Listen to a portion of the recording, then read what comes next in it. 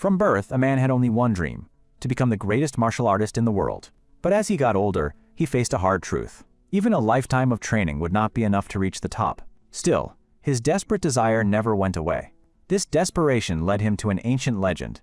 It spoke of a divine dragon, guarding a golden fruit that could grant eternal life. His journey ended with a deadly fight against the great dragon guardian. At last he reached the place where the fruit was said to grow.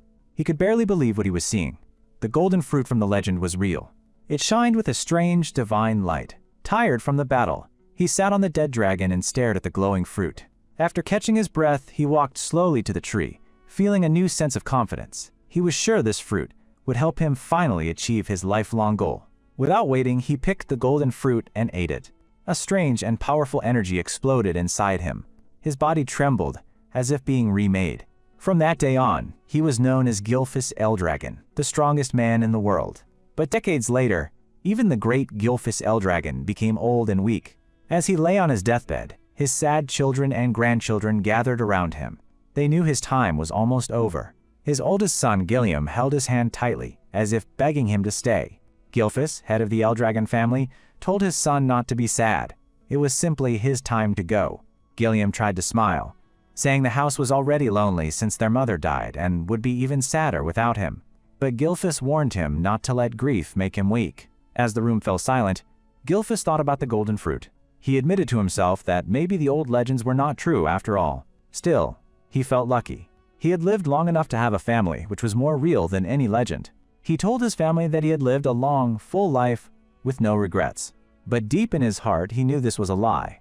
Even at the very end, he could not let go of his dream. If only he had more time, he would have kept chasing the peak of martial arts, the one dream that was always just out of his reach. He held on to that wish until he took his final breath, but then something impossible happened. Gilfus opened his eyes again. He was confused and wondered if he had just been sleeping. Everything felt strange. The room was different. His body felt very light, and it looked nothing like the place where he had just died.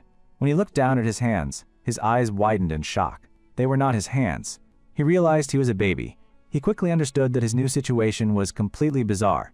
As a master martial artist, he was baffled. How could someone have done this to him without him noticing?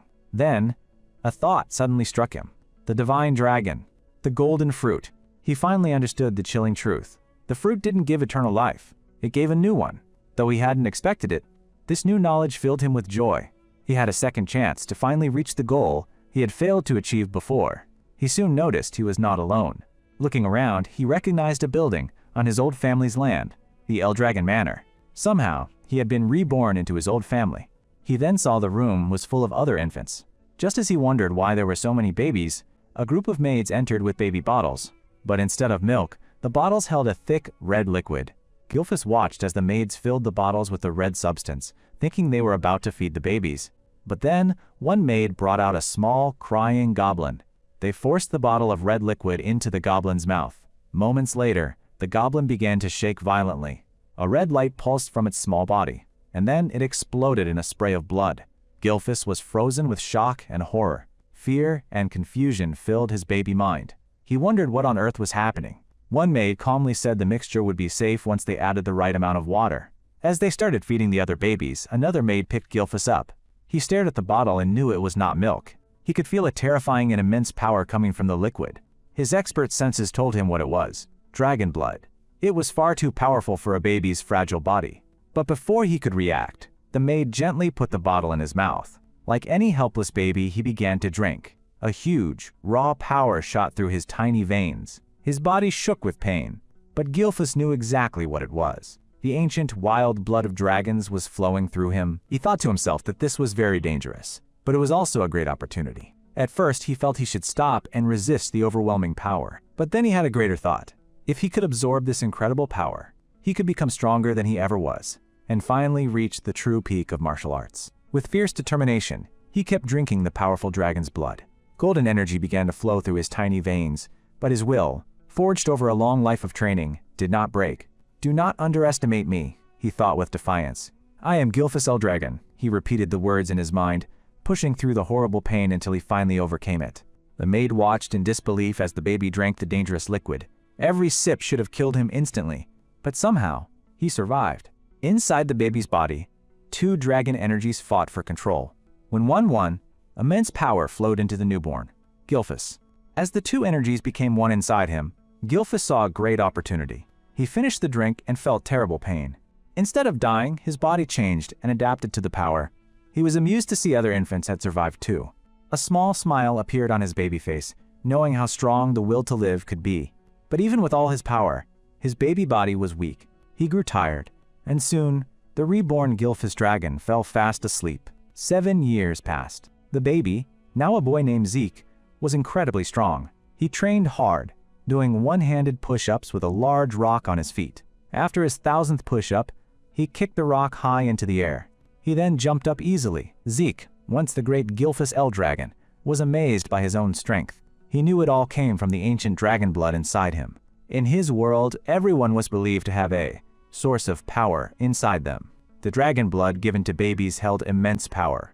The few who survived it would grow up to be stronger than normal humans. Inside Zeke, this dragon power was especially strong. He was sure he was already stronger than he had been at this age in his past life. He was also the only baby known to have drunk a whole bottle of dragon blood.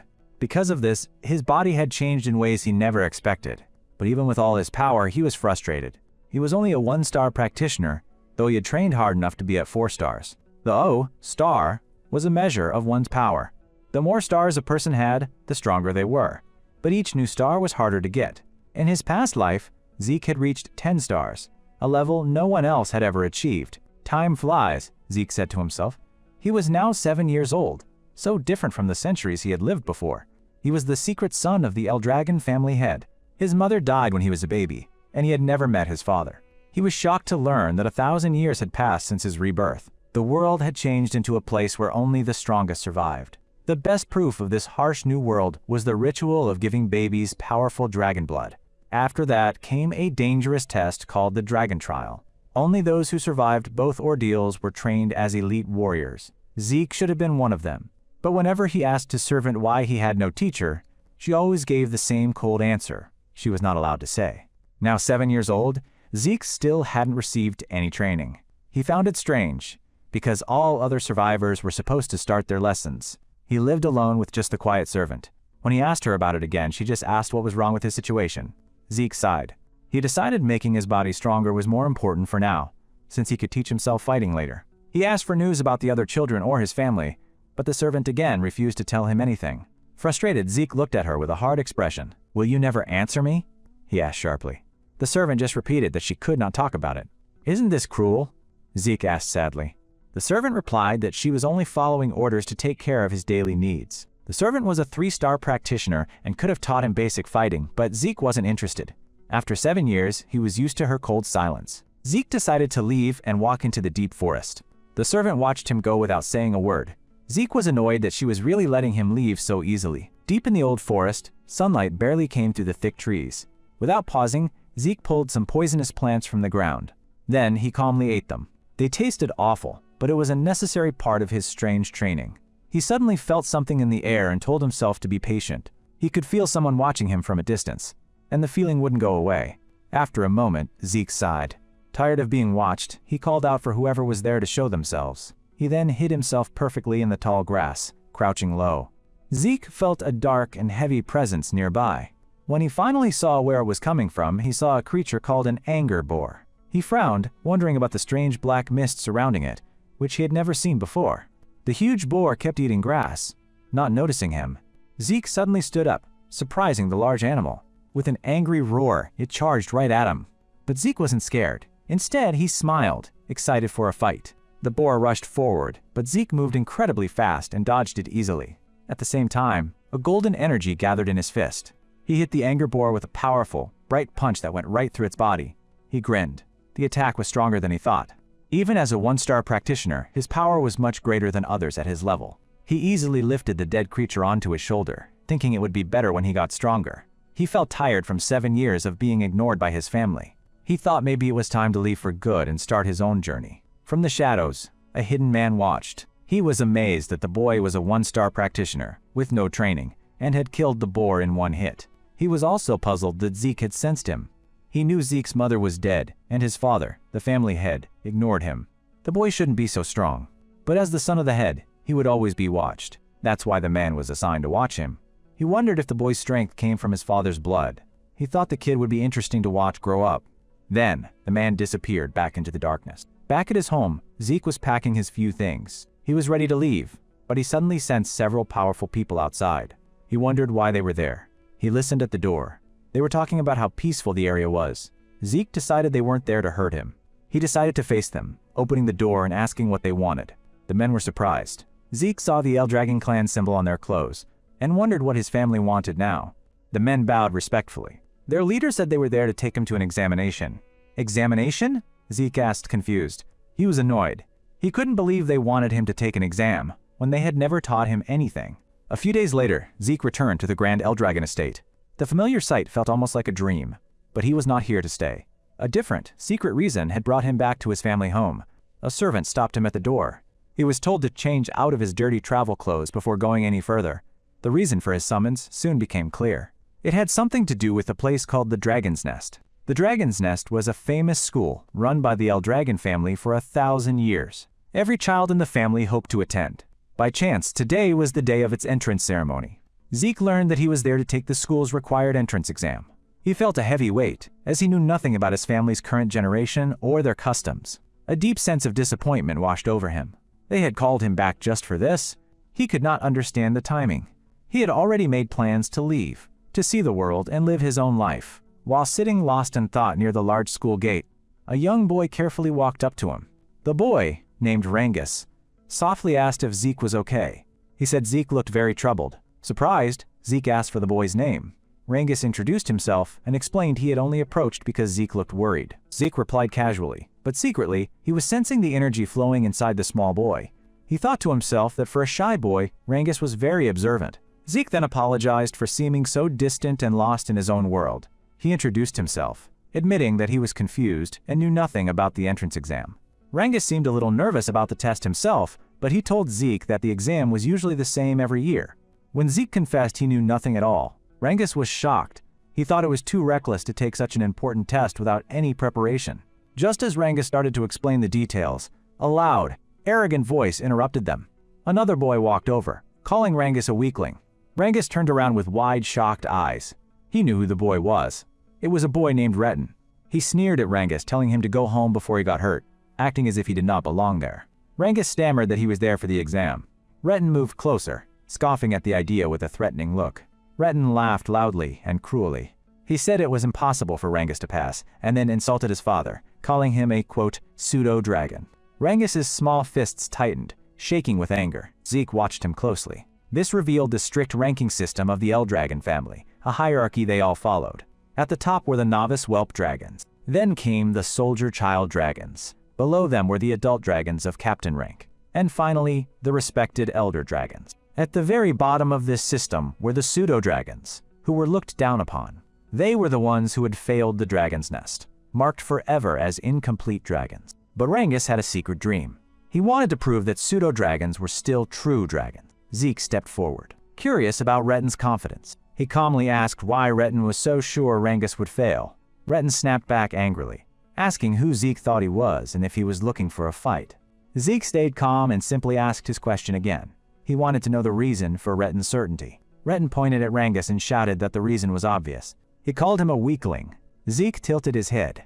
He noted that from what he could sense, Rangus actually seemed stronger than Retin. Rangus stared in shock. No one had ever defended him like that before. Retin's friends grew angry. They could not believe Zeke would say they were weaker than a pseudo-dragon.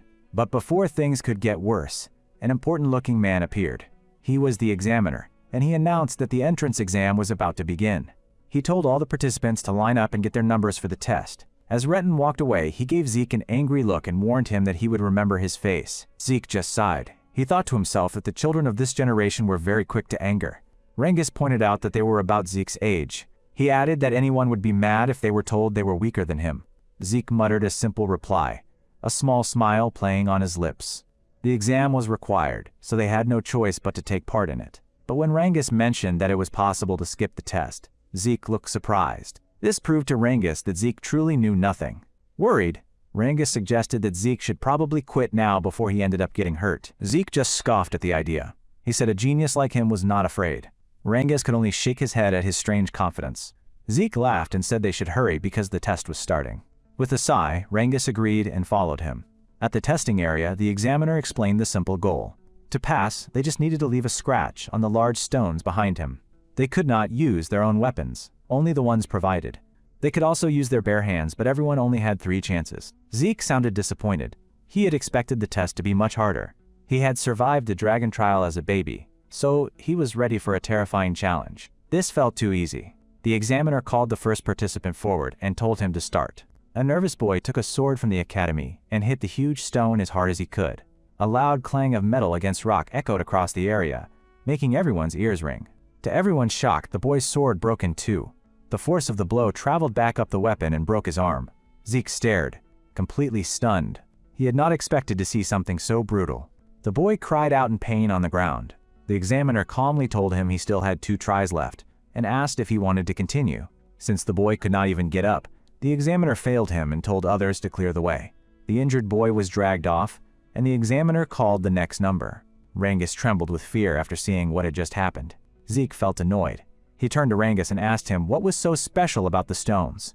Rangus explained that the stones healed instantly. Worse, they reflected any strong physical attack back at the attacker, but 100 times stronger. Zeke thought that was too much for a simple test, but Rangus said it was possible to scratch them if a person could channel their energy correctly through their body first. Zeke murmured in understanding. He realized that controlling one's inner power was more important than fighting skill for this test. He took a quick look at the other children waiting for their turn. He guessed that very few would pass, not even the arrogant boys from before. More and more children failed the test as it continued. Many of them were badly hurt by the stone's power to send attacks back. After a while, the examiner's voice called out Zeke's number. With a calm smile, Zeke said it was his turn. A nervous Rangus asked him one last time if he was sure he did not want to quit. Zeke just said, "Don't worry," and walked confidently toward the stone.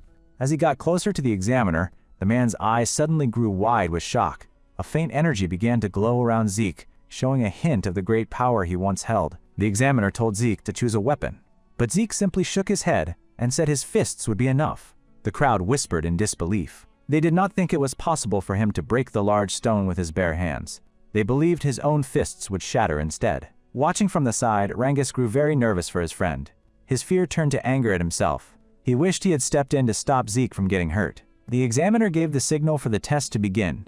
Zeke walked to the giant stone and placed a hand on it. He thought about how old and mysterious the material was, but knew it did not matter now. He focused his inner power, making it glow brightly around his fist. Rangus continued to tremble with worry about what would happen to Zeke. Zeke, however, was filled with excitement. It was the first time he could use his full strength, and the stone was a perfect test. Rangus's worried eyes suddenly grew wide with alarm. With a powerful roar, Zeke slammed his special burst strike directly into the stone.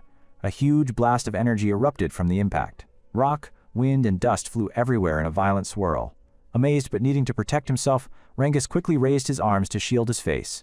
The examiner stared with wide eyes, completely shocked by what he had just witnessed. As the dust settled, Zeke stood calmly in the middle of the destruction with a satisfied smile. He said aloud that the technique still felt a little too powerful for him to control perfectly. Even though his hand was badly hurt, he laughed at himself. He knew he still had much training ahead of him. The other participants stood in complete silence, unable to process the impossible thing they had just seen. Retin, however, looked both shocked and very annoyed. He couldn't believe Zeke had destroyed the special stone. A woman in the quiet crowd broke the silence with a small smile. She found Zeke very interesting. Everyone else was still too shocked to move on from what had happened. Zeke didn't notice their shock and happily waited for the examiner to give his result. But the examiner was still frozen. The stone was no ordinary rock. It could heal itself. Only very high-level warriors were supposed to be able to break it, but the young boy had done the impossible. The examiner muttered about Zeke's family status, wondering if his power came from his father's bloodline. The technique he used also felt strangely familiar. Zeke's impatient question snapped the dazed examiner back to reality. He asked what the result was. Shaking himself out of his shock, the examiner finally announced that Zeke had passed. Another examiner then came forward and handed Zeke a small bottle of green liquid. Zeke asked what was inside, but the man just looked at him rudely and told him to move along. Zeke frowned, annoyed by the man's terrible manners. He wondered if everyone in this time was so rude. Before he could say more, an excited Rangus ran up and praised him for his amazing performance. Zeke just grinned proudly and boasted that it was nothing. Zeke then asked Rangus about the liquid. Rangus explained it was a healing potion from the Eldragon family. Zeke repeated the words, "a healing potion," and Rangus confirmed that was what it was. Because of his status in the family, Zeke briefly wondered if it could be poison, but he trusted Rangus, so he thought it might be a rare and valuable spiritual medicine. Indeed, the potion was made from many incredibly rare ingredients.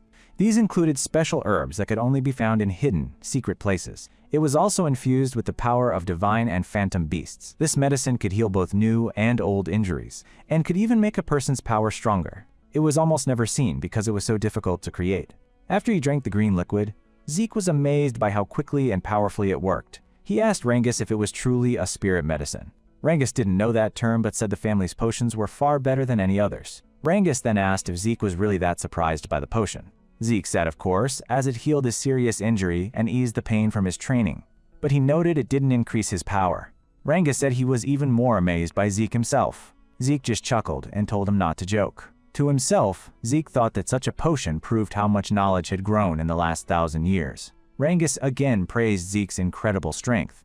Zeke declared with conviction that his dream was to become the strongest of all. Soon after, the examiner announced that Retin and his friends had also passed the test. Zeke expected that from Retin. But when Rangus's number was called next, he saw his friend trembling with nerves. Even though he was clearly afraid, Rangus found his courage and walked stiffly to the front.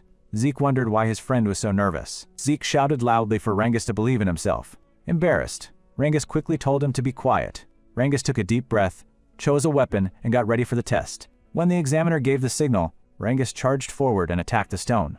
But just as he had feared, his first try wasn't strong enough. He failed. He decided to try again, but this time his weapon just bounced off the hard stone. The impact knocked him off balance, and he stumbled backward and fell to the ground. His hands trembled, not from fear, but from the force of the blow. Retin and his friends laughed cruelly. They mocked Rangus and his father, telling him he should just give up. Retin then looked at Zeke with a sneer, asking if this was the friend he claimed would pass. He continued to taunt him. After a long, hard stare, Zeke finally told him sharply to stop talking nonsense. The examiner told Rangus he had one attempt left and asked if he wanted to take it. Rangus was too overwhelmed by embarrassment and the crowd's ridicule to answer. He simply lowered his head in shame. But then Zeke walked right up to Rangus and asked him what he was doing. He asked why Rangus had chosen a sword when he should be using a spear. Zeke pressed him, asking why he would use a weapon that didn't suit him and enter a test without any plan. Retin smirked as he listened to Zeke bluntly tell Rangus that he couldn't possibly succeed the way he was now. Retin and his group laughed again, calling Zeke an idiot. They jeered that Rangus only knew how to use a sword, because that's all his father taught him. They sneered that changing his weapon now would make no difference. Zeke ignored them completely. He turned and asked the examiner if changing weapons was allowed. The examiner said it was. With a confident smile, Zeke announced that this was very lucky for Rangus. He turned back to Rangus and quietly, but clearly asked, "Do you trust me?" Rangus suddenly remembered all the times he and his father had been insulted and looked down upon. Gritting his teeth with new defiance in his eyes, Rangus stood up straight. He declared firmly that he would trust him. He would fight with a spear, just as Zeke told him. Rangus shared a difficult secret about his father, who had never made it into the dragon's nest. This failure brought shame to their family, and people made fun of his father by calling him a fake dragon. Despite the insults, his father endured it all quietly, just so he could raise Rangus with love. This inspired Rangus to make a promise. He would prove to the world that he was a true dragon. With new determination, he stood up and grabbed a spear. Today he would stop the rumors and show everyone they were wrong. He knew using a sword again would not work. This time, he decided to put all his faith in Zeke. The only problem was that he had no idea how to use a spear. Zeke saw his hesitation and pointed to a magic stone. Zeke told him to forget everything and just stab the spear straight through the stone. Rangus felt a familiar doubt. He knew the stone was incredibly hard and could heal itself, making it impossible to pierce. But Zeke was different. He was the first person to truly believe in him, and it was a powerful feeling, so Rangus chose to push aside his fear. He would trust Zeke, and more importantly, he would trust himself. As he channeled his energy into the spear, he felt something strange and powerful. He had used a sword for years, but could never fill it with this much power.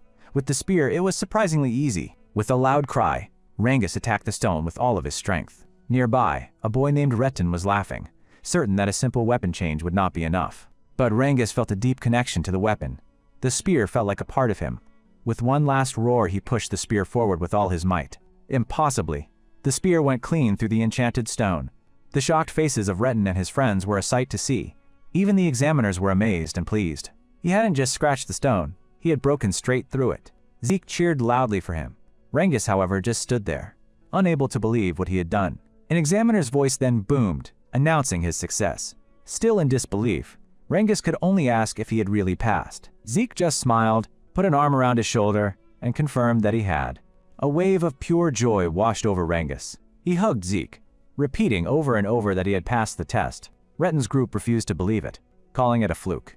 Retten himself stood shaking with rage, unable to accept that Rengus was stronger. The examiner then announced that the trial was officially over. He said the entrance ceremony would begin right away. Zeke asked if that was all. Rengus nodded but guessed there would be more tests waiting for them inside the dragon's nest. At that moment, a group of people appeared from a dark hallway. As they stepped into the light, the examiner introduced the head of the Eldragon family, who had come to congratulate them. Zeke's eyes narrowed on the leader. He whispered and asked who the man with the cold, dark expression was. Rengus looked nervous and replied that it was the family head. Zeke pressed on, asking why he looked so cold and wasn't even smiling.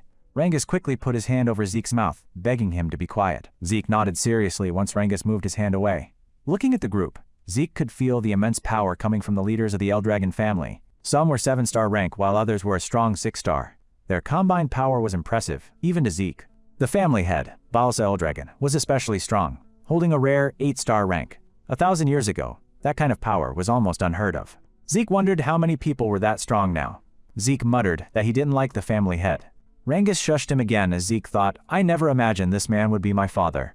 A dark, heavy energy radiated from Baalsa, making the air in the room feel still and oppressive. The examiner quickly called for silence, announcing that Master Baalsa was about to speak. Baalsa stepped forward and spoke in a deep voice.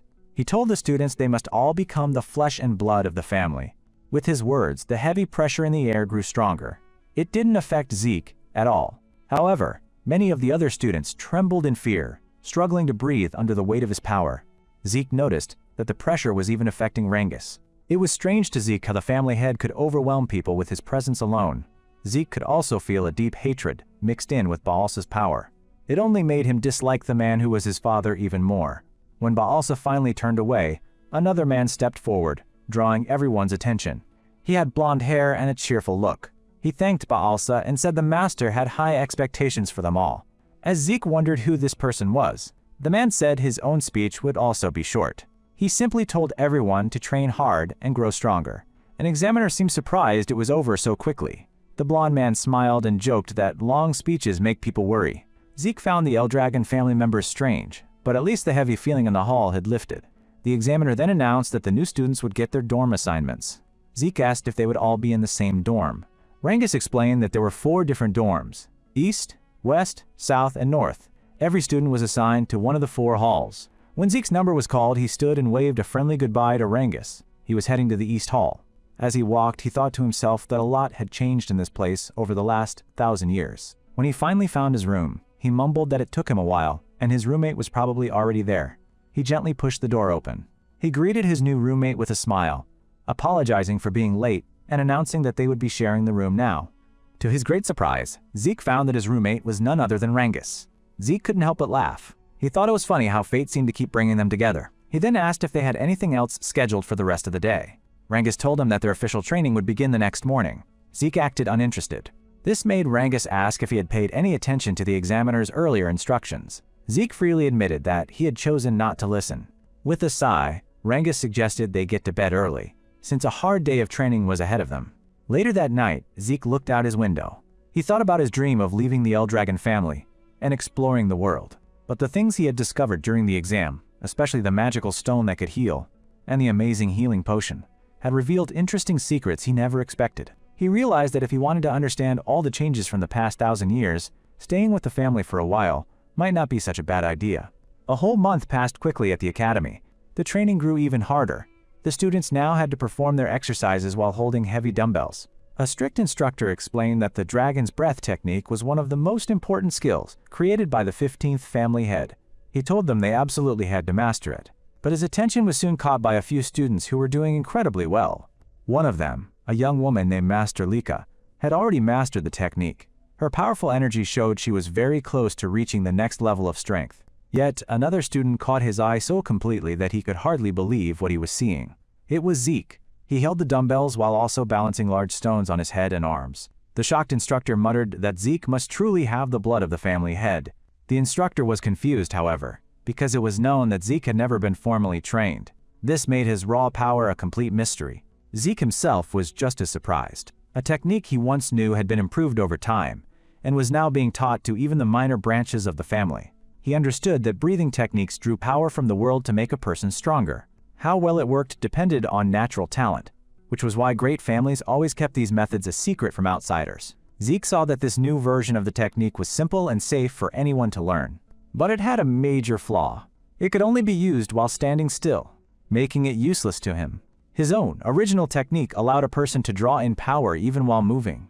This made it much stronger in a real fight, but it was also much harder to master. He guessed that his technique had been simplified so that more family members could learn it. He admitted this had made the entire Eldragon family stronger, and a strange feeling of satisfaction washed over him. He never imagined that the skills he created 1,000 years ago would still be so important. He wondered if his other techniques had also survived through the years. A small smile formed on his lips as he whispered that it was interesting. From a distance, Lika watched him without looking away. Later, in the busy cafeteria, other students stared in shock. They could not believe how much food Zeke was eating. As he continued to eat with great energy, he saw Rangus sitting across from him, hardly eating. Zeke asked him what was wrong, telling him he needed to eat to become strong. Rangus just asked a question back. Didn't Zeke think his own amazing stamina was strange? Zeke replied that it was simple. To get stronger, you just had to eat more. He told Rangus to train harder and push himself. He offered Rangus some of his food, but Rangus politely refused, saying he was already full. Zeke was thinking about how some students already seemed so well trained before they even arrived at the academy. Just then, a young woman walked up to their table. It was Lika. She told Zeke he was very impressive, her voice full of confidence.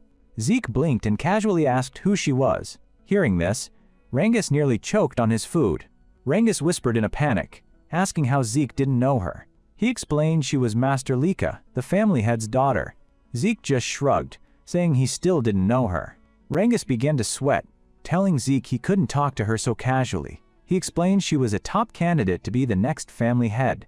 Zeke calmly replied that he was a family head's child too, even if he was illegitimate. Rangus was frozen in shock. Lika, however, now looked at Zeke with great interest. She asked sharply if it was true he was the family head's illegitimate son. This was Lika Typhon Eldragon, a strong candidate to lead the family one day. Zeke shrugged and asked why he would lie. Lika pressed him, asking how an illegitimate child could have destroyed the magic stone with his bare hands. She wondered how someone from a minor family could be so strong. He simply answered that it was because he was Zeke, then turned back to Rangus and told him to eat. For a moment, both Lika and Rangus were completely silent. Then, a mysterious smile appeared on Lika's face. She told him he was an interesting person and sat down in the empty chair beside him. She offered him a position working for her, as one of her trusted followers. Zeke raised an eyebrow and asked what she meant. She explained that she wanted him to join her group. If he became her ally, she promised to always support him. She reasoned that every illegitimate child needs powerful friends. She wanted him to use his great strength to help her become the next family head. She promised that once she was in charge, she would help him achieve his own dreams. Without a second thought, Zeke flatly said no. Lika's patience was fading. She frowned and asked him why he refused. She wondered if he wanted to become the family head himself. As she spoke, a powerful energy began to crackle around her. Zeke could tell she was very close to reaching the next level of power. It was truly impressive for someone so young. But Zeke remained completely calm. He told her she could think what she wanted, but he had no interest in being the family head or having any title. Lika's voice turned cold as she asked why. Suddenly, Zeke stabbed his knife into the table with a loud thud, startling Lika. He declared in a firm voice that he didn't need to serve anyone. He was, he stated, the strongest person there is. The entire cafeteria fell silent. Even Lika was struggling to process the immense power she suddenly felt from him. For just a moment, his presence had completely overpowered her own. Rangus quickly stepped in to break the tension, telling them both to calm down. But Lika refused to back down. Embarrassed and angry, she challenged Zeke to a duel. Zeke, however, did not seem bothered at all. He just kept eating his food as if nothing had happened. Soon, news of the fight spread through the school. Students excitedly whispered that Master Leka was heading to the training grounds for a duel. Others were shocked, wondering who could possibly be brave or foolish enough to challenge someone from the famous Typhon family. When they reached the training grounds, the crowd buzzed with whispers, all wondering who Lika's opponent could be. Zeke couldn't believe Lika was actually serious about the duel. Rangus asked him nervously if he was sure, reminding him he was about to fight Master Lika. Zeke replied bluntly that he still didn't know who she was. Rangus sighed, saying Zeke should show some respect now that he knew he was also the family head's son. When Zeke brushed him off, Rangus insisted that he needed to understand his opponent. Rangus explained that Lika was the daughter of the family head, and also had blood from the Typhon family, one of the 4 great families. He added that she was a genius, who mastered her family's special sword technique at a very young age. Zeke just looked confused. He said the only thing he understood was that she was the head's daughter. Rangus stared at him, stunned, and asked how he could possibly not know these things. Zeke answered simply that he just didn't, and told Rangus not to ask him about it. Rangus could only blink, at a complete loss for words. To Rangus's surprise, Zeke suddenly laughed. He grinned and said that not knowing anything about his opponent would only make the fight more fun and exciting. Rangus sighed, overcome with worry. He felt that no matter how strong Zeke was, Lika was on a whole other level. He asked why Zeke had even agreed to the fight. Zeke simply answered that he never runs from a fight. Besides, he added, it looked like his opponent was ready. Lika stood ready with her sword stuck in the ground before her. A powerful energy, like faint lightning, crackled around her. In a cold voice, she asked if they were done talking. Lika impatiently asked if they were done talking. Across from her, a calm Zeke simply nodded, confirming he was ready. Overcome by fear and shock, Rangus stumbled backward before turning and running away. As he fled, a worried warning to be careful echoed back toward Zeke. Zeke then turned his attention back to Lika, a hint of curiosity in his eyes. He asked why she was so determined to fight him. Lika stood tall, her ambition clear in her voice. She intended to become the next head of the Eldragon family. To achieve this, she had to defeat Zeke and make him one of her followers. Zeke was genuinely puzzled by her statement. He could not understand how his defeat would help her accomplish her goal. Lika looked at him with disbelief, asking if he truly knew nothing about their family's current situation. She disdainfully wondered if his ignorance was due to him being an illegitimate child. Zeke answered simply that this was not the case. He calmly admitted that his knowledge of the family's affairs was very limited. Realizing his ignorance was genuine, Lika began to explain. She told him that there were 5 candidates, including the 2 of them competing to be the next family head. She explained that all their siblings, except for him, were connected to the 4 major branch families. The position of head was so powerful that it had started a fierce conflict between these branches. To stand against her powerful brothers in this struggle, she needed strong allies. Zeke quickly understood that this was a complicated power struggle between the family's main branches. The situation seemed overwhelmingly complex, and he felt no desire to get deeply involved. Lika continued, explaining that as a candidate, she needed to strengthen not just her power, but also her influence by gathering many followers. Without another word, she surged forward, charging directly at Zeke. She declared that she would defeat him right there and make him one of her subordinates. But with effortless fluidity, Zeke simply sidestepped her powerful strike. He continued to evade the rapid series of blows that followed. Lika, however, was relentless and refused to let him escape her constant assault. The few onlookers watched in shock. They could barely follow the fighters as they moved, amazed by their incredible speed. Lika wielded her huge greatsword with a grace that made it look weightless, her attacks flowing smoothly and quickly. As the siblings fought, the crowd murmured in awe of Lika's power. They saw her strikes growing faster and stronger, and many thought her victory was certain. What the cheering crowd could not see, however, was the growing frustration inside Lika herself. She simply could not figure out how Zeke was able to effortlessly dodge every single one of her well-aimed attacks. A frustrating suspicion began to grow in her mind. It felt as though he were just toying with her. From a safe distance, Rangus watched his fear turn into pure amazement. Zeke's calm and measured movements filled him with awe. Zeke commented aloud that her fighting style was unlike any he had seen before. He acknowledged that her movements were indeed much swifter than any ordinary fighter at her level. Irritated, Lika snapped at him to stop talking and focus on their fight. Zeke simply clenched his fist, a new tension in his arm. He calmly replied that he was focused. He continued, saying that his focus was precisely why he could land a powerful strike so easily. His punch landed squarely. The force of the impact knocked the breath from Lika's lungs, causing her to gag. She collapsed to her knees, holding her sword in one hand and clutching her aching stomach with the other, as pain shot through her. A collective gasp went through the spectators, followed by whispers. They wondered how Zeke had evaded all her attacks and who this mysterious boy truly was. Lika struggled to her feet, confused. She knew she was faster than other fighters at her level, and demanded to know how he kept up. Zeke agreed that she was indeed faster than any he had ever seen. But then he added that to him, she was still just a 1-star level fighter. Lika snapped back that he was a 1-star too, so he should not be able to match her movements. Zeke calmly replied that there was a simple reason.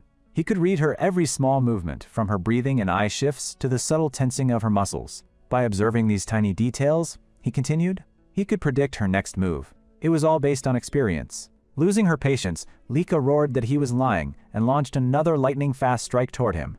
But Zeke, with frustrating ease, dodged her once more.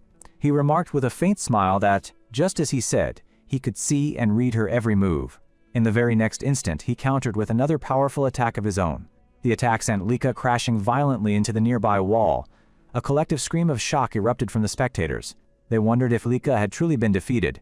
Rangus shouted in excitement, cheering that Zeke had beaten Lika.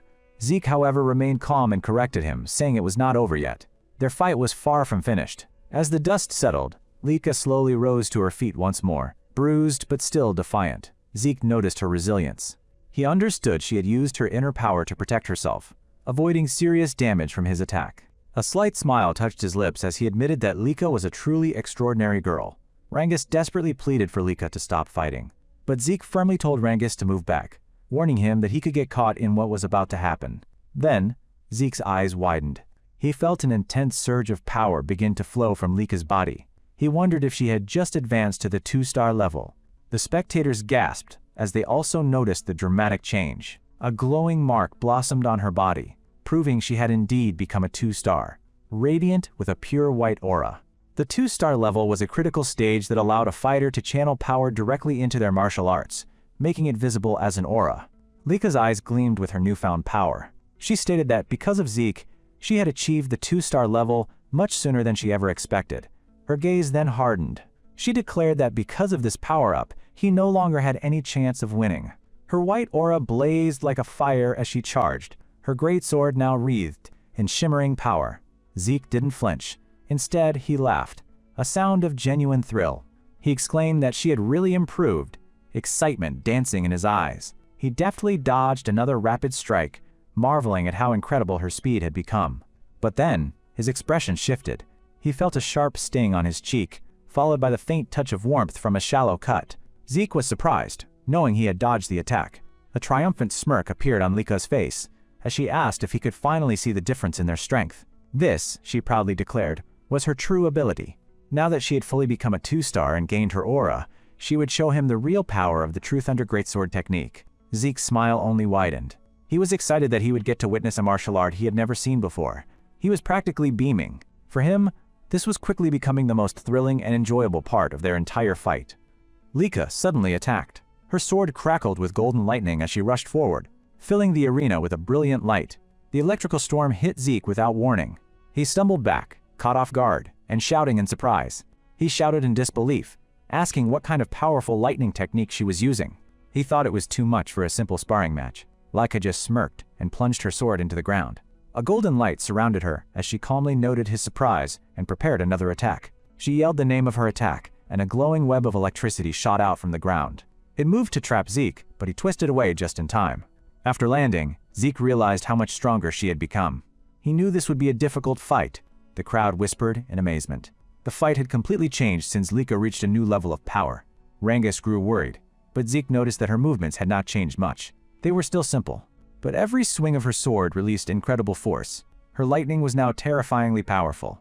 Zeke was also surprised by her speed. Her lightning felt different and mysterious, not like anything he had seen before. Zeke was still confident he could find a way to beat her. He grew curious about her strange lightning power. While dodging her relentless attacks, Zeke watched her closely. He studied her movements and the rhythm of her strikes. Lika frowned when she saw Zeke calmly smiling as he dodged. She told him he looked too relaxed for a fight. She charged forward again, a streak of golden light. Using a special technique, she covered herself in lightning and struck, but Zeke dodged it at the last second. He thought she was as fast as lightning, but then she suddenly changed her attack and caught him by surprise. This time, her sword hit him. The powerful blow sent him flying backward through a cloud of dust. Rangus gasped in panic and tried to run to Zeke. Another person in the crowd stopped him. As the dust settled, Zeke slowly got back up. His clothes were burnt, but he was not ready to give up. Lika charged again, hitting him directly with another powerful blast of lightning. To her surprise, Zeke remained standing. Lika wondered in disbelief how he was still on his feet. Rangus broke free and ran toward them. He desperately shouted for Lika to stop, saying she had already proven her strength. Lika coldly refused. She told Rengus that stopping now would be an insult to Zeke. Rengus begged Zeke to surrender. Lika agreed, telling Zeke to kneel and promise his loyalty if he wanted her to stop. Zeke just looked back at her and smiled, saying nothing. Her expression hardened. She mocked him for being a proud Loragon despite his birth. She lifted her sword, her power growing stronger. She declared she would use her full strength to finish the fight. As she used her secret technique, Heaven's Thunder, lightning crashed down from the sky. A huge bolt of golden lightning came down from above. It hit the ground so hard that it shattered the stone floor around Zeke. More thunderbolts rained down like arrows, hitting his body over and over. Rengus screamed in terror. He could only watch, as his friend was covered in golden lightning. Smoke rose from his burnt body. Lika stuck her smoking sword into the ground. It looked like the fight was over. She took a deep breath. With some regret, she said softly that it was over. But then a calm voice asked, "Is that so?" A powerful golden lightning aura suddenly erupted from where Zeke lay. Lika turned around in complete shock. She stammered that it was impossible, and asked how he could have a lightning aura. Zeke stood up through the smoke, smiling calmly. Golden electricity sparked around him as he casually asked if this was a lightning aura. He shrugged and said he honestly did not know how he got it. His calm words sent a wave of shock and wonder through the crowd. Lika whispered, "Impossible," again, unable to believe what she was seeing. Zeke smirked and explained that he let her hit him on purpose to study her lightning. He said that somehow he learned how to use it himself. Lika snapped back that his claim was absurd. Zeke thought about what happened. He had let her attack him because he was curious about her lightning. All the while, he had been using his own special breathing technique. His breathing technique and her lightning worked together in a strange way, causing golden energy to build up inside him. Before he knew it, he could control the same lightning that had been attacking him. He began to think that maybe Lika had a special body type. He figured her family's sword style meant her whole family probably had a natural connection to lightning. Zeke walked toward her with confidence. He admitted that he was impressed by the power of lightning. He grinned and said the duel had been great training for him. He then thanked her, revealing that he had also reached the 2-star level. As golden lightning flared around him, he declared their battle was not over. Lika roared in anger and charged at him again. She swung her glowing sword in another furious attack. Zeke easily dodged her attack and prepared to strike back. But as he moved, he suddenly vanished in a flash of light and reappeared across the arena. He was surprised and wondered what had just happened. He realized that getting so much power had strengthened his body. The new lightning aura must have changed him. He thought about how the lightning aura made him so fast. He admitted to himself that he could not control his new speed yet. In the audience, Rengus was stunned. He could no longer see their movements because they were too fast. The two fighters were just blurs of golden light. Rengus noticed that Lika had not been able to hit Zeke for a while. Frustrated and angry, Lika yelled at Zeke to stop toying with her. Zeke calmly replied that he was not, but he admitted she was a real threat. He then moved with incredible speed and kicked at her. She blocked it with her sword, but the force pushed her back. The powerful kick sent her stumbling backward. Zeke smirked and said it was time to end the fight. Lika repeated his words, a hint of worry in her eyes. Zeke confirmed it was time. He said he wanted to try out a new technique he had been thinking about. She repeated his words in disbelief. He nodded seriously, then wondered to himself what he should name his new move. Lika was confused by him thinking about names in the middle of a fight. She wondered where he had learned to be so bold. Before she could think any more, Zeke appeared next to her in a flash. Golden lightning gathered in his hand. He shouted the name of his new technique, Dragon Destruction Combat Arts, Special Form Lightning Peak. The blast hit her directly, surrounding her in a powerful storm of golden lightning. Her body shook from the attack. Her sword fell from her hand as she fell to her knees, with electricity still sparking around her. The arena was completely silent. Everyone stared in shock. Zeke had won the fight. Lika lay on the ground, defeated. She breathed shakily as the shock set in. After a moment, she struggled to sit up. Her body was still shaking from the powerful attack. She could not believe she had lost. She thought about how she was supposed to be the next head of her family. She told herself that she could not lose to anyone, a bitter feeling growing inside her. Zeke calmly walked over and offered her a hand to help her up. He told her she was strong and amazing.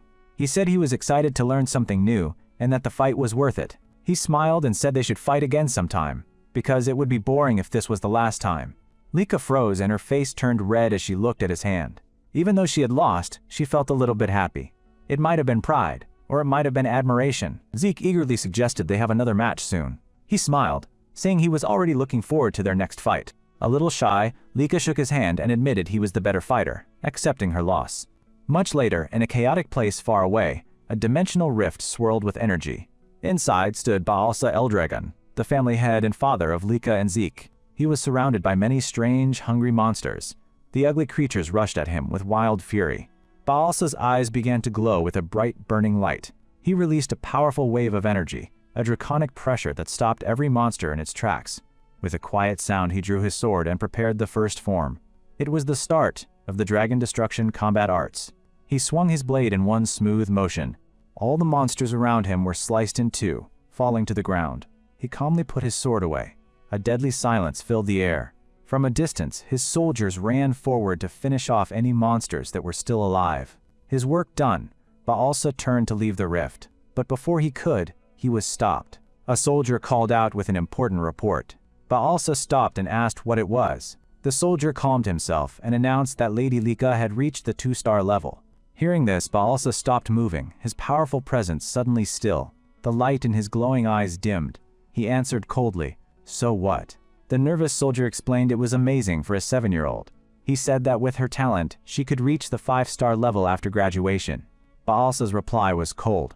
He said talent was useless, and only wanted reports on how she could be helpful, not worthless news. The soldier was silent as Baalsa started to leave. Just then, the soldier desperately added that Lady Lika had recently lost a sparring match. Baalsa stopped again, his expression hard to read. In a low voice, he asked if she lost to one of her brothers. The soldier shook his head. He said she was defeated by someone her age named Lord Zeke. Baalsa repeated the name, Zeke, in a low, dangerous whisper. He remembered the boy's mother, a maid. He thought to himself that she had been a gifted fighter, but had died after childbirth. Baalsa faced the soldier and sharply asked who had trained Zeke. The soldier nervously replied that Lord Zeke had never been formally trained. He explained that Zeke won with his own skill and had also reached the 2-star level. "I see," Baalsa said coldly. He turned away and gave a chilling order to begin the first trial. The soldier was shocked. He argued that it was too soon, as most students had only been training for a month and were not ready. Baalsa cut him off. He said, "Death doesn't wait, and only the strong survive. Star levels were meaningless if they failed the trial." He added that those who fail were not worthy of the family name. The soldier agreed quickly. Then Baalsa gave another order, to summon Freya and tell her to return at once. The soldier was stunned. He asked if Baalsa meant that Freya, and Baalsa simply nodded.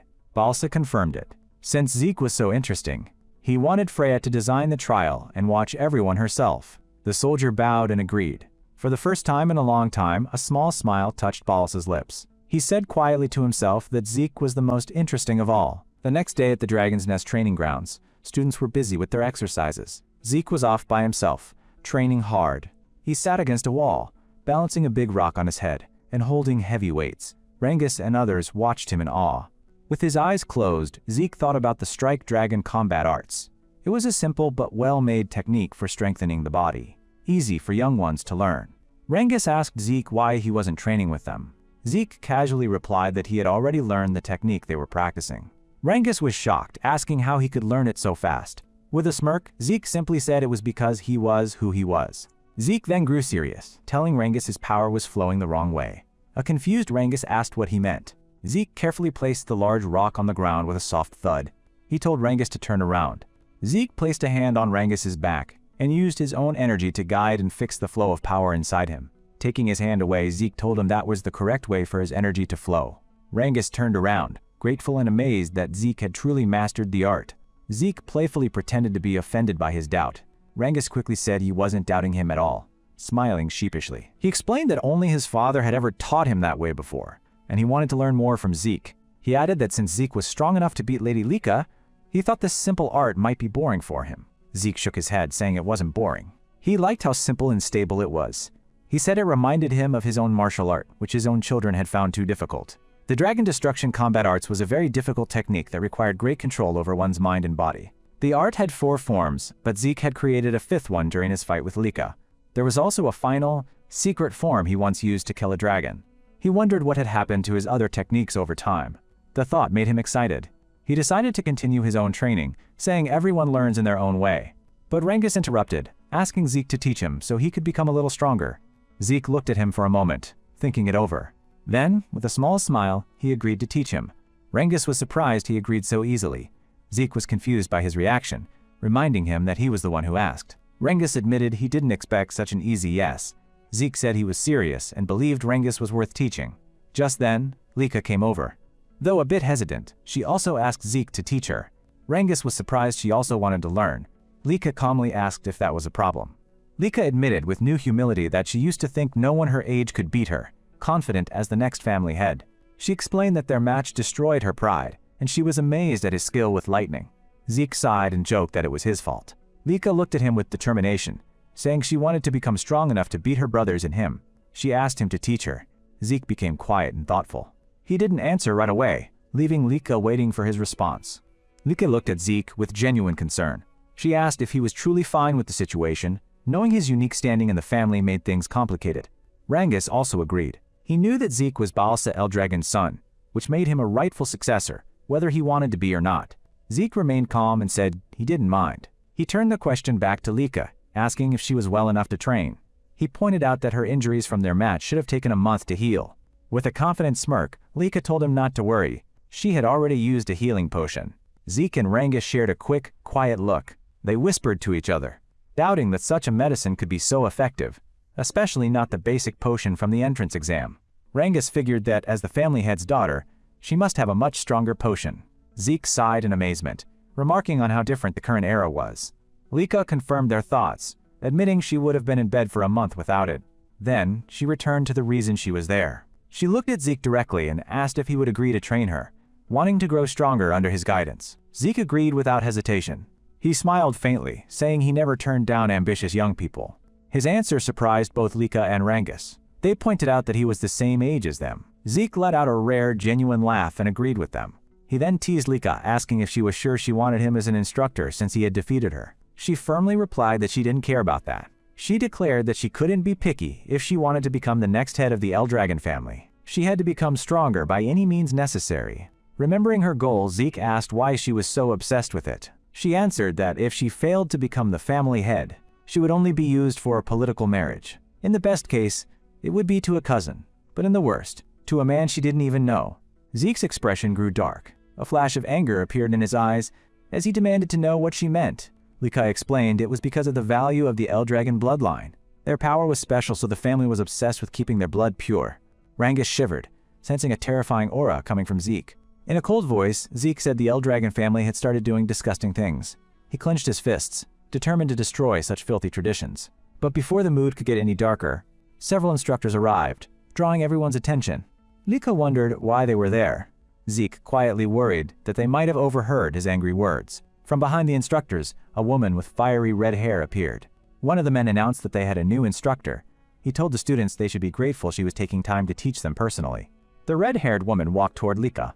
With a polite smile, she extended a hand and asked if she was Lady Lika. Sensing danger, Lika immediately jumped backward. Zeke stepped in front of her protectively, while a trembling Rengus grabbed his arm. The red-haired woman's smile widened. She complimented Lika's sharp reaction and her powerful aura. Zeke was unsettled because he hadn't sensed her presence at all. Rengus nervously whispered, asking who she was. The instructor then introduced her as Lady Freya. Freya added her full name, Freya Fuick of the Black Dragon Corps, and gave a polite bow. Her eyes then landed on Zeke. She asked if he was Lord Zeke, and he confirmed with a simple nod. She challenged him, asking if he was surprised by her sudden appearance. He answered calmly that nothing she did was surprising. For a moment, Freya froze, and her smile faltered. As Zeke's eyes began to glow, he commented that her stealth technique was interesting. Freya immediately understood why even the family head Balsa Eldragon was so interested in the boy. Meanwhile, Zeke continued to study her movements. He noticed her power was focused in her lower body, flowing in a way he had never seen before. He realized this must be why her steps made no sound.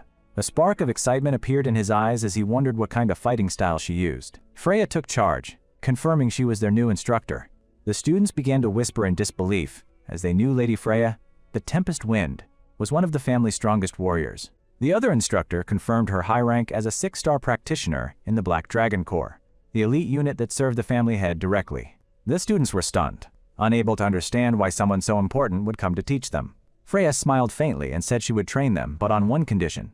They had to pass a simple test. The students gasped in response to her words. "Don't worry," she told them, though her eyes were cold. "The test is simple. You just have to find a crystal and survive for 1 month inside the Poison Dragon Mountain. Rangus's face went pale at the name, but Zeke felt a strange sense of nostalgia. He explained that the Poison Dragon Mountain was home to countless poisonous creatures.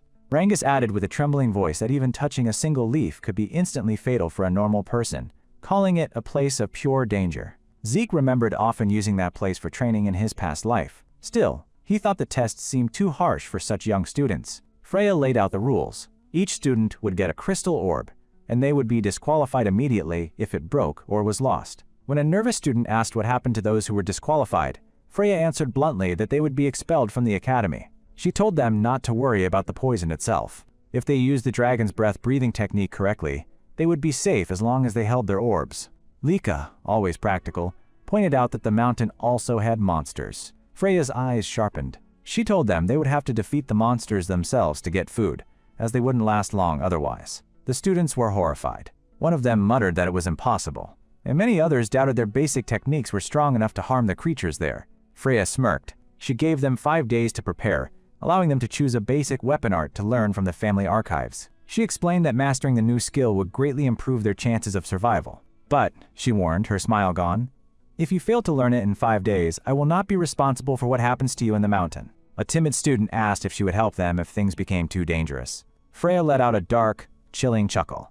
You are in the Dragon's Nest, the land of the Eldragon family. Here, the weak do not survive, she said. If you can't defeat a few monsters, you might as well go die peacefully among them. The students trembled with fear. Rangus looked like he was about to cry, while Lika stood silently, deep in thought. Zeke frowned to himself. He wondered if this was the same Eldragon family he once knew, as it felt so different from when he had been its head.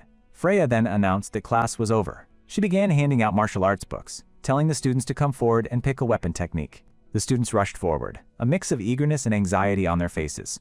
Rangus hesitated, unsure what to pick. Zeke advised him to take a spear technique, reminding him that he had used one during the entrance exam. Rangus quickly agreed, thanking Zeke for the advice. Lika announced her choice, saying she would pick a great sword technique since she was already familiar with its basic forms. But Zeke stopped her, suggesting she try learning axe arts instead. When Lika asked why, Zeke explained that it would help cover her current weaknesses. Since the suggestion came from Zeke, Lika didn't question it. She simply nodded, trusting his judgment completely. Freya then called out, asking if everyone had chosen their books. Once they had, she told them to use the next 5 days well, as mastering their chosen technique was key to their survival. She warned that if they failed, they would die a pathetic death in the Poison Dragon Mountain. Just as she was leaving, Freya paused. She turned back and warned them of one more thing. Their seniors would be trying to steal their crystal orbs. Rangus was shocked. Freya explained that the senior students were taking the same test, but their mission was to hunt the first years and take their orbs. She noted that while the younger students had the advantage of numbers, and the mountain was large, the seniors would use every skill they had to hunt them down. After delivering her final chilling message, Freya turned and left. Rangus looked horrified. He cried out in despair, wondering what they would do now that they had to face both monsters and upperclassmen. Lika frowned, already thinking through the problem. She knew that the upperclassmen were much stronger, and that she and most of her classmates wouldn't last long against them. Zeke agreed with her assessment. He suggested that if she couldn't fight alone, she should form a small group with others. He pointed out that working together wasn't forbidden. When Rangus asked what Zeke planned to do, Zeke simply shrugged. He said he planned to go alone and enjoy the test. Lika sighed with a small smile. She remarked that somehow, that sounded just like him. Before starting their training, Zeke suggested they get something to eat. As they left, Lika asked Rangus if he ever thought Zeke was a little strange, and he agreed that sometimes he was. 5 days later, all the students gathered at the base of the imposing Poison Dragon Mountain. They were filled with a mix of fear and grim determination for the challenge ahead. Freya stood before them with a confident smile and declared that the weather was perfect for the test to begin. Rangus felt a nervous shiver. The exam was about to start. He wondered if he really deserved to be on a team with Lady Lika. There were many skilled noble students. He could not understand why he was chosen. He was just a commoner with little power, not even a single star to his name. A voice pulled Rangus from his thoughts. It was Raymond and Celine, who told him they felt the same way. They looked both nervous and hopeful. Celine, another commoner from the East Hall, admitted she also could not believe it. Being chosen by Lady Lika for the trial felt like an impossible dream. Raymond, also from their hall, gave a comforting smile as he looked toward Lady Lika. Lika noticed their worry and spoke up. She said their background did not matter. She chose them for their potential and skills. Lika's words settled Rengus's mind. He felt a new determination and held his spear tightly. He looked at her and promised he would not be a burden to the team. Raymond agreed, vowing to do his best to meet her expectations. Lika smiled brightly, telling them she was counting on them. Her confidence spread to the others. She then turned to Zeke and asked if he really planned to face the trial alone. Zeke just nodded with a confident smirk, saying he could not wait to start. A nervous Celine admired both Zeke and Lika for their bravery. Raymond remarked that their confidence came from their noble bloodlines, but Lika quickly stopped him, saying she was nervous too, and not to compare her to Zeke. Zeke looked genuinely surprised to hear she was nervous. He asked why, saying everyone else seemed like a promising group of students. But the others all disagreed, telling him there were many reasons to be nervous about the trial. Lika looked back at Zeke, asking if he really thought her chosen students were skilled. He said yes without hesitation, thinking to himself that she had gathered a talented group. He thought her ability to spot talent was amazing.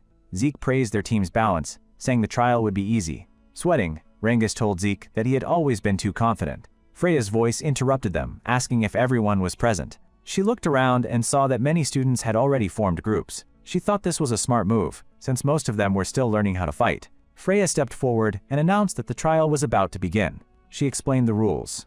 They had to survive for 1 month in Poison Dragon Mountain and protect their crystal orbs. To succeed, their orbs had to be safe. Since all orbs looked the same, a lost one could be taken by someone else. The students grew anxious as they understood this important rule. Zeke's eyes lit up. He realized this meant stealing orbs from others was part of the game. Freya continued explaining. After the new students were inside the mountain, older students would be sent in to steal their orbs. The upperclassmen laughed and made fun of the new students. They said taking the orbs would be easy because the newbies were weak. Zeke's classmates felt a mix of fear, excitement, and worry when they heard this. Freya finished her explanation and declared the trial open. The mood instantly changed. With a loud shout, all the students ran toward the dark shape of Poison Dragon Mountain, feeling both hopeful and scared. As the students ran off, Lika called out to Zeke, telling him to survive. He smiled and promised he would, telling her and her team to survive too. With a determined look, Lika gathered her team to move out. Zeke told them one last time to be careful. Freya then looked at him. She told him it was his turn to enter, her voice filled with curiosity. Zeke agreed, shrugging a little as he apologized for getting carried away. Freya raised an eyebrow, repeating his words. She asked if he was not nervous. Zeke said no with a calm smile. He then turned and walked toward the mountain. Freya watched him leave, thinking he was a strange boy. That night, by the campfires, a worried instructor approached Freya. He asked if the new students would be safe. Freya raised an eyebrow and asked what he meant. The instructor explained that the trial seemed too hard for beginners. Another instructor agreed, adding that most students had only been at the school for a few months. He went on, saying that few had even 1 star, and none had real fighting experience. He wondered aloud how many would make it out alive. But Freya just smiled and told him not to worry. She explained that while the mountain had many poison creatures, most were weak 1 or 2 star beasts that were not a real danger. With a happy smile, she finished by saying the students would be fine. But then she whispered to herself that eventually she would release that thing. An instructor heard her and asked what she said. Freya just smiled and replied that it was nothing. She then turned to the older students and announced it was their turn. With excited eyes, they grabbed their weapons and ran toward the mountain. As they disappeared, Freya whispered to herself with a cruel look in her eyes. She wondered how many would survive and said she was excited to see the results. Inside the dark mountain, the upperclassmen started their hunt. One with sharp eyes quickly found their first target. It was Zeke. He was standing perfectly still at the bottom of the mountain, not seeming to notice them. One of them sneered, wondering if the boy was stupid for still being at the entrance long after the others had gone in. Another one did not bother talking and simply aimed his crossbow, ready to shoot. But before the arrow could reach him, Zeke's hand moved like a flash, catching the arrow easily in mid-air. The upperclassmen stared in shock. Zeke calmly snapped the arrow in 2 and told them he had been waiting for them. One of them wondered what he meant, but another yelled that it did not matter after seeing him catch the arrow so easily. Without waiting another moment, Zeke moved forward in a blur. His eyes shone with excitement as he smiled and told them it was time to play. Celine and her friends fought fierce monsters deep inside Poison Dragon Mountain. Celine defeated a giant frog-like beast, watching it fall to the ground. Just then, another monster jumped from the shadows, attacking her from behind. Raymond moved quickly, using his shield to block the attack and save Celine just in time. He then hit the creature hard, knocking it to the ground and leaving it dazed. With a final, determined move, Raymond used his shield to kill the creature instantly. Raymond smiled, happy to see that Rangus was also easily winning his fight against a monster. Lika's voice cut through the noise as she praised their great teamwork. Rangus nodded thankfully. But Rangus was shocked when he saw the huge pile of dead monsters that Lika had defeated all by herself. Celine was also amazed, whispering to herself that Lika's power was on a completely different level. Raymond agreed. While they had fought only a few monsters, Lika had already taken care of most of them. Lika just shrugged it off. She explained that as a 2-star warrior, these creatures were only a warm-up for her. She noted that everyone had gotten stronger, especially Celine and Raymond, who were now 1-star warriors. They both looked at Lika with gratitude, knowing her guidance made it possible. Rangus, however, was quiet and worried. He felt left behind now that the others had their 1st star. Celine noticed his sad expression. Celine gently told him not to worry, that he would get stronger too. Raymond added his support, telling him to be patient and keep trying. Their encouragement made Rangus smile, and he thanked them. Lika then pointed out that he had impressively defeated 3 monsters even without a star. She explained that because Rangus had trained his spear skills with Zeke, it was only a matter of time before he became a 1-star warrior. Hearing her strong belief in him, Rangus felt emotional and his eyes began to water. Lika looked up at the sky. She announced that night was coming and they needed to return to their base. Celine quickly agreed, shivering as she remembered how dangerous the mountain was after dark. On their way back, Lika suddenly stopped walking. Rangus sensed the tension and asked what was wrong, but Lika stayed quiet, staring ahead. Her face grew serious as she stared into the distance. She wondered aloud why another student was so close to their camp. A moment later, a figure appeared from the tall grass. The group was startled by the person's sudden appearance. Celine and Raymond immediately drew their weapons, ready to fight.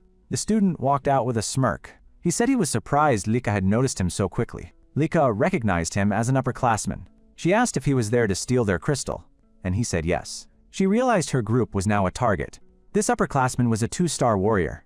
He grinned, explaining that his exam was to steal crystals from 1st years, and he was surprised to find Lika's group. Lika challenged him, asking if he still planned to fight her whole team by himself. But his grin grew wider. He laughed and asked who said he was alone. Then, 3 more upperclassmen, all 1-star warriors, came out from the grass behind him.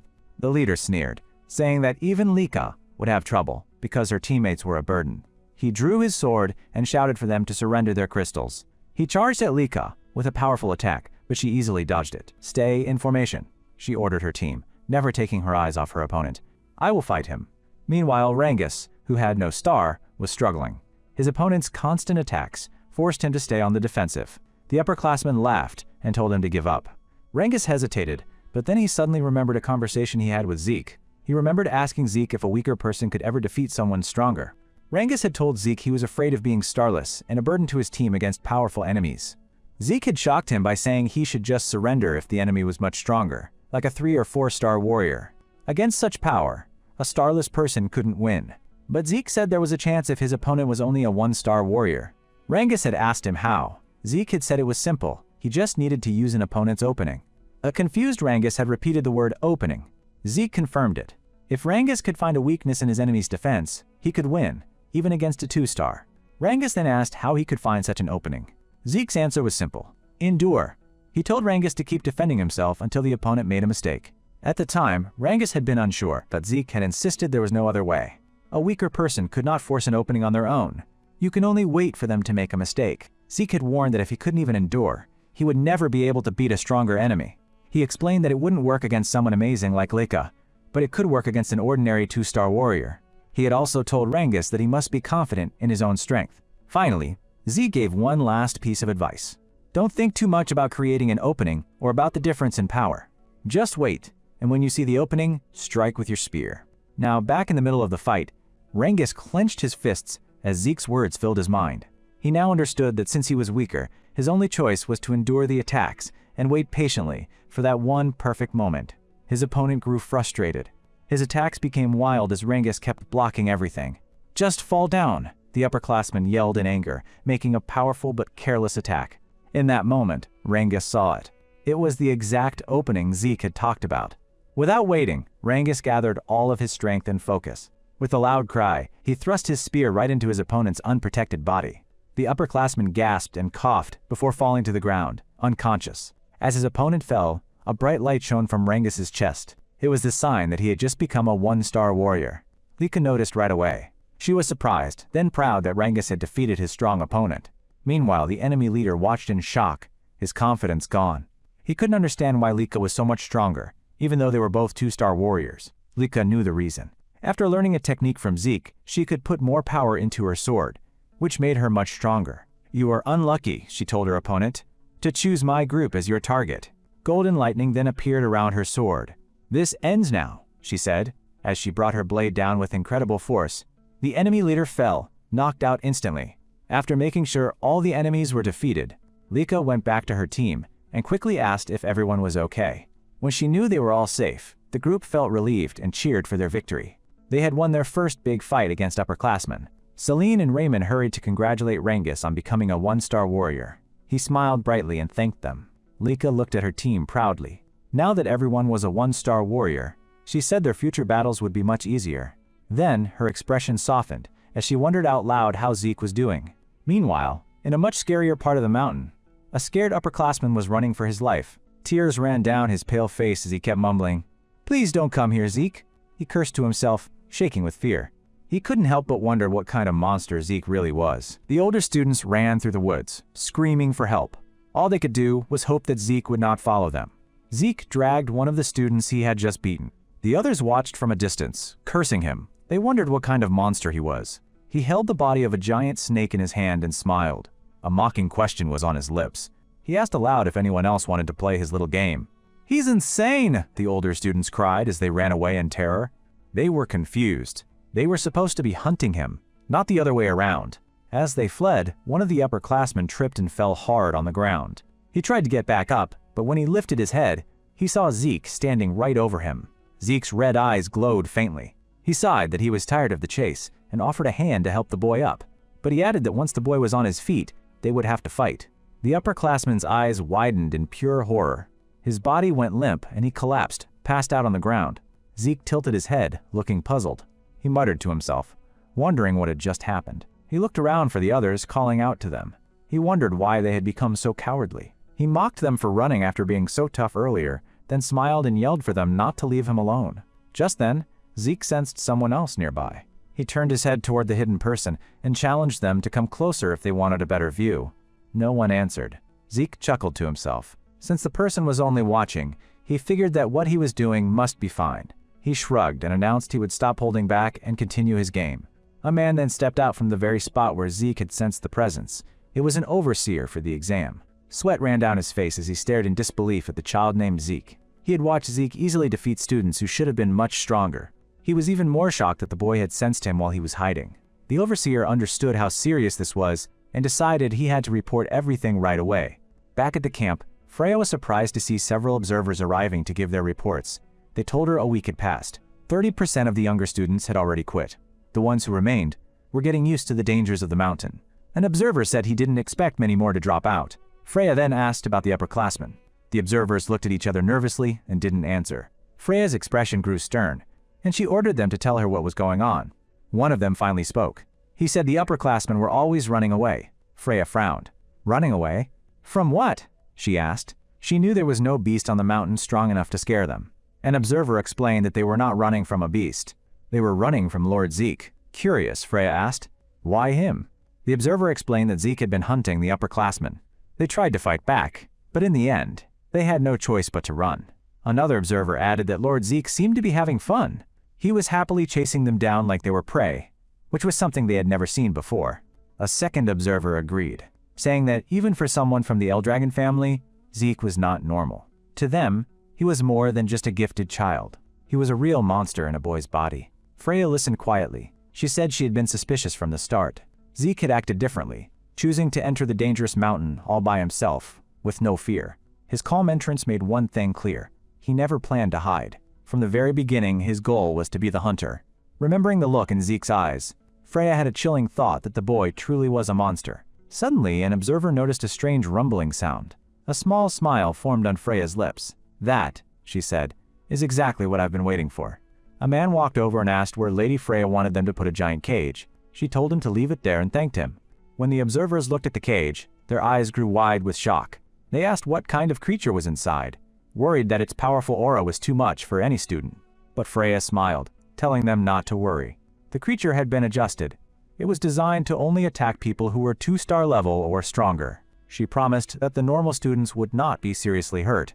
One of the observers asked why such a strong creature was being brought in. Freya said it was a direct order from their leader, Baalsa, that she privately wanted to test the boy her own soldiers were calling a monster.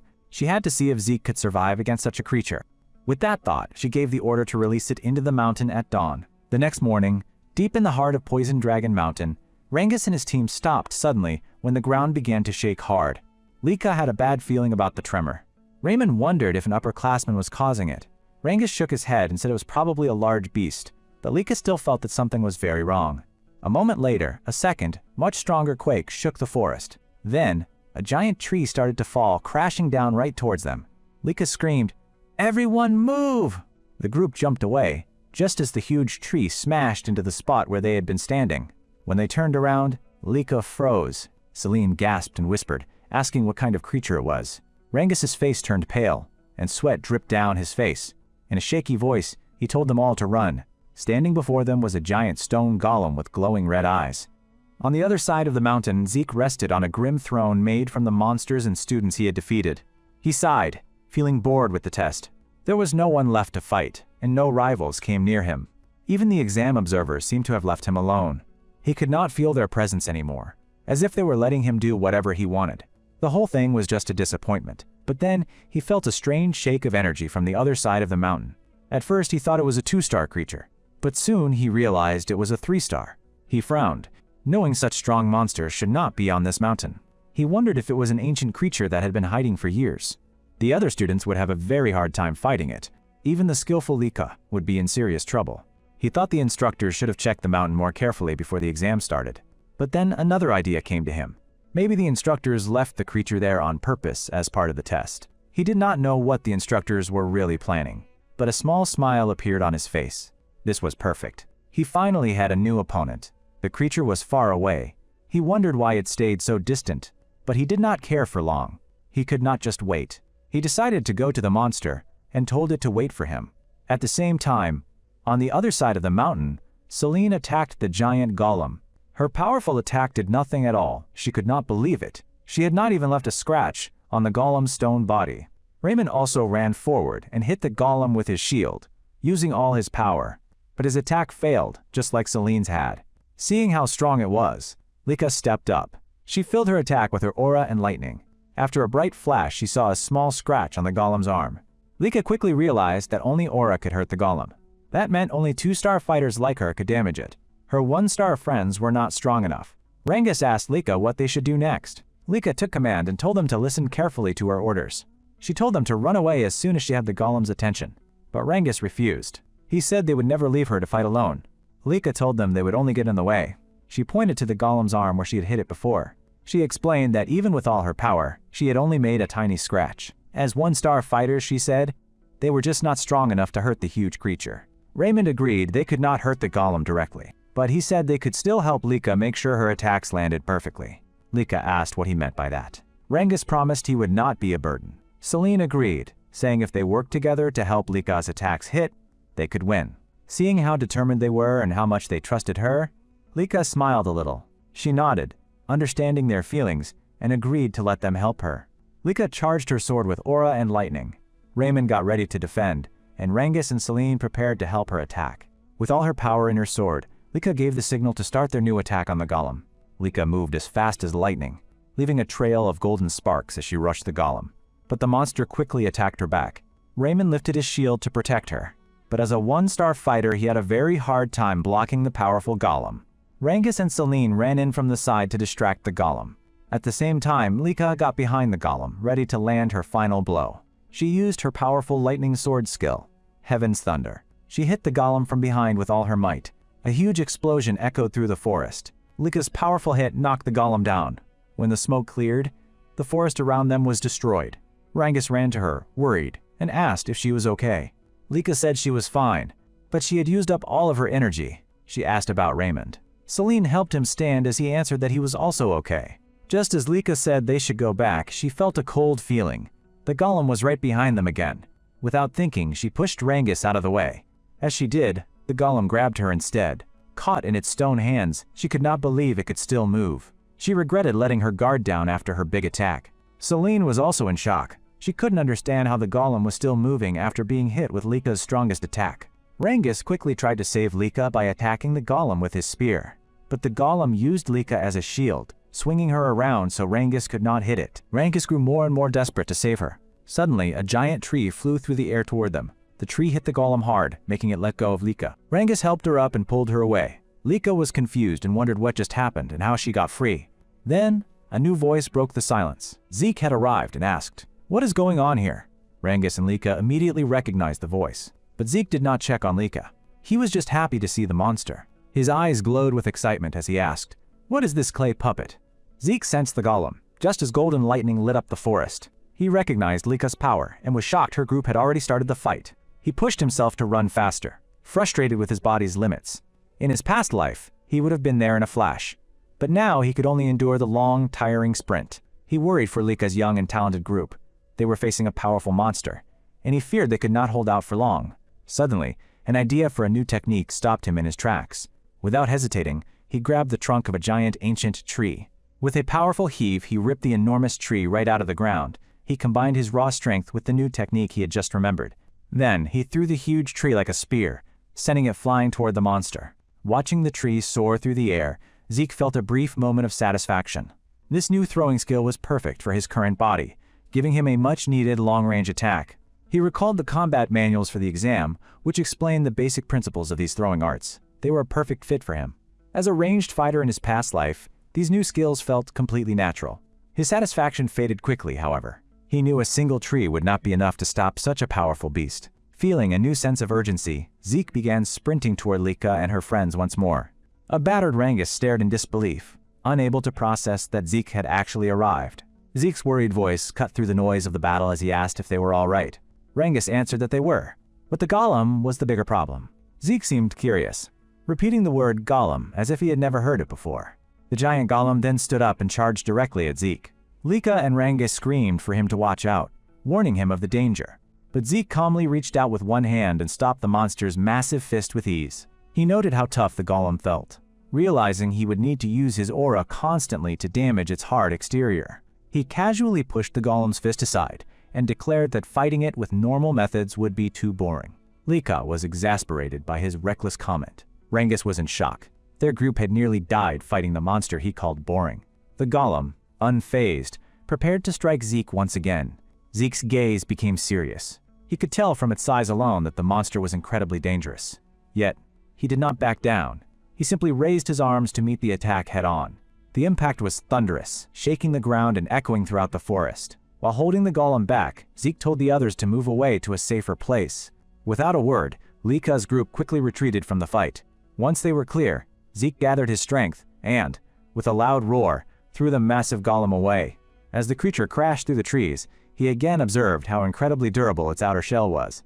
He gathered energy into his fist and charged forward with a dangerous look in his eyes, wondering aloud if its insides were as tough. Leaping into the air, he announced it was time to find out. He then struck the monster with a powerful, aura-charged fist, causing a massive explosion on impact. Zeke saw no reason to drag out the fight. It was much more efficient to destroy the golem from the inside with one powerful blast. His plan worked perfectly. Feeling a rush of excitement, he grinned, and decided this was a much more enjoyable way to fight. 1 month later, the main building of the Eldrion state was filled with its usual activity. Zeke, however, was in a bad mood, annoyed that his training had been interrupted. He was told the exam on the mountain was over. After the golem attack, there had been no other serious incidents. The difficult exam meant that only 30% of the 7-year-old students remained. However, the constant danger had made the remaining students much stronger. With the exam now over, Zeke had been summoned to see Balza Eldrigan, the head of the family. Walking down a long hallway, Zeke asked his guide, Freya, why the family head wanted him. Freya frowned at his casual tone and told him to use a more respectful title, but Zeke brushed her off. Freya thought the reason was obvious, but explained that he was summoned because of his actions during the exam. Zeke seemed surprised to hear this. Freya confirmed it was his behavior. She explained that he, a lower classman, had attacked the upperclassmen, which was the opposite of what was supposed to happen. She sighed, adding that because of him, all the upperclassmen failed and had to retake the exam. Zeke argued that it wasn't against the rules, but Freya replied that no one ever expected it. Freya just shook her head with a sigh. She turned and reminded him to fix his terrible attitude before they arrived. She warned him again to correct his attitude and speech, especially when addressing the masterhead. Zeke simply tilted his head and asked, "Why?" Freya warned the young boy that his disrespectful attitude could be his downfall. She feared his father, Balsa, would have him executed for it. Unbothered, Zeke simply noted that Balsa seemed like a violent man. They reached a grand door, where Freya knocked sharply. She addressed the man inside as Masterhead. She introduced herself as Freya Wink of the Black Dragon Corps, announcing they had come as he requested. A deep, firm voice from within told them to enter. Freya pushed the heavy door open, and they walked into a large room. She quickly announced that she had brought Zeke as ordered. Balsa looked up from his writing. His gaze was sharp as he asked Zeke why he attacked an upperclassman during the exam. After a moment of silence, Zeke sighed. He was tired of everyone asking him the same questions. He did not answer directly. Instead, he asked his father if there was a rule against attacking upperclassmen in the test. Balsa asked him to explain. Zeke stated the only condition for passing was to survive for a month and protect their crystal orb. He explained that no other rules were mentioned. If his actions were forbidden, it should have been stated from the beginning. Fear and anxiety gripped Freya as she listened to Zeke's bold words. She cried out, questioning why he would dare to speak to the Masterhead in such a way. Balsa's eyes narrowed and a powerful dragon aura suddenly filled the room. The pressure was so great it forced Freya to her knees. She realized with a chill that this power was strong enough to kill Zeke. To her surprise, Zeke stood perfectly still, completely unaffected by the crushing force. Even more shocking, Zeke told Balsa to stop trying to scare him, calling it annoying. Balsa's face twisted with shock and irritation. With Freya still on the floor, Zeke asked if he was called there just for pointless questions. Balsa then asked how Zeke had done Cainsit. Confused, Zeke asked what he was talking about. Balsa mentioned the reports. Zeke had defeated an upperclassman and a 3-star golem. He demanded to know how the boy could withstand his powerful aura. With a serious tone, he questioned how a child born outside of marriage could have such unbelievable power. Zeke calmly asked if his father truly wanted to know the reason for his strength, saying the answer was simple.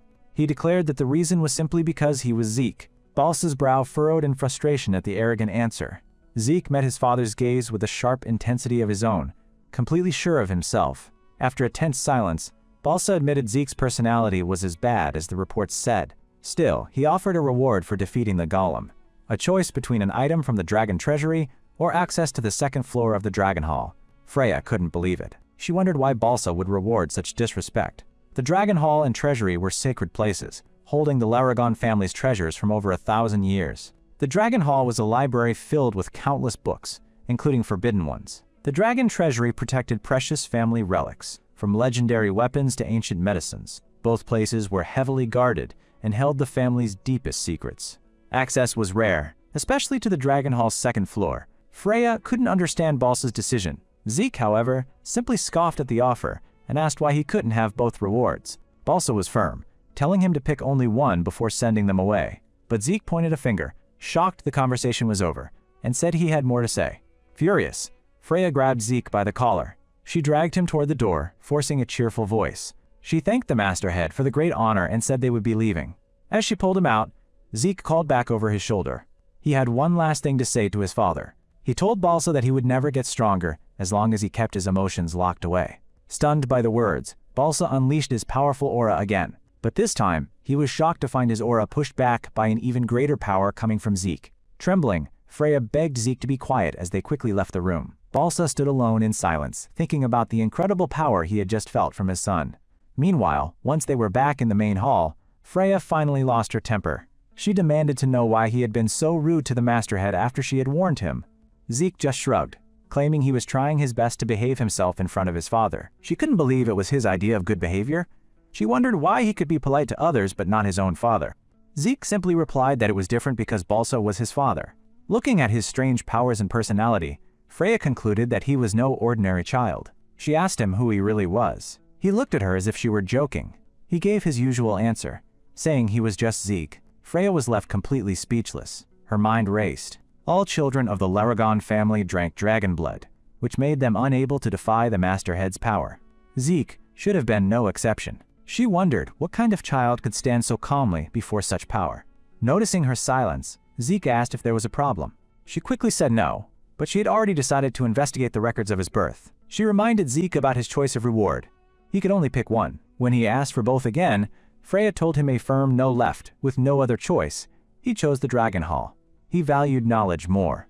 Zeke felt he needed to learn about the last 1,000 years of history. Just then, Rangus ran up, excited about getting to see the famous Dragon Hall. Zeke asked if he was happy. Rangus nodded eagerly, saying the spear techniques he already knew were amazing. He couldn't wait to find even better martial arts inside the hall. He thought it was an incredible reward for passing their exam. Lika soon joined them, also buzzing with excitement. She wanted to read as much as she could. Zeke asked if there was a time limit, and she explained the basic rules. They could each borrow one book to take with them, but they could read as many as they wanted while inside. Lika asked Zeke why he chose the Dragon Hall. She admitted she thought he would have picked an item from the treasury. Zeke told her he had thought about it, but right now, knowledge was more important to him. Lika agreed, adding that the books on the second floor were much rarer and better than those on the first. She boasted that her own sword technique was the best anyway, but Zeke seemed lost in thought, and she wondered if he was even listening. When they arrived at the Dragon Hall, a guardian told them they had 5 hours and must remain quiet. Zeke wondered if 5 hours was a long time. Lika told him it was very generous, as most people only got 2 or 3 hours. She advised them to pick the one book they would borrow first, then spend the rest of the time reading. Rangus just hoped he could find one good book for himself. As they entered, Zeke noted that finding the perfect book for each of them would be a challenge. Rangus and Lika were too busy being amazed. They couldn't believe they were actually inside the legendary Dragon Hall. Zeke, on the other hand, was simply impressed by the massive number of books surrounding them. A wide smile spread across his face. He felt a rush of excitement. He couldn't wait to discover something new that could truly surprise him. A shocking new truth hit Zeke as he read through the books. He sat among huge piles of books, his mind struggling with strange ideas about rifts, chaos, and magic. There was so much new information that it made his head spin. Exhausted, he finally rested on the floor, thinking about the terrifying things he had just learned from 1,000 years of history. He could not believe the world had changed so completely, now linked to another realm by mysterious tears in reality. The book said that 900 years ago, a rift opened to a dangerous new world called the Chaos Realm. In that world, terrible monsters known only as Chaos were in charge. The powerful humans also lived there and fought against the Chaos. When the Eldragons learned of them, they formed an alliance to fight together. Because of this alliance, 4 strong female warriors married into the Eldragon family, starting the 4 great family branches. Zeke then remembered the boar with the black mist that he had killed, and the lightning he had seen around Lika. He now realized he had known nothing. The boar's mist and Lika's lightning both came from that other world. He was most fascinated by magic, which seemed to him like a very advanced technology from the other realm. Full of curiosity, he searched for books about magic, but was confused when he couldn't find any. Suddenly, a sharp voice echoed in the Dragon Hall, telling him to be silent. He turned to see a golden glow in the shadows, but no person. He wondered if the voice itself was magic. Looking up, Zeke sensed no one else around, only the same faint power he had felt before. Then, the books in front of him started to move. As the books floated into the air, Zeke gasped in shock and asked what kind of magic was happening. But then he understood. Threads of source power were moving the books. "Amazing," he said, only for the voice to silence him again. Zeke grabbed a floating book and challenged the voice. "How can anyone be quiet seeing this? Show yourself!" A cloaked figure on the floor above said nothing, but used their source power threads once more. Instantly, Zeke was frozen, unable to move his body at all. The cloaked figure quickly tossed him down to the first floor, telling him his time in the hall was over. Then, he was thrown right out of the hall's grand doors. Zeke landed on his feet, thinking that he had just found another fun mystery. He was excited by his discovery and wanted to see more of the source power threads. Just then, a confused Rangus ran up, asking what had happened. Lika followed, asking why he was thrown out. Zeke just shrugged, said he got a little too excited, and asked what they had found. Rangus proudly announced he had borrowed a book on spear fighting and had already learned some of the basic moves. Celine added that she had also learned new skills from a book on sword fighting. Raymond said he had studied Guardian sword arts and borrowed a book about Guardian shield techniques. Zeke was awkwardly silent. He realized all these new techniques were just things he had created casually in his past life. Zeke then asked Lika which book she had chosen. She happily showed him a book on great sword fighting, made by the first family head but improved by the current one. It was perfect for her research. Zeke fell silent again. This was another of his old techniques that the 15th family head had changed, just like his other combat arts. He remembered seeing many books inside detailing his other old techniques, most with improved versions placed next to the originals. He wondered if the 15th family head was responsible for all the changes, finding the man more and more interesting. Looking back at the Dragon Hall, Zeke thought about how he had expected it to be boring. Now, he couldn't wait for another chance to return. 5 years later, Lika stood in a hallway, wondering where Zeke and Rangus were. Some classmates walked by and told her that Zeke and the others were at the training grounds. Again, Lika, now 12 years old, muttered to herself before thanking them. When she got to the training ground, she saw Rangis, Raymond, and Celine all getting ready to attack Zeke, who was also 12. Inside his office, Balsa was occupied with his duties. A report came in, bringing news of a newly discovered special rift. He questioned the reliability of the information, and the person on the other end of the line quickly confirmed its truth. The voice belonged to Ain, the captain of the Black Dragon Corps. He reported that their investigation showed an 80% chance of finding magic water within the rift. Balsa found the rift's location to be a major problem. He wondered why it had to appear in such a difficult place. But with the high chance of magic water inside, they could not simply ignore it. He knew the value of such a discovery. Magic water was what turned ordinary people into mages, granting them the ability to change source power into mana. This transformation had brought new kinds of magic into the world. But it also started bitter fights over the magic springs, where the water originated. In the current era, a house's power was measured by the number of mages it had. Unfortunately for the Eldragon family, they had no magic springs in their territory. Without any magic springs of their own, the only way for the Eldragon family to get magic water was by conquering special rifts. The number of mages in their house was dangerously low. Every single one, including Baalsa, was a seasoned veteran who had earned their power by taking on these rifts. Still, they were outnumbered by other houses blessed with magic springs. This made conquering any new special rift their most important mission. But the location Ain mentioned, the abundant dragon forest, was a difficult one. A border clash had happened there just recently.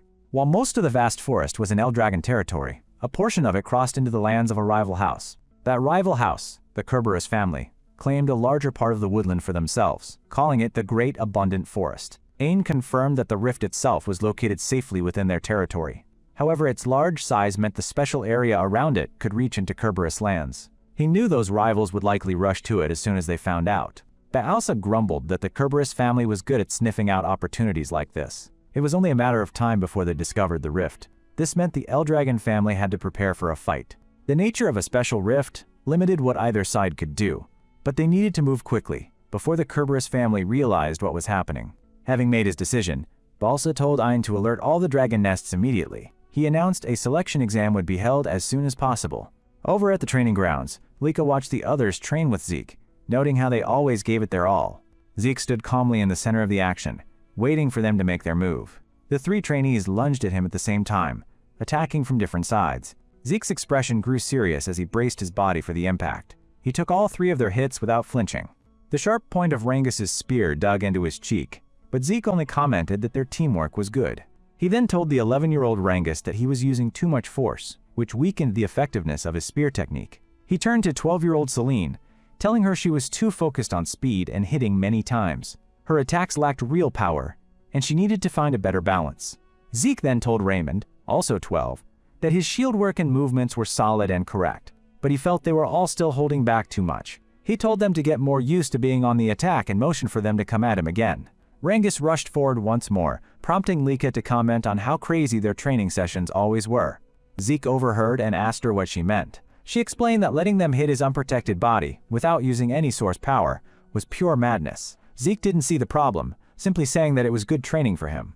He flexed, his muscles showing through his shirt, and told Lika to look at the results of his hard work. He explained that this was how his body had grown so tough, without relying on source power.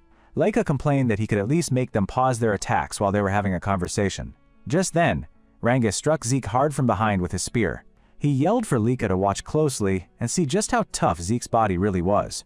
Lika squeezed her eyes shut and grabbed her head, muttering that they were all completely nuts. Raymond wondered aloud how Zeke could be so durable without source power. Celine agreed, saying it was beyond what a normal human body should be able to do. Lika told them not to compare Zeke to a normal person. She asked if they knew the nickname the older students had given him, the Demon Child of the East Hall. Zeke turned to her, asking if that nickname was supposed to be an insult. He then changed the subject, asking why she was there and if she wanted to train. Lika said she might train later, but she had something to tell him first. Zeke asked what it was. She told him it looked like they would be meeting the students from the other dragon nest soon, much sooner than they had expected.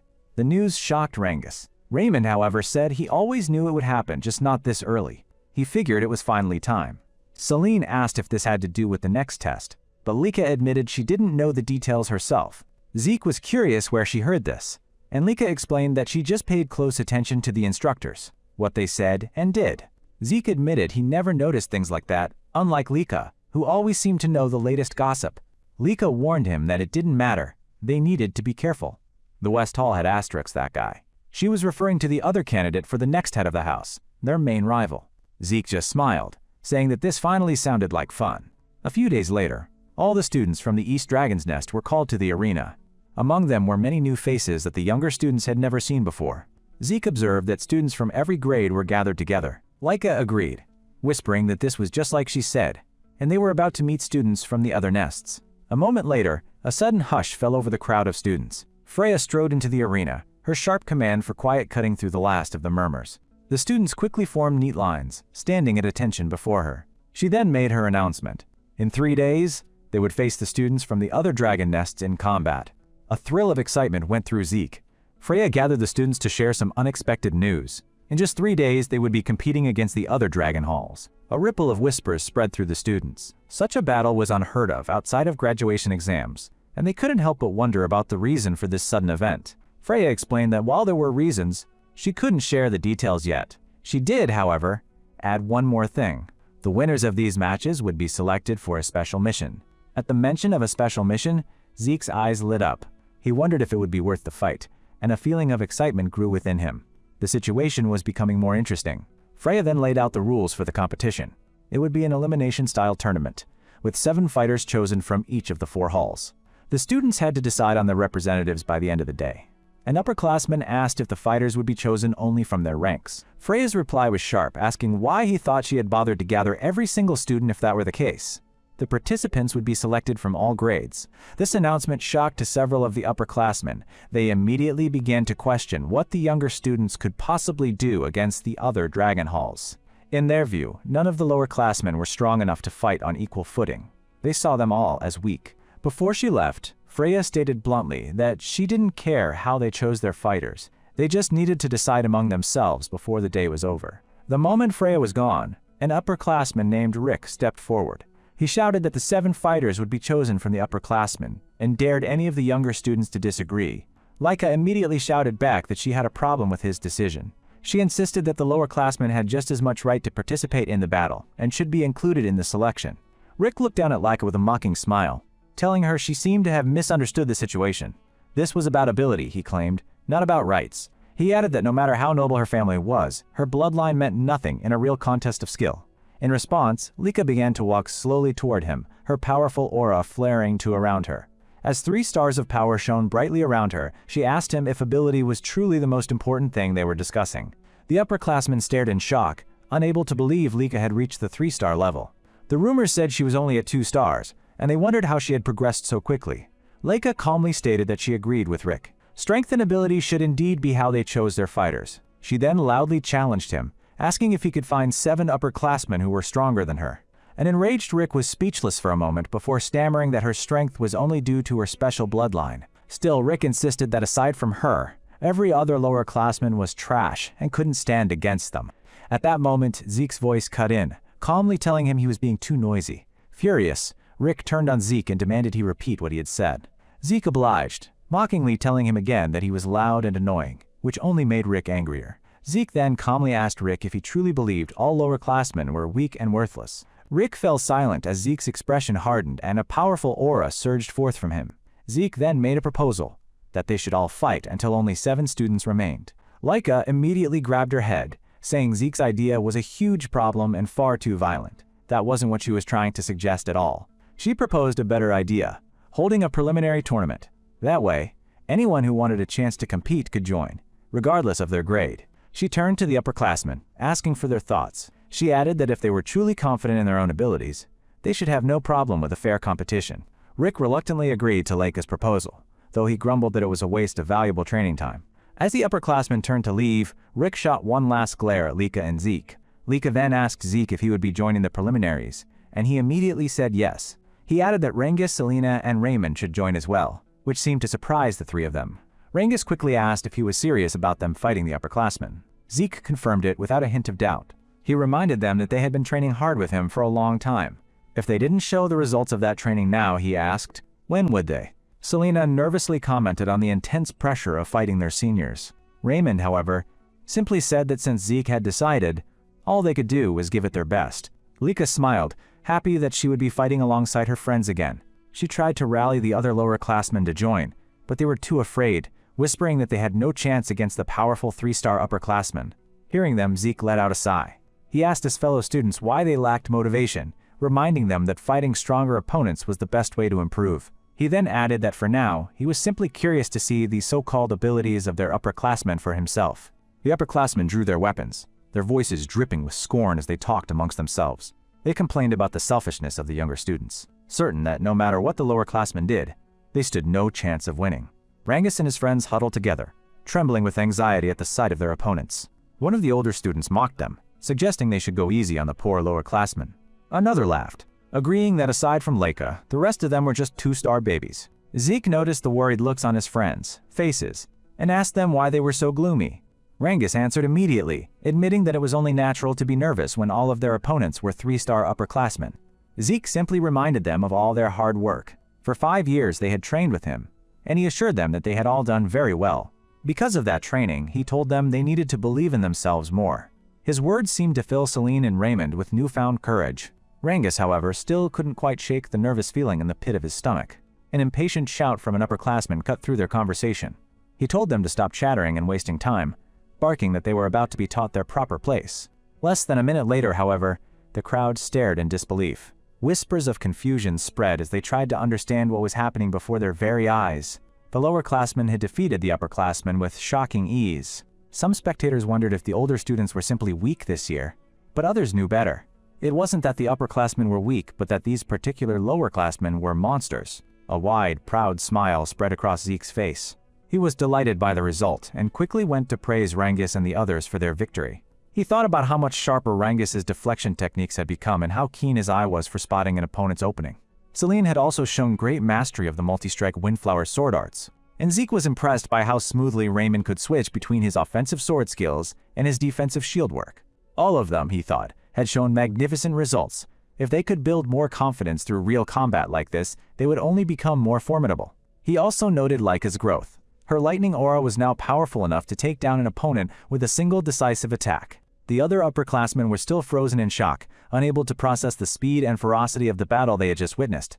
Leica commented coolly that their opponents' arrogance deserved nothing less than a crushing and decisive defeat. Rick, however, refused to accept the outcome. He couldn't believe that 3-star upperclassmen could possibly lose to a group of 2 stars. Zeke walked toward him, calling him naive for denying what he had just seen with his own eyes. As he closed the distance between them, Zeke explained that age and stars were just labels. In a real fight, the stronger person is the one who wins. He added that if the upperclassmen were weak, they would lose. It was as simple as that. Rick furiously pointed a finger at Zeke, calling him a fool. He insisted that stars were a direct measure of power, asking if Zeke didn't even understand something so basic. Zeke replied calmly that stars wouldn't matter much if one's heart was destroyed. Dead was dead. Rick fell silent for a moment as Zeke warned him not to lose sight of what strength truly was. In combat, strength was simply the ability to win, nothing more. Finding his voice again, Rick exploded with rage. He screamed at Zeke to shut up, declaring that as an upperclassman, he wouldn't be fooled by a brat's twisted words. He had been going easy on them, he claimed, but now he would show no mercy. Zeke just looked tired of the argument. He said that children should act like children and use their bodies before running their mouths. Since they were the only 2 left, he challenged Rick to show him the martial arts he was so proud of and prove the value of all his training. This only made Rick angrier. He screamed at Zeke not to underestimate him. Putting all his power into his great strength technique, Rick charged forward. But before his attack could land, a golden light flashed in Zeke's eyes. He met the charge with a single punch to Rick's face. The impact sent Rick flying across the entire arena. Zeke even let out a small laugh, commenting that Rick had indeed trained well. His remark was met with a stunned silence from the crowd and from Rick, who was now kneeling on the ground in defeat. Other students agreed with Leica when she muttered how ridiculous Zeke was. He said Rick had trained well, yet he defeated him before he could even show what he had learned. Meanwhile, at the West Hall training grounds, the air was filled with the groans of injured students, clutching their wounds after their own battles. A man looked over the scene with disgust and let out a sigh.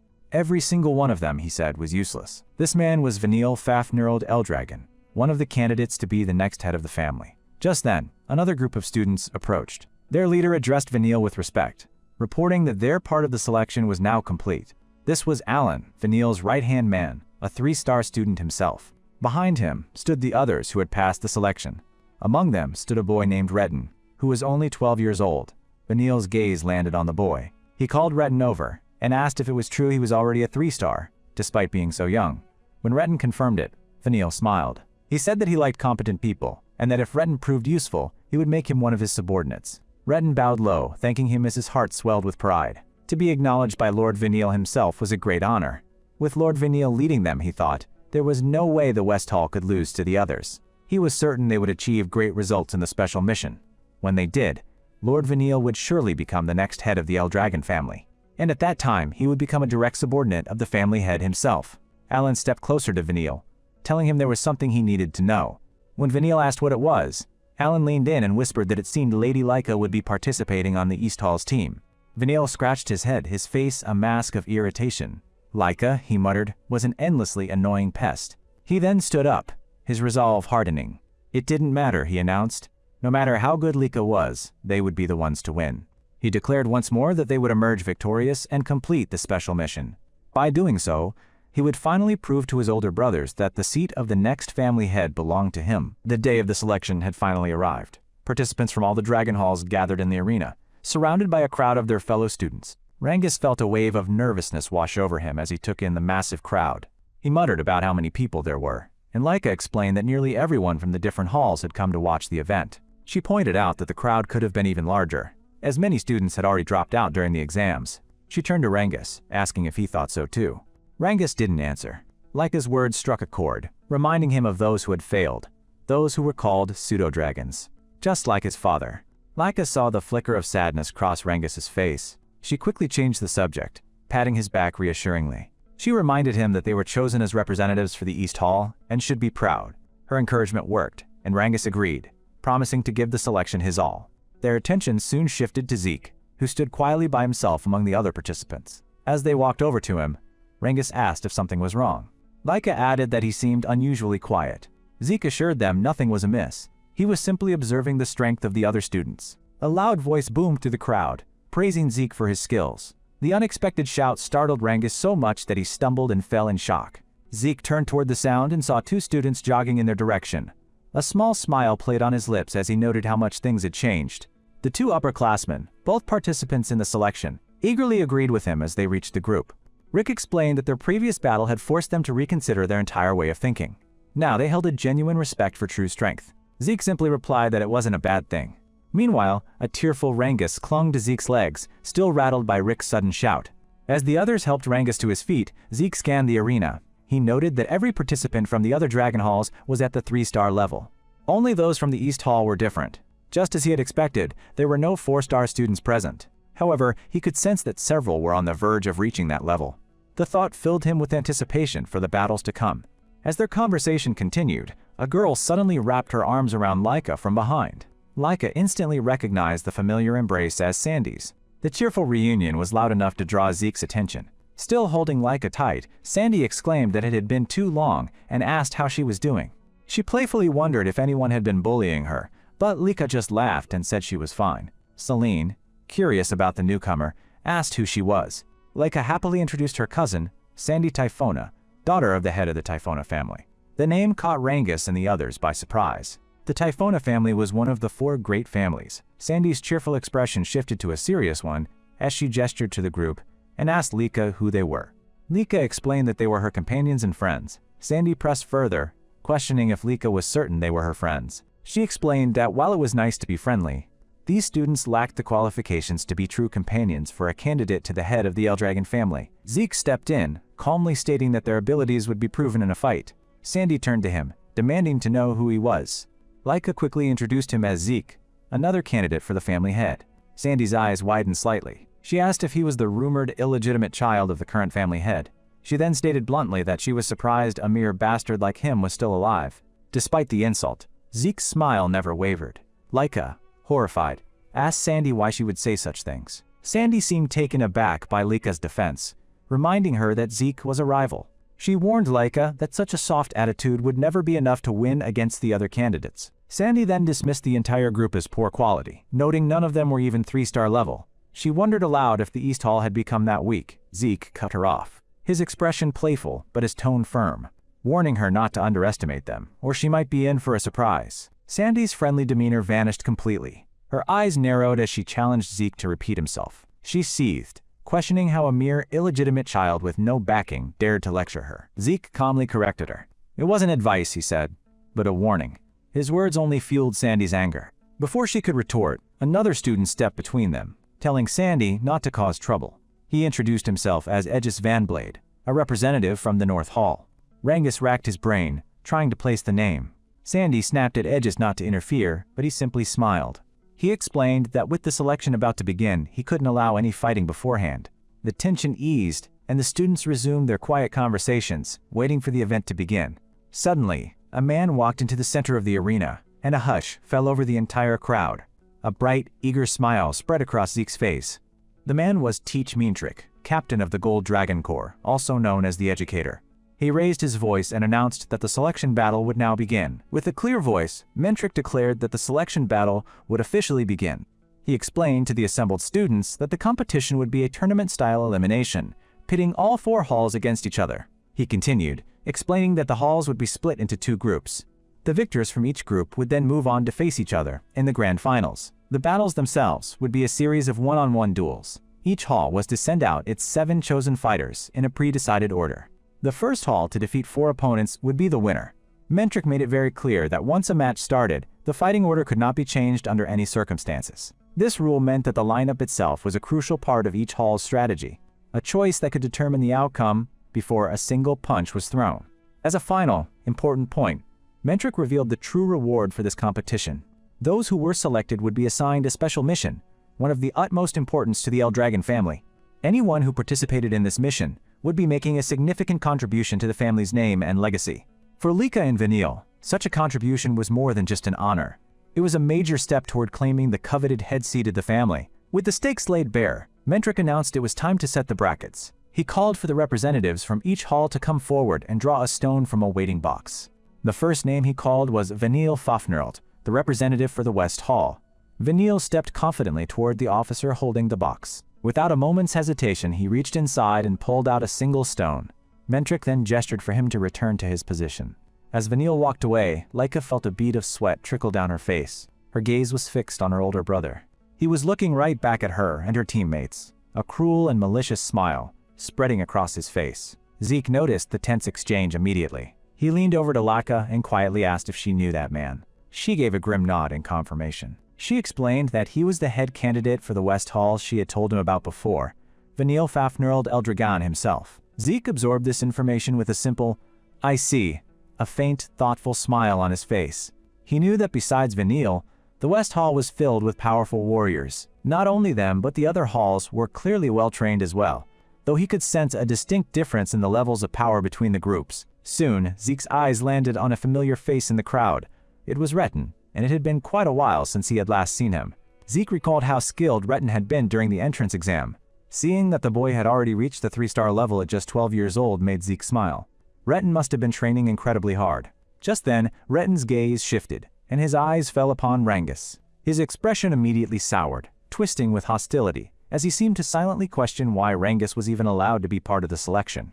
Other students who recognized Rangus were just as shocked. Some shouted in surprise, wondering aloud what he was doing in the arena. All the unwanted attention made Rangus nervous. Raymond noticed his friend's discomfort and quickly asked if he was okay. Rangus managed a hesitant reply that he was fine, even as Retin continued to glare at him with open malice. A moment later, Meantrick's voice cut through the murmurs, calling for the representative of the North Hall. After Aegis drew a stone, Meantrick called forward the representative from the South Hall. That student also stepped up and took a stone from the box. Finally, Meantrick called for the last representative, the one from the East Hall. Hearing this, Lika turned to Zeke and told him he was being called. Zeke looked back at her, confused, asking why it had to be him. Lika's answer was calm and simple. It was because he was the strongest member of their group. Rick and the others quickly agreed with her assessment. Zeke, however, wondered aloud if in a situation like this, it might be better to send their youngest member instead.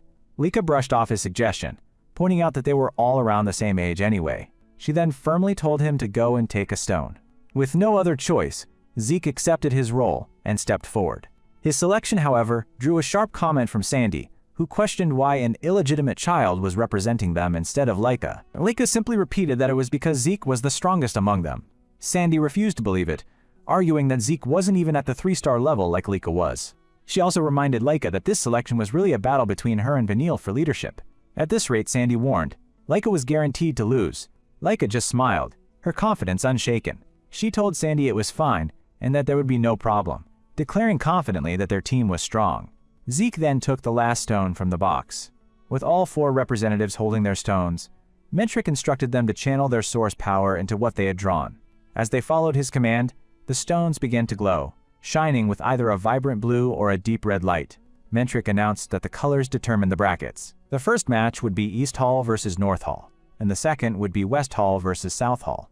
Upon learning that their first opponents would be the North Hall, Zeke's group immediately turned their focus towards Sandy and Aegis's team. Their attention was quickly drawn to a student who was noticeably taller than everyone else. Seeing his imposing build and the sharpness in his eyes, Rengis shuddered. He asked in a shocked whisper if that man was truly a student at Dragon's Nest. Lika confirmed that he was, admitting that she had not expected to face Sandy's team in the very first match. Meanwhile, a crackling lightning aura flared up around Sandy. She sneered at Lika, saying this was a good opportunity to wake her up from her delusions. Pointing directly at Lika's team, Sandy declared that she would crush them completely, to remind Lika of her proper place and purpose.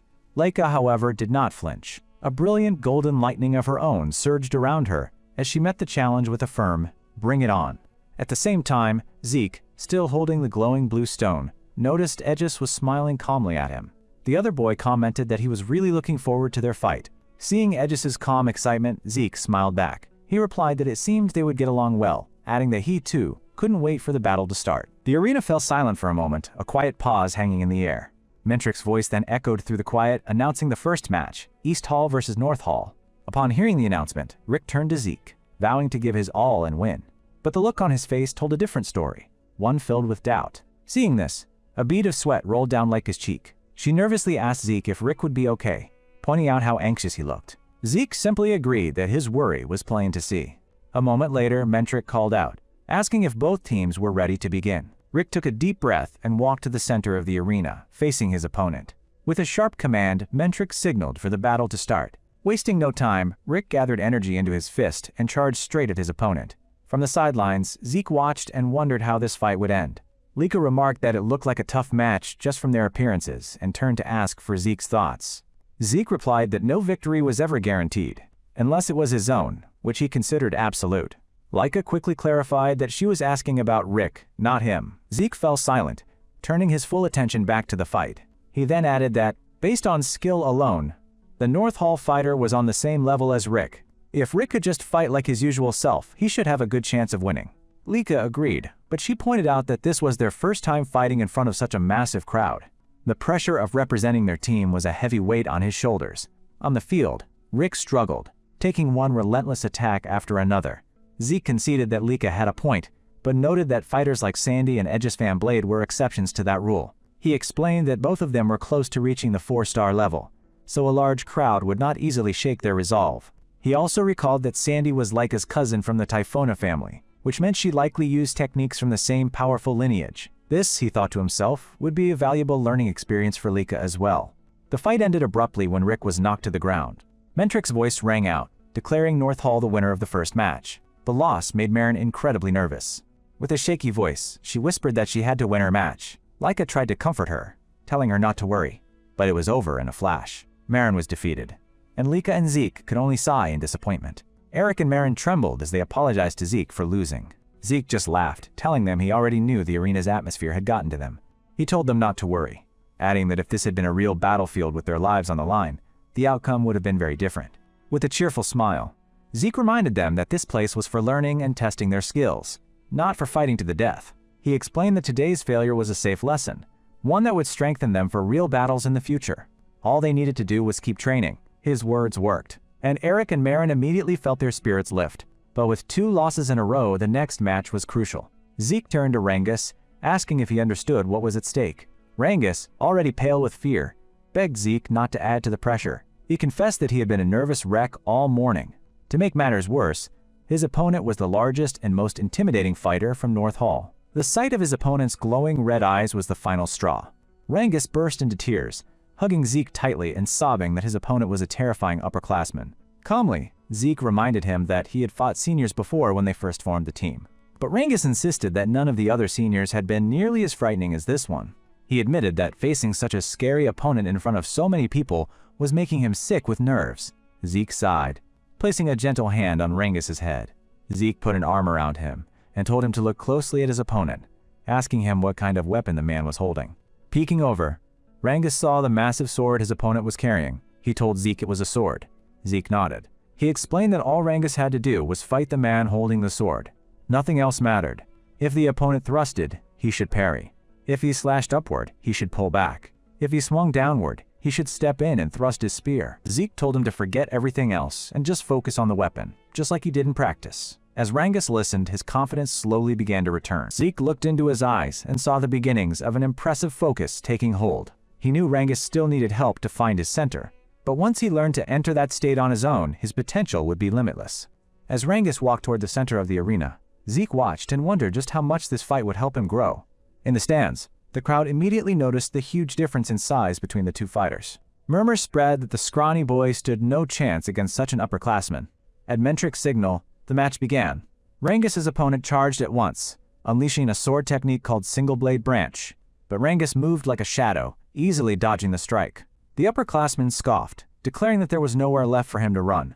He followed up with the Twin Fang Branch technique, a flurry of strikes meant to overwhelm. Yet Rangus skillfully dodged and parried each one. From the sidelines, Laika watched, with a worried heart. Celine pointed out that the opponent was slowly closing the distance, trying to corner Rangus. Raymond nervously asked Zeke if he would be okay, but Zeke simply told them not to worry. He pointed to Rangus's eyes, noting how his focus was sharpening with every passing moment.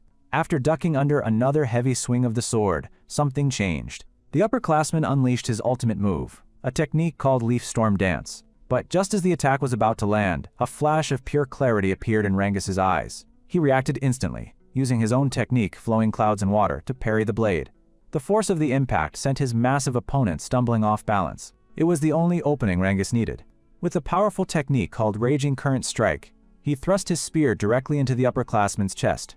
The blow knocked his opponent out cold, sending him crashing heavily to the ground. Mentric moved in quickly, declaring the match over. The winner of the third round was East Hall. Rangus let out a long, shaky sigh of relief. A smile spread across Zeke's face. This victory, he declared, was the start of their comeback. East Hall's momentum continued to build as Celine won the fourth match. Their lead grew even further when Raymond claimed victory in the fifth. Soon, the sixth match began, pitting Laika against her sister, Sandy. Laika offered a greeting, remarking that it had been a while since they had crossed swords. Though they both wielded similar lightning techniques, their approaches were worlds apart. Sandy admitted she was surprised that North Hall's elite fighters had lost to younger students who were not even at the 3-star level. Laika calmly replied that, as she had mentioned before, her friends were strong. With a mocking tone, Sandy agreed that she had underestimated them. However, she made it clear that Laika's companions were not the real issue between the two sisters. A brilliant golden aura then erupted around Sandy, filling the arena with pressure. Laika's expression tightened with a mix of surprise and nervousness. Sandy declared that Laika's friends were irrelevant. To become the family head, she needed overwhelming power of her own, yet she was only ranked second in East Hall. Sandy questioned if her sister truly understood how dangerous her position was. Laika replied that she understood her standing perfectly, her eyes briefly flicking toward Zeke, who watched from the sidelines. She then stated that she had not given up on becoming the family head nor on her goal of surpassing Sandy. She believed her current strength was enough to defeat her sister. Sandy simply said she wanted to see that confidence for herself. The moment she activated her ability, she vanished from Laika's sight. The sudden movement sent a wave of shock through the spectators. An instant later, Sandy reappeared directly behind Laika, her voice close as she said she wanted to witness this so-called strength. Laika reacted instantly, raising her sword in a defensive block. But Sandy was a step ahead, suddenly ducking low and moving to her front. She then launched another swift attack from the unexpected angle. As their blades clashed in an intense flurry, Aegis observed from afar that Sandy, as expected, held the clear advantage. He wondered how Laika would manage against someone who used the same lightning great sword arts, but with far greater mastery. Sandy unleashed a powerful technique called Judgment, the blow landing and leaving a fresh wound on Laika's side. The sight of the injury sent Celine and Marin into a panic. Laika quickly retreated a few steps, steadying herself with the thought that she was fine. She realized the wound was only a shallow scratch. She just needed a moment to catch her breath. Rangus commented on Sandy's incredible power, amazed at how quickly Laika had been pushed back. Raymond added that he had heard Sandy was the one who trained Laika when they were younger. Her brief pause over, Laika launched herself forward again, renewing her attack. Sandy dodged the blow with ease, remarking that Laika still had not fixed her bad habit of swinging her sword wildly whenever she was cornered. Laika ignored the taunt, pressing her assault as their lightning-infused auras clashed with the ringing of steel. The collision of their power resulted in a powerful explosion at the center of the arena. When the dust settled, Laika was bearing several new injuries from the fierce exchange. Sandy noted that, just as she suspected, Laika's bad habits had not improved at all. She couldn't even become #1 in her own hall. She added that if Laika had just joined North Hall, she would never have allowed her skills to end up in such a state. Despite her injuries, Laika slowly pushed herself back to her feet, declaring that the fight was not over. Sandy advised her to surrender, telling her plainly that she stood no chance of winning at her current level. She even muttered that if she had known it would come to this, she should have petitioned their father to forcibly bring Laika to North Hall from the start. Laika remained silent, simply raising her sword again in a clear show of defiance. Sandy sighed at her sister's stubbornness, deciding she had no choice but to teach her a proper lesson. In another flash of movement, she vanished and reappeared behind Laika, her body crackling with lightning as she launched another attack. Just as Laika moved to defend with her sword, Sandy changed tactics, delivering a sharp kick to her side that threw her off balance. With Laika's guard broken, Sandy unleashed a relentless barrage of strikes, inflicting more injuries across her body. Watching from the sidelines, Celine and the others grew extremely worried. Zeke, however, remained calm. He observed that Laika looked as if she was on the verge of breaking through some kind of barrier. As Sandy prepared for another assault, she told Laika once more that it would be better to surrender. She then used the first secret technique of the lightning great sword arts, engulfing Laika in a golden storm of electricity. A hush fell over the audience, everyone wondering if the powerful attack had finally ended the match. But Sandy watched in disbelief as Laika slowly stood up again from within the fading light. Laika spoke, her voice steady, saying that now she finally understood the true power of her sister's techniques. Sandy could not hide her shock, questioning how Laika was even standing. She was certain her last attack should have been the finishing blow. Laika admitted that her sister was right. The person she used to be would have surely been defeated by that attack. But she explained that for the past 5 years, she had also been training relentlessly. Their match was far from over. In fact, it was only just beginning. Before their match, Zeke noticed Laika was not her usual self and asked if something was wrong. Sensing her mood, he wondered if she was nervous. Laika admitted she was, as her opponent was none other than her own sister, Sandy. Zeke listened, his expression thoughtful. Laika explained that it was Sandy who had first taught her the ways of the lightning great sword. While she had learned the fundamentals from their uncle, the head of the Typhona family, Sandy was the one she always turned to. Whenever a technique was too difficult to grasp, she would seek out her sister for help. In many ways, Sandy had been her true mentor. Zeke nodded slowly, beginning to understand the situation. With a heavy sigh, Laika confessed that in all their time sparring, she had never beaten Sandy even once. She knew that for every hour she had spent training over the past 5 years, her sister had likely done the same. Despite her earlier bravado, she could no longer say for certain that she could win. Zeke's voice was calm and steady, as he told her to simply remember their training together. He urged her to recall the 5 long years they had spent side by side, pushing each other to their limits. However, the moment Laika thought back on their sessions, her expression crumpled, her face twisting in frustration. A small smirk appeared on Zeke's face as he jokingly asked if training with him had really been that terrible for her. He then grew serious, reminding her that her biggest weakness had always been letting her emotions get the best of her in an intense fight. That was why their training for the past 5 years had been focused on one thing, teaching her to remain calm and clear-headed in the heat of combat. Laika grumbled in agreement, recalling how freely he had attacked her during their sparring. He simply winked, telling her that was what true fighting spirit was all about. His playful comment only made her more irritated, and she shot back, asking what kind of spirit he was even talking about. Zeke's smile remained. He told her the results of that training were already showing. Now she could calmly analyze an opponent's every move, even while under attack. Laika admitted he might be right, but still doubted if it would be enough against her sister. He assured her she would find out soon enough. Once a fighter with her talent truly learned to observe her opponent, she would finally understand just how powerful that ability could be. He also reminded her not to forget who had trained her, him, the strongest there was. With that kind of training, her past results no longer mattered. Laika looked at him, noting how he spoke as if it were the most obvious thing in the world. A small smile finally returned to her face, and she thanked him for helping her calm her nerves before the match. Zeke's expression then turned curious as he asked if Sandy was really the one who taught her the lightning arts. When Laika confirmed it, a new thought seemed to spark in his mind. He told her this was the perfect opportunity for her. All she had to do was treat this fight just like their training. She needed to carefully observe every one of Sandy's techniques. If she could do that, she would surely grow even stronger. Back in the present, Laika's voice echoed across the arena. She declared that she had been watching her sister's lightning great sword arts with extreme care. She'd even taken Sandy's attacks head-on, studying them until she finally began to see through the very techniques she once admired. Sandy stared at her, completely bewildered by what she was hearing. In that moment of confusion, Laika lunged forward. Her blade moved so quickly, it left shimmering afterimages in its wake. The illusion made it impossible for Sandy to tell if Laika's blade had slowed or stopped completely. That single moment of hesitation was all Laika needed to land a clean strike. While Sandy was still reeling from the unexpected counterattack, Laika pressed her advantage, unleashing a furious barrage of lightning-infused sword strikes. Her sister was left with no choice but to desperately defend against each powerful blow. As Laika charged forward once more, Sandy could only wonder what had happened. She couldn't understand how her little sister had suddenly become so overwhelmingly fast. Laika then moved to copy Sandy's signature finishing move, Judgment, but the attempt failed. She quickly realized her mistake. She had failed to replicate the subtle changes in tempo that her sister performed so naturally. Now that she understood the missing piece, she just had to apply it. Sandy scoffed, insisting that such mastery wasn't something a person could copy just by seeing it once. From the sidelines, Rangus and the others watched with wide eyes, completely stunned by the incredible transformation in Laika's fighting style. Zeke, however, simply chuckled with satisfaction.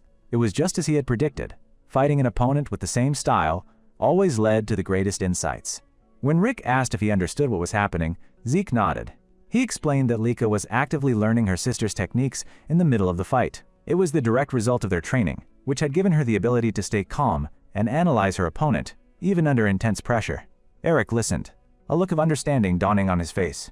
As the battle raged on, Zeke added that Laika used to lose her composure, focusing only on her own sword. But now she was different. She had gained the ability to observe and learn from her opponent mid-combat, allowing her to reach an entirely new level of power. Sandy still refused to accept it, shouting that such an incomplete imitation would never be enough to defeat her. But after one more thunderous clash of lightning and steel, Sandy was sent flying backward, a look of pure shock on her face as she realized she was being completely overwhelmed. Laika rushed in again, her voice filled with newfound power. She declared that for the past few years, she had been training to the very brink of death with a certain someone. As she gathered a massive storm of lightning around her sword, she told Sandy that this was the true strength of her lightning great sword arts now. With the final cry, she unleashed her Grand Thunder technique. The sheer scale of the attack caused Sandy's eyes to widen in shock. A torrent of golden lightning surged violently, consuming the entire arena in its brilliant light. After the blinding flash subsided, Sandy remained standing, though she was struggling to catch her breath. She looked at her sister and admitted that Laika had truly grown strong. A moment later, her strength gave out, and she collapsed to the ground. Laika was declared the winner. Even Vanille stared in disbelief, unable to process the incredible power Laika had shown in her victory over Sandy. As Laika walked back towards her friends, Zeke greeted her with a proud smile, remarking that it seemed his fight wouldn't be necessary after all. Laika beamed, happy that she had secured the victory for their team. She added that if she had lost, Zeke would have been the one to face Aegis in the next match. The name immediately caught Zeke's attention, and he asked if she knew him. Laika shook her head, explaining that she didn't know him personally, but his reputation preceded him. Aegis was known far and wide as the greatest genius the Van Blade family had ever produced. Zeke's gaze drifted toward the quiet opponent. He thought to himself that, judging by the man's powerful aura, that reputation was well earned. Laika then added that even for someone like Zeke, a battle against Aegis would have been dangerous, with no guarantee of victory. Before anyone could say more, Mentric stepped into the center of the arena. He announced that although East Hall had already won, the matches would continue until every fighter had their turn. Both Rangus and Zeke looked up in surprise at the unexpected announcement. Marin voiced their confusion, saying she thought the competition was supposed to end once a team had 4 wins. Zeke remained silent, his eyes fixed on Mentric and Aegis. He couldn't shake the feeling that they were planning something. Still, a familiar thought pushed through his concern. Whatever they had in mind, it didn't matter. As long as he got a chance to fight, that was more than enough for him. Aegis admitted that even though North Hall had lost, he was still glad to have the chance to fight Zeke. Zeke asked if he really wanted to fight that badly. Aegis immediately confirmed it, explaining that his interest was because Zeke was the one representing East Hall. Despite Lady Laika being present, Zeke was the one who had been chosen. That fact alone made Aegis deeply curious about who he truly was. He added that even if Zeke came from the bloodline of a family head, his senses told him that Zeke was only at the 2-star level. And yet, he was picked as the representative instead of the 3-star Lady Laika. That was the main reason Aegis wanted to challenge him. Zeke remained silent, taking in everything Aegis had to say. After a moment, Zeke spoke, saying he had a feeling they would get along. He too had been eager to cross blades with Aegis. Aegis questioned if he was being serious. Zeke assured him that he was. While there were many skilled fighters at the event, Aegis stood out. Zeke had heard the rumors of him being called a once-in-a-century genius at such a young age. Because of that reputation, he truly wanted to measure Aegis's strength in a direct battle. A smile grew on Aegis's face. He slowly drew his katana, remarking that he was getting more excited by the minute. Zeke's eyes focused on the weapon. It had been a long time since he had fought someone who wielded a katana. The instant Mentric announced the start of the match, Aegis shot towards Zeke with incredible speed. The sudden burst of movement caught Zeke slightly off guard, but it also filled him with a rush of excitement. With just a single step, Aegis had covered a massive distance. Zeke couldn't help but admire his opponent's impressive footwork. Smiling with confidence, Aegis unleashed a technique from his 1000-blade style, the 9 blades, sending the attack toward Zeke. Zeke was shocked for a moment as the very presence of Aegis's katana seemed to vanish completely from his senses. However, just before the invisible attack could connect with his body, it was Aegis who was left startled, as his blade sliced through nothing but an afterimage. Aegis quickly realized that Zeke had dodged the strike by twisting his body at the last possible moment. He admitted that he had been certain the attack would land. Zeke simply smiled, praised the excellent strike, and urged Aegis to show him even more. Without a moment's hesitation, Aegis moved swiftly once again. He unleashed another of his techniques, the wave blade, directing it straight at Zeke. As Zeke watched the attack come, he noted internally that the path of Aegis's blade was extremely difficult to read. Suddenly, something caught him completely off guard. He realized one of the attacks was coming from beneath the ground, a move he had not anticipated at all. Even so, Zeke remained calm. He complimented Aegis's skill, saying that while he had no intention of letting himself get cut, the paths his opponent's sword took were truly unpredictable. At that moment, Zeke was certain of it. Aegis was a true genius. He could constantly change his attack patterns without losing any speed or power. His source power flowed flawlessly, without a single wasted movement, delivering sharp strikes that perfectly matched Zeke's own breathing and rhythm. Zeke knew that such mastery was impossible to achieve without relentless training. Meanwhile, Aegis watched as Zeke continued to evade every single one of his attacks. He couldn't believe that he still hadn't managed to land a single hit. Praising his opponent, Aegis admitted that Zeke was incredible, and asked what kind of training he had gone through. Zeke simply asked if he really wanted to know, then casually invited Aegis to train with him after their fight was over. A moment later, the tide turned. Zeke suddenly moved in close to launch an attack of his own. With a determined flash in his eyes, he threw a powerful fist straight at Aegis. Aegis immediately raised his katana to block the blow, but the pure force behind the punch sent a tremor through his entire body. He couldn't believe this was the power of someone who was supposedly only at the 2-star level. Zeke glanced at the damage on his own fist. He had tried to change his breathing to throw Aegis off, but his opponent had already adapted. He had to admit that Aegis was an even more exceptional fighter than he had first thought. Aegis noted that Zeke had finally attacked. He asked if that meant Zeke was done observing his techniques. Zeke replied that, for the most part, he was. The answer made Aegis wonder just how much his opponent had already figured out. With that, Aegis launched another swift attack. As Zeke watched it approach, he thought it looked identical to the previous ones. But his eyes widened in shock just as the blade was about to reach him. Using his lingering shadow technique, Aegis had abruptly changed the direction of his sword. The unexpected shift was too fast for Zeke to react to in time, and Aegis's blade sliced across his chest. After finally landing a hit, Aegis asked if he still needed to show more of his skills to meet Zeke's expectations. As Zeke held a hand to his wounded chest, he couldn't quite believe that Aegis had actually managed to injure him. Even so, a wide smile spread across his face. This battle, he thought to himself, was becoming more and more enjoyable. As the fierce battle between Zeke and Aegis raged on, Sandy slowly began to stir, her consciousness returning. Her teammates rushed to her side, their faces filled with worry as they asked if she was okay. Sandy assured them that she was fine. The reality of her situation then settled in. She had lost her match against Lika, but as she thought back on how the fight had ended, how Lika had bested her, a soft sigh escaped her lips, followed by a small smile. Despite the loss, she felt a genuine sense of pride in Lika's newfound strength, and was pleased with how their fight had concluded.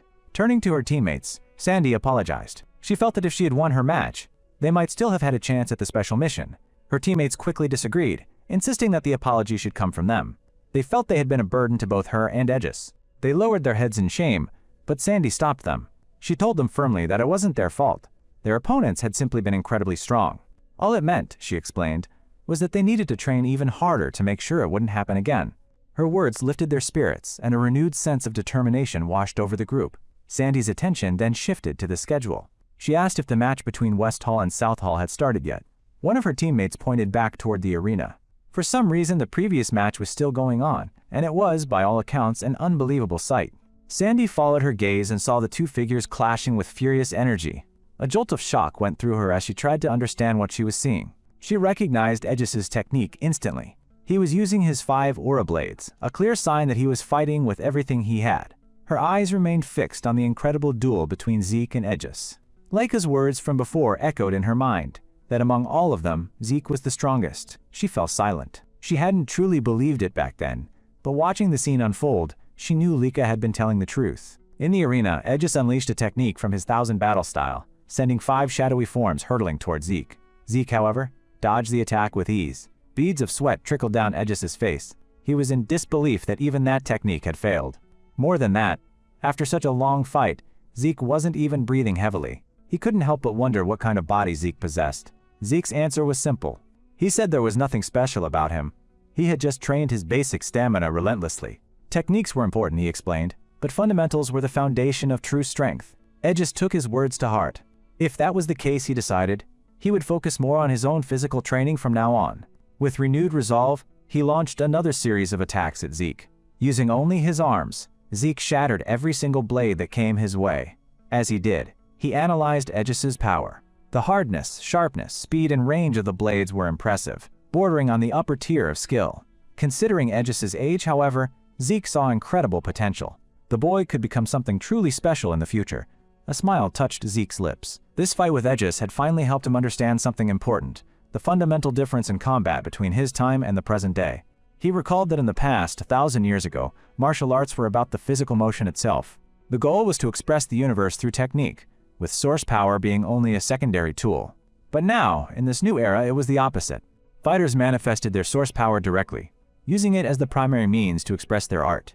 In essence, the mastery of source power had become the very core of modern martial arts. While effortlessly dodging the incoming strikes, Zeke realized he had been foolish. He had been so focused on the form of the techniques that he had completely missed this fundamental shift in philosophy. Still, the evolution over a millennium was more fascinating than he could have imagined. Aegis pressed his attack, but a sense of dread grew within him. He realized that Zeke was perfectly countering every single move he made.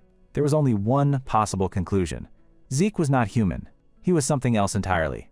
On the sidelines, Rangis and the others watched with growing anxiety. He noted that the fight had already gone on for over an hour, with no end in sight. Leica, however, remained calm. She stated simply that neither fighter was normal, but she had a feeling the battle would be over soon. Aegis stopped his assault, a knowing look on his face. He told Zeke it seemed he had finally finished his observation. Zeke didn't deny it, admitting that their fight had been a wonderful experience. Aegis agreed, saying he felt the same. Zeke then announced that as a sign of respect for his opponent, he would present everything he had just learned from their battle in the form of a new technique. As he spoke, he slowly clenched his fist. A sudden, crushing pressure washed over Aegis. Aegis let out a short, breathless laugh. Now he understood. This was why he could never win. Even so, he refused to give up. He poured every last bit of his power into one final secret technique, the 5-blade ultimate strike, vowing to fight until the very end. But before Aegis could unleash his attack, Zeke launched himself high into the air. He hung suspended above the ground for a moment, channeling immense source power into his clenched fist. Then, he unleashed it. A storm of massive golden fists rained down, covering the entire arena. It was a new move, a modified form of his dragon destruction arts he called Fist Star. Explosions rocked the arena one after another, tearing up the ground. The watching students scrambled back in panic, terrified by the scale of the attack. The final barrage of fists descended directly on Aegis. A massive explosion erupted, shaking the entire stadium to its foundations. Raymond instinctively threw up a protective shield around his teammates, his own eyes wide with awe at the raw power on display. Sandy was speechless, her mind struggling to process what she had just seen. She could only whisper, asking who had won. Just then, Mentric's voice boomed across the grounds, declaring the match was over. As the thick smoke began to clear, the first thing they saw was the shattered remains of Aegis's katana. Aegis lay in a crater, letting out a weak laugh. He couldn't move a single finger. He admitted defeat, acknowledging Zeke's overwhelming strength and realizing just how much further he had to go. A smile crossed Zeke's face as the official victory was awarded to East Hall. The crowd was in an uproar, buzzing with disbelief. They couldn't comprehend the battle they had just witnessed, or how someone like Aegis could have been so utterly defeated. Mentric announced a delay. The arena would need repairs before the next match between West Hall and South Hall could begin, and he told the other teams to prepare. Rangus and the rest of the team were ecstatic, a mix of joy and pure admiration on their faces. They had never expected Zeke to actually defeat Aegis. Leica dryly commented on how Zeke had once again destroyed the arena, adding that he was a strange person in more ways than one. Zeke asked what she meant by that, brushing it off by saying that the only thing that mattered was that he won. He quickly changed the subject, saying they needed to focus on the next match between West Hall and South Hall. Leica readily agreed. She added that the match was particularly important, as another candidate for a family head position would be fighting, Vanille Fafnirald Eldragon. Looking at the ruined arena, Zeke asked Rangus if he had perhaps gone a little overboard. He couldn't see how they would fix all this damage anytime soon.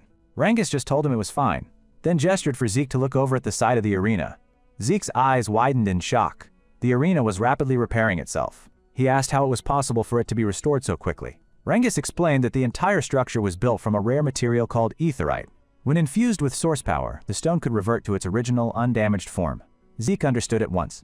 It was yet another incredible innovation that had come into being during the 1,000 years he was gone.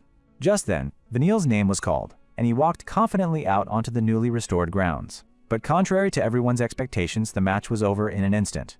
His opponent didn't even have time to react. A stunned silence fell over the crowd, who were shocked to witness such a completely one-sided fight. The match between West and South Hall was over in an instant. As it concluded, a strange and unsettling feeling washed over Instructor Mentric. Vanille, the victor, stood calmly in the arena. His opponent had been defeated so quickly and completely that it hardly felt like a real fight. Even Vanille found himself wondering if there was any point in continuing. Instructor Mentric's voice finally cut through the stunned silence of the crowd. He officially declared that the match was over, with West Hall as the winner. He then announced that the final match between East Hall and West Hall would begin in 1 hour. With those words, the stage was set for the tournament's final, decisive battle. As medics carried Vanille's unconscious opponent off the field, the other students could only stare in shock. They were all stunned by the display of overwhelming power they had just witnessed.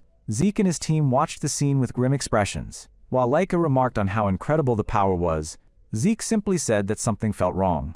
In his mind, Vanille's defeated opponent relived the fight. He remembered sensing Vanille's flow of ether and feeling that it was surprisingly weak, which seemed unnatural. Despite managing to block the first attack, he was immediately outmatched. He simply could not understand the massive gap in their power. The difference in their strength was so great that it left him trembling on the ground, completely unable to put up a real defense. With a single, final strike, the fight was over, almost before it had a chance to truly begin. From his seat, Zeke saw the thoughtful look on the instructor's face and realized he wasn't the only one who found the fight odd. He narrowed his eyes, determined to understand what was really going on. Raymond was also confused. He could not believe that Lyra of the Sonar family could have been defeated so helplessly. Another teammate suggested that perhaps it was just because of who Vanille was. It was the first time any of them had seen him fight in person, and the display had left them all feeling intimidated. Rick tried his best to lift their spirits. He reminded them that while Vanille was powerful, they had Zeke and Leica on their side, and that was what mattered. His attempt to be cheerful, however, fell flat. His teammates only responded with tired sighs. Later, the members of the North Hall team gathered, their spirits low. Rick noticed how down Rangus looked and asked him what was wrong. Rangus explained that even though Vanille had defeated his opponents all on his own, Vanille's team has also defeated all of theirs opponent. He hung his head, feeling ashamed. He apologized, saying that he felt like he was just getting nervous. But Marin, who had been listening, cut in. She spoke of her own loss, admitting that as frustrating as it was, she couldn't match the students from West Hall. They were simply on another level. Rick added sadly that the South Hall were beaten so fast, they never even got a chance to see their opponents' skills properly. Tired of all the sad talk, Rick clenched his fist with renewed determination. He shouted to get everyone's attention, declaring that they had come too far to give up. He told them that their only option was to win, and he believed they could do it. Zeke watched from a short distance away. A small smile appeared on his face as he saw their fighting spirit return. He then turned his attention to Leica, who had remained quiet the entire time. He knew that seeing Vanille's incredible power must have been deeply upsetting for her. She stared off into the distance, her pride clearly wounded. Zeke felt he should talk to her, but he didn't have any easy answers and chose not to offer any hasty advice. Rangus walked over and asked if she was okay. Leica thanked him for his concern before turning and walking away. Zeke watched her go. He knew she was looking for a moment of solitude to clear her head. She eventually found herself in a quiet garden, where she sat down on the edge of a large, peaceful fountain. As she stared into the still water, her mind drifted back to the fight. She could not accept that Vanille had become strong enough to defeat Lyra in such a one-sided battle. She knew that not even Aegis could have overwhelmed Lyra that completely without taking some damage in return. Her own reflection in the water seemed to stir up old and painful memories. She dipped her hand into the cool water, and the ripples spread out like the thoughts in her mind. A memory came to her of the last time she fought Vanille. She was only 5 years old, and she had lost badly. Ever since that day, she had worked hard to get her revenge. Just when she thought she had finally caught up to him, he had once again grown far beyond her reach. She thought about the tournament bracket and realized Zeke would likely be Vanille's next opponent. A feeling of relief washed over her, knowing she wouldn't have to face him.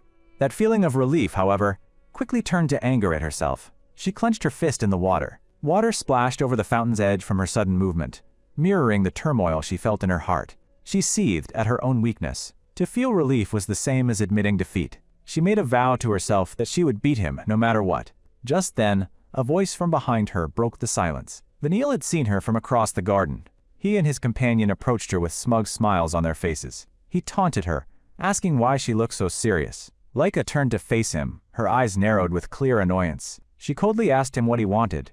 Vanille stepped closer, telling her not to be so cold. He claimed he only wanted to congratulate her on her victory earlier in the day. Leica tried to ignore him, and began to walk away. He moved quickly, leaning in and lowering his voice to a whisper. He told her he had noticed how she was staring at him during his match. Leica turned her face away, refusing to give him the satisfaction of a reaction. But Vanille moved right behind her, whispering directly into her ear. He accused her of being scared of losing to him again. His words felt like poison, digging into her deepest insecurities. He then grabbed her shoulder, forcing her to listen. He demanded she admit that she could never beat him, and told her she should just give up and submit. Having heard enough, Leica finally snapped. She spun around and violently slapped his hand off her shoulder. Vanille did not even flinch. A dark, mocking smile spread across his face as he chuckled and told her she wasn't cute at all. He then glanced down at his hand and murmured quietly that she was already finished. With that final, chilling remark, he turned to his companion and asked if she knew what to do next. She simply told him to leave it to her. His companion then asked what their plan was for the bastard they were about to face.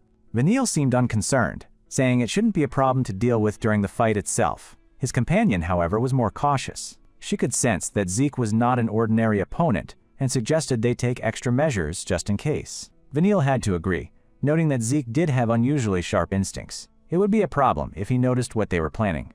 An image of Zeke flashed in his mind. He recalled the overwhelming power his opponent had displayed during the fight against Aegis. He also remembered how it seemed that Zeke had taken some of those attacks on purpose. Vanille knew this would not be an easy fight, but a plan was already forming in his mind. Vanille and his companion shared a knowing look, then bumped their fists together in a silent mutual agreement. Vanille then dipped his hand into the fountain, and a strange purple substance began to leak from his fingers into the clear water. "Don't worry," he said with chilling confidence as he watched the water turn completely purple. "I will defeat Zeke in this fight, and I'll make sure to break him completely." The final match had arrived. Rick clenched his fist, feeling the heavy weight of the moment. He knew they were facing the elite students of West Hall, a team with a reputation for preying on the weak. His confidence began to fade as he wondered if they truly had any chance of winning. Doubt crept into his mind, pushing away the determination he had felt just moments before. Suddenly, a sharp smack on the back of his head from Zeke broke his train of thought. "Idiot!" Zeke yelled. "What happened to all that energy you had a moment ago?" Zeke asked, looking completely unimpressed. Zeke stared him down. "Why are you even fighting? To lose?" He told Rick that a real fight required the absolute intention to win, no matter who stood on the other side. The words struck a chord with Rick. "To win," he muttered, his resolve hardening once more. "You've trained hard, right?" Zeke said with a grin. "So have some confidence." Fired up, Rick thanked him, his fighting spirit burning brightly again. "Good," Zeke said. "Then let me give you a little advice. Relax your shoulders more." Rick was confused by the simple tip. Zeke explained that the Great Force Fist needed all his power to be concentrated on a single point. If he was too tense, that power would scatter instead of focus. "Come on, relax a little," Zeke said, physically shifting Rick's shoulders into a better position. The small adjustment made a huge difference. Rick felt a new surge of power. "I feel like I can win now," he exclaimed. "Thank you." Zeke told him to go out there and win. The exchange made Leica curious. She noted that Zeke was not a Great Force fighter, yet he seemed to know the technique surprisingly well, making her wonder how he knew so much about different fighting styles. "What's the reason?" she asked him.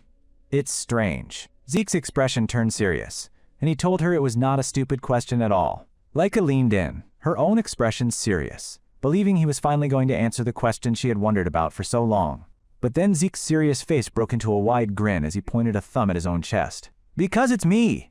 Laika's face went completely flat. She realized she had been a fool to expect a serious answer. The time had come. The match was about to begin, and Rick stared down his opponent. It was the same incredibly skilled fighter he had watched in the first round. But this time, Rick's fear was gone, replaced by a fire in his eyes. He promised himself that he was not going to lose. His opponent, Eden, scoffed at his confidence. He could not believe this. Nobody who had lost to North Hall dared to look so arrogant. "Shut up!" Rick yelled back. "I'm not the same as I was before." Eden just smirked. "Not the same, huh?"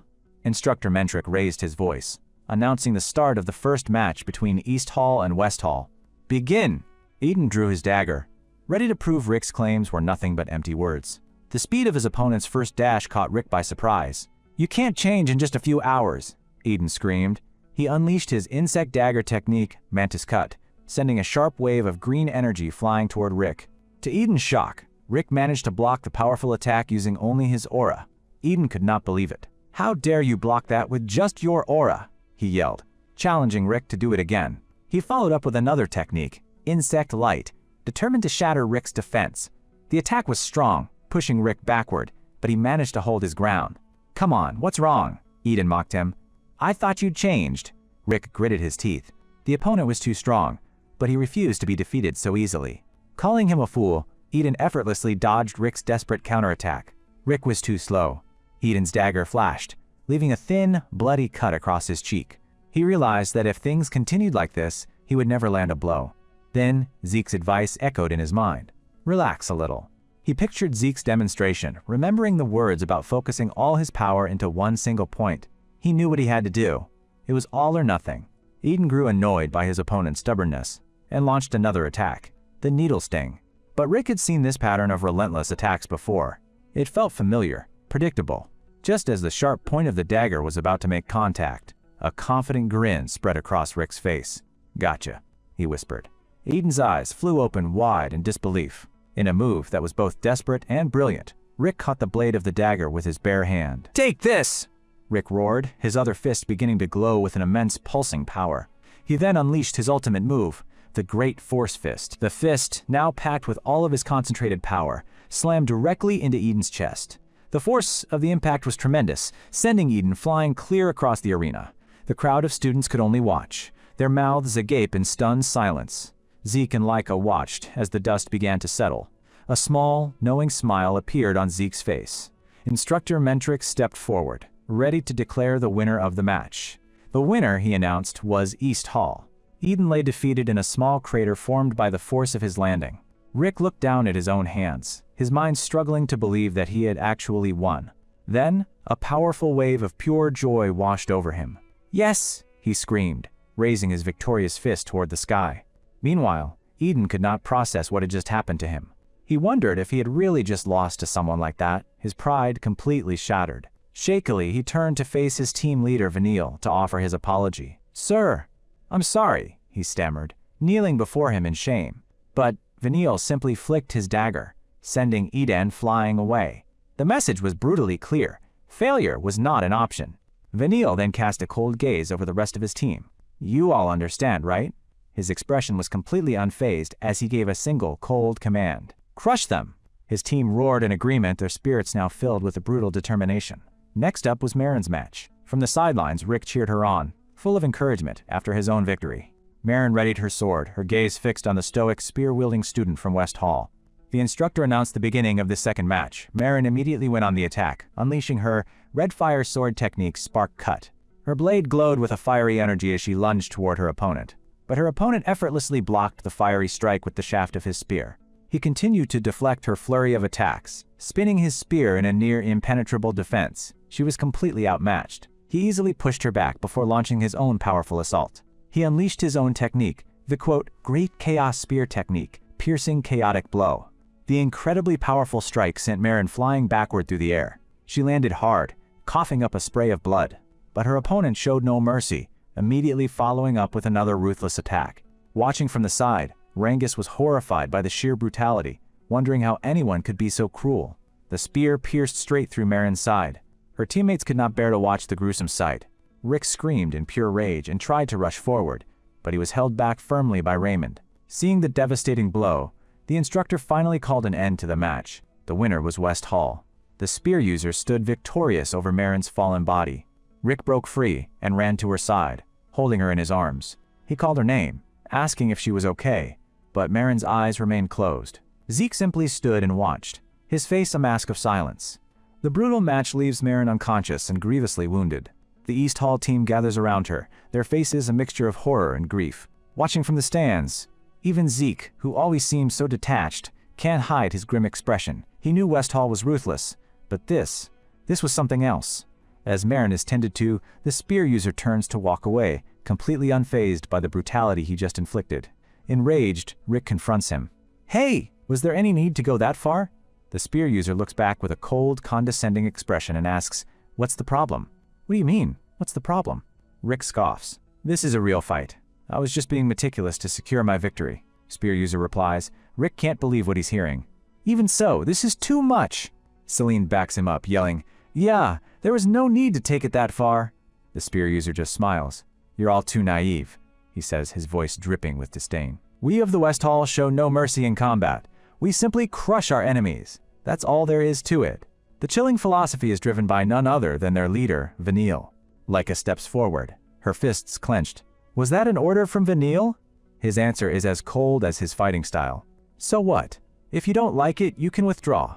As they carry Marin away, the spear user continues his lecture. "Don't you understand? The referee never stopped the fight. She still had the will to fight, so I broke it. Isn't that the logical thing to do?" Leica is about to explode, shouting, "You!" But the West Hall student cuts her off, turning his back on them. "Talking to you people is a complete waste of my time." He glances over his shoulder with a final, chilling warning. "Worry about yourselves instead of your fallen comrade, because every single one of you is going to suffer the same fate." He leaves them with one last offer. "That's just how it is. You can still withdraw if you want, you know." The next fighter for West Hall steps into the arena. His name is Letton, and his eyes are locked onto his opponent, Rangus. Seeing his target, Rangus calls out his name with a smug familiarity. "Letton." Letton looks down, his expression that of superiority. "People like you don't get to say my name so casually." Letton continues, "So you're not going to withdraw? Fine by me. I won't stop you if you want to end up like that girl." His smile turns sinister as he leans in. "Or maybe, you want me to do what I did back in our village? Tell me, insignificant Rangus?" The taunt hits its mark. Rangus's face darkens with a painful memory. Leica yells his name, ready to intervene, but Rangus holds up a hand. "Leica, it's fine." He stands up from the ground, his voice shaking but firm. "I'm not going to run away." His teammates can only watch, concerned, as Rangus prepares to face his past. With newfound resolve burning in his eyes, Rangus points directly at his opponent. "Today, right here, Letton, I'm going to surpass you." Letton just looks at him, completely unimpressed. "Huh?" As Marin is carried away on a stretcher, the weight of the situation settles on the arena. The onlookers still hadn't recovered from the previous brutality, and now they had seen another one. Rangus stands alone in the vast arena, the crowd a blur around him.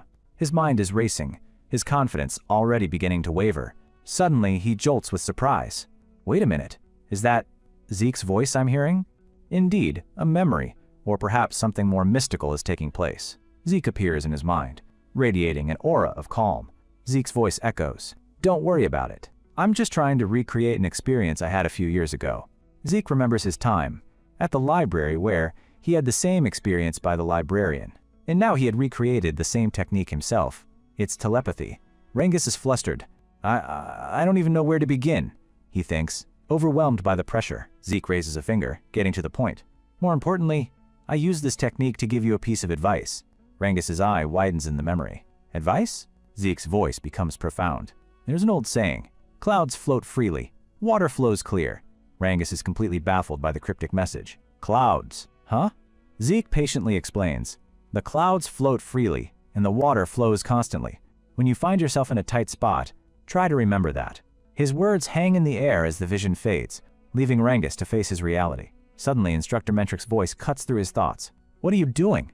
Rangus snaps back to the present, flustered. "Ah, sorry!" The instructor, looking unimpressed, officially announces the next match. East Hall versus West Hall, third combat. The two opponents face each other, the tension thick enough to cut with a knife. "Begin!" Letton doesn't waste a second, lunging forward with incredible speed.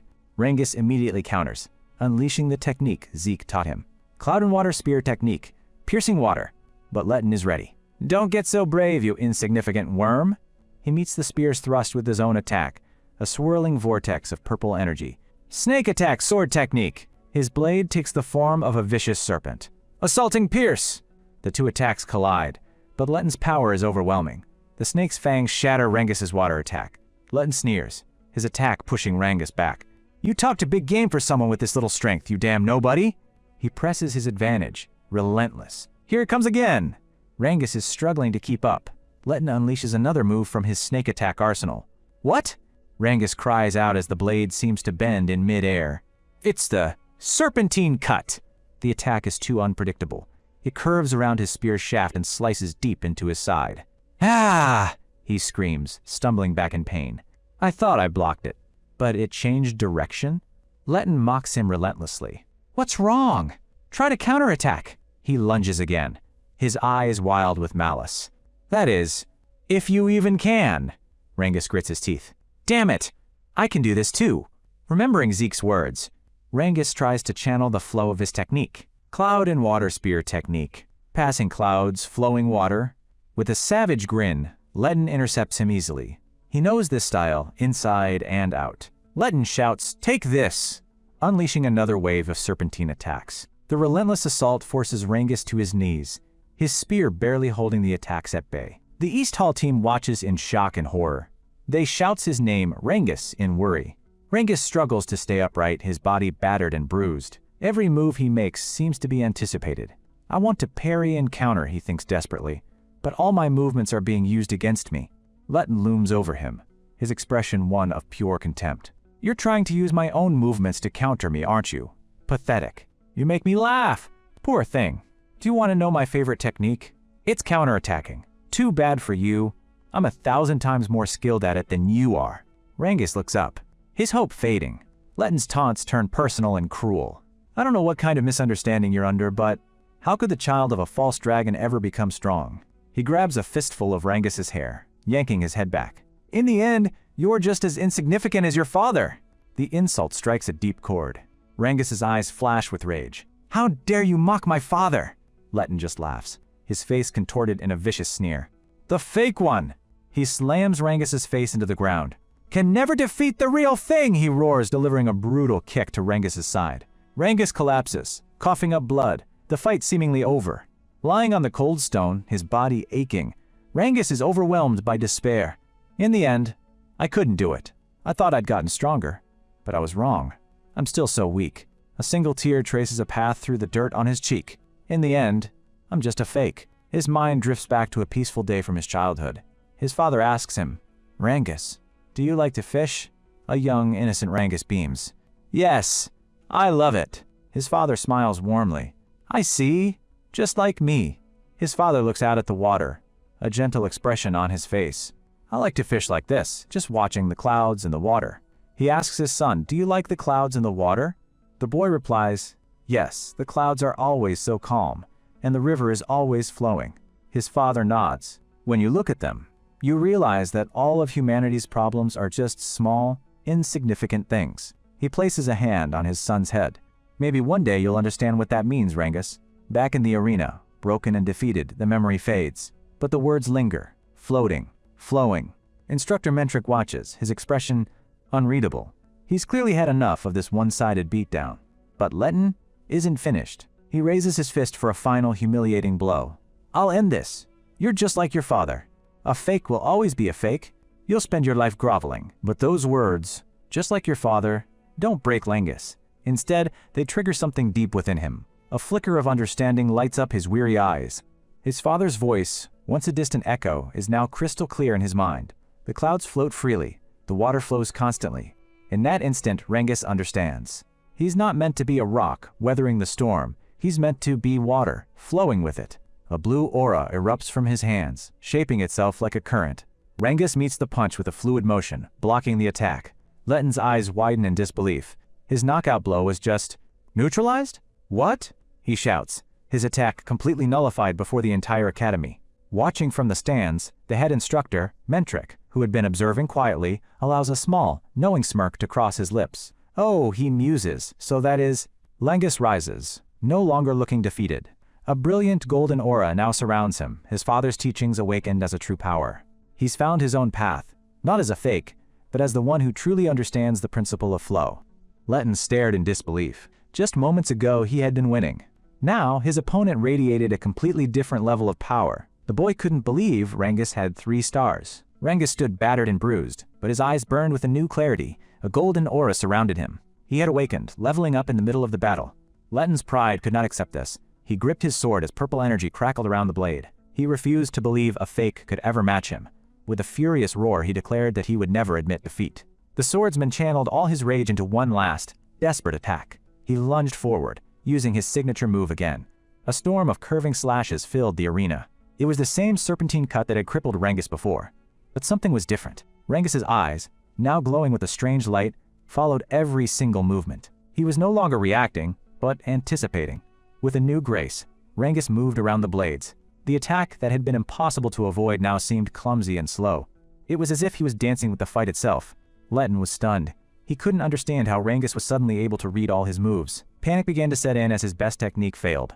Not ready to give up, Letton launched an even fiercer attack. It was a chaotic flurry of strikes meant to break through any defense. Rangus simply raised his spear, calm and centered. With a fluid motion, Rangus redirected the storm of slashes. He stopped the entire attack without moving back an inch. The tide of the battle had completely turned. Letton's face was a mask of shock and terror. He screamed, asking how it was possible. His confidence was completely shattered. In the stands, Zeke and Laika watched closely. Laika looked worried, but Zeke simply stated that Rangus had gotten closer to the essence. A swirling blue aura surrounded Rangus. He had finally understood the true meaning of the cloud and water spear technique, the teachings of his family.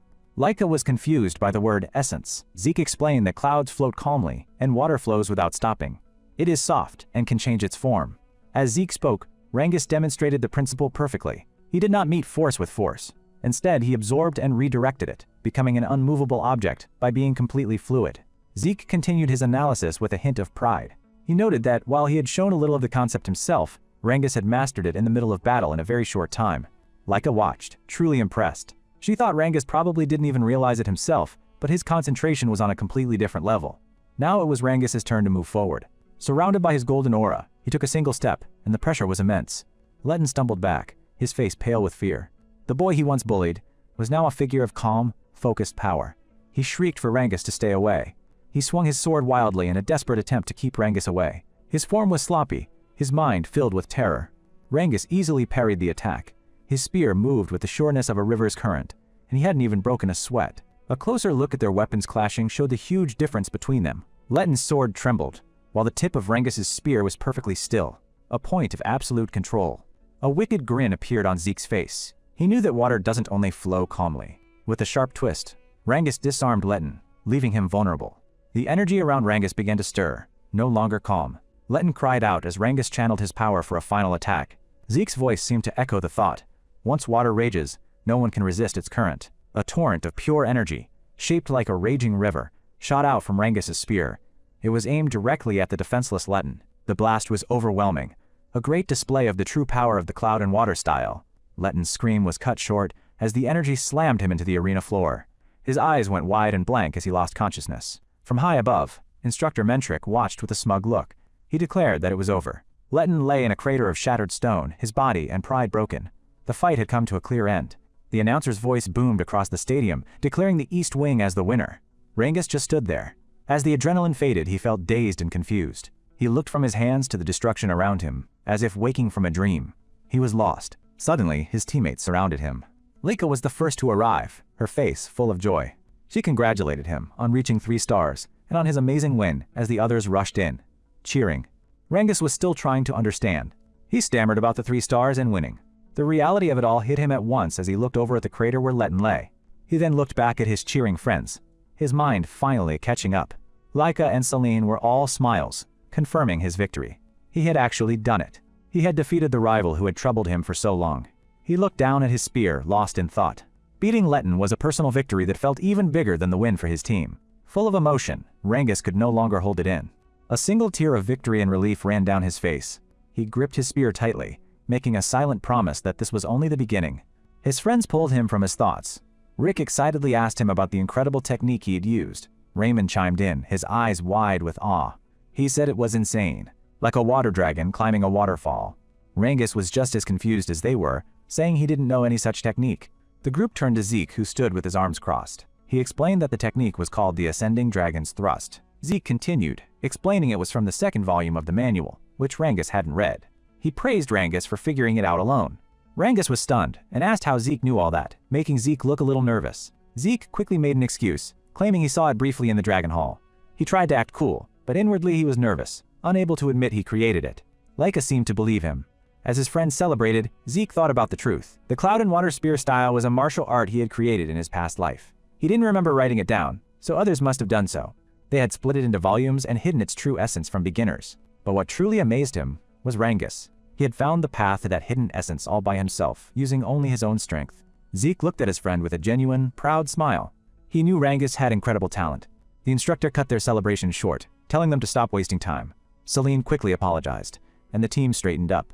The victory had boosted the East Hall team's morale. They quickly got back into formation, ready for what was next. But their win had also angered the West Hall team. The next battles became even fiercer, with neither side giving up. The fourth fight began. Celine fought with all she had, but in the end she lost by a very small margin. Vanille looked at the match in complete silence. In the fifth fight, Raymond stepped into the ring. He showed incredible determination and spirit. After a tough battle, he managed to win a hard-fought victory for the East Wing. His friends helped him from the field, battered but victorious. Rangus smiled and told him he did good work. Back in the stands, the girls checked the score.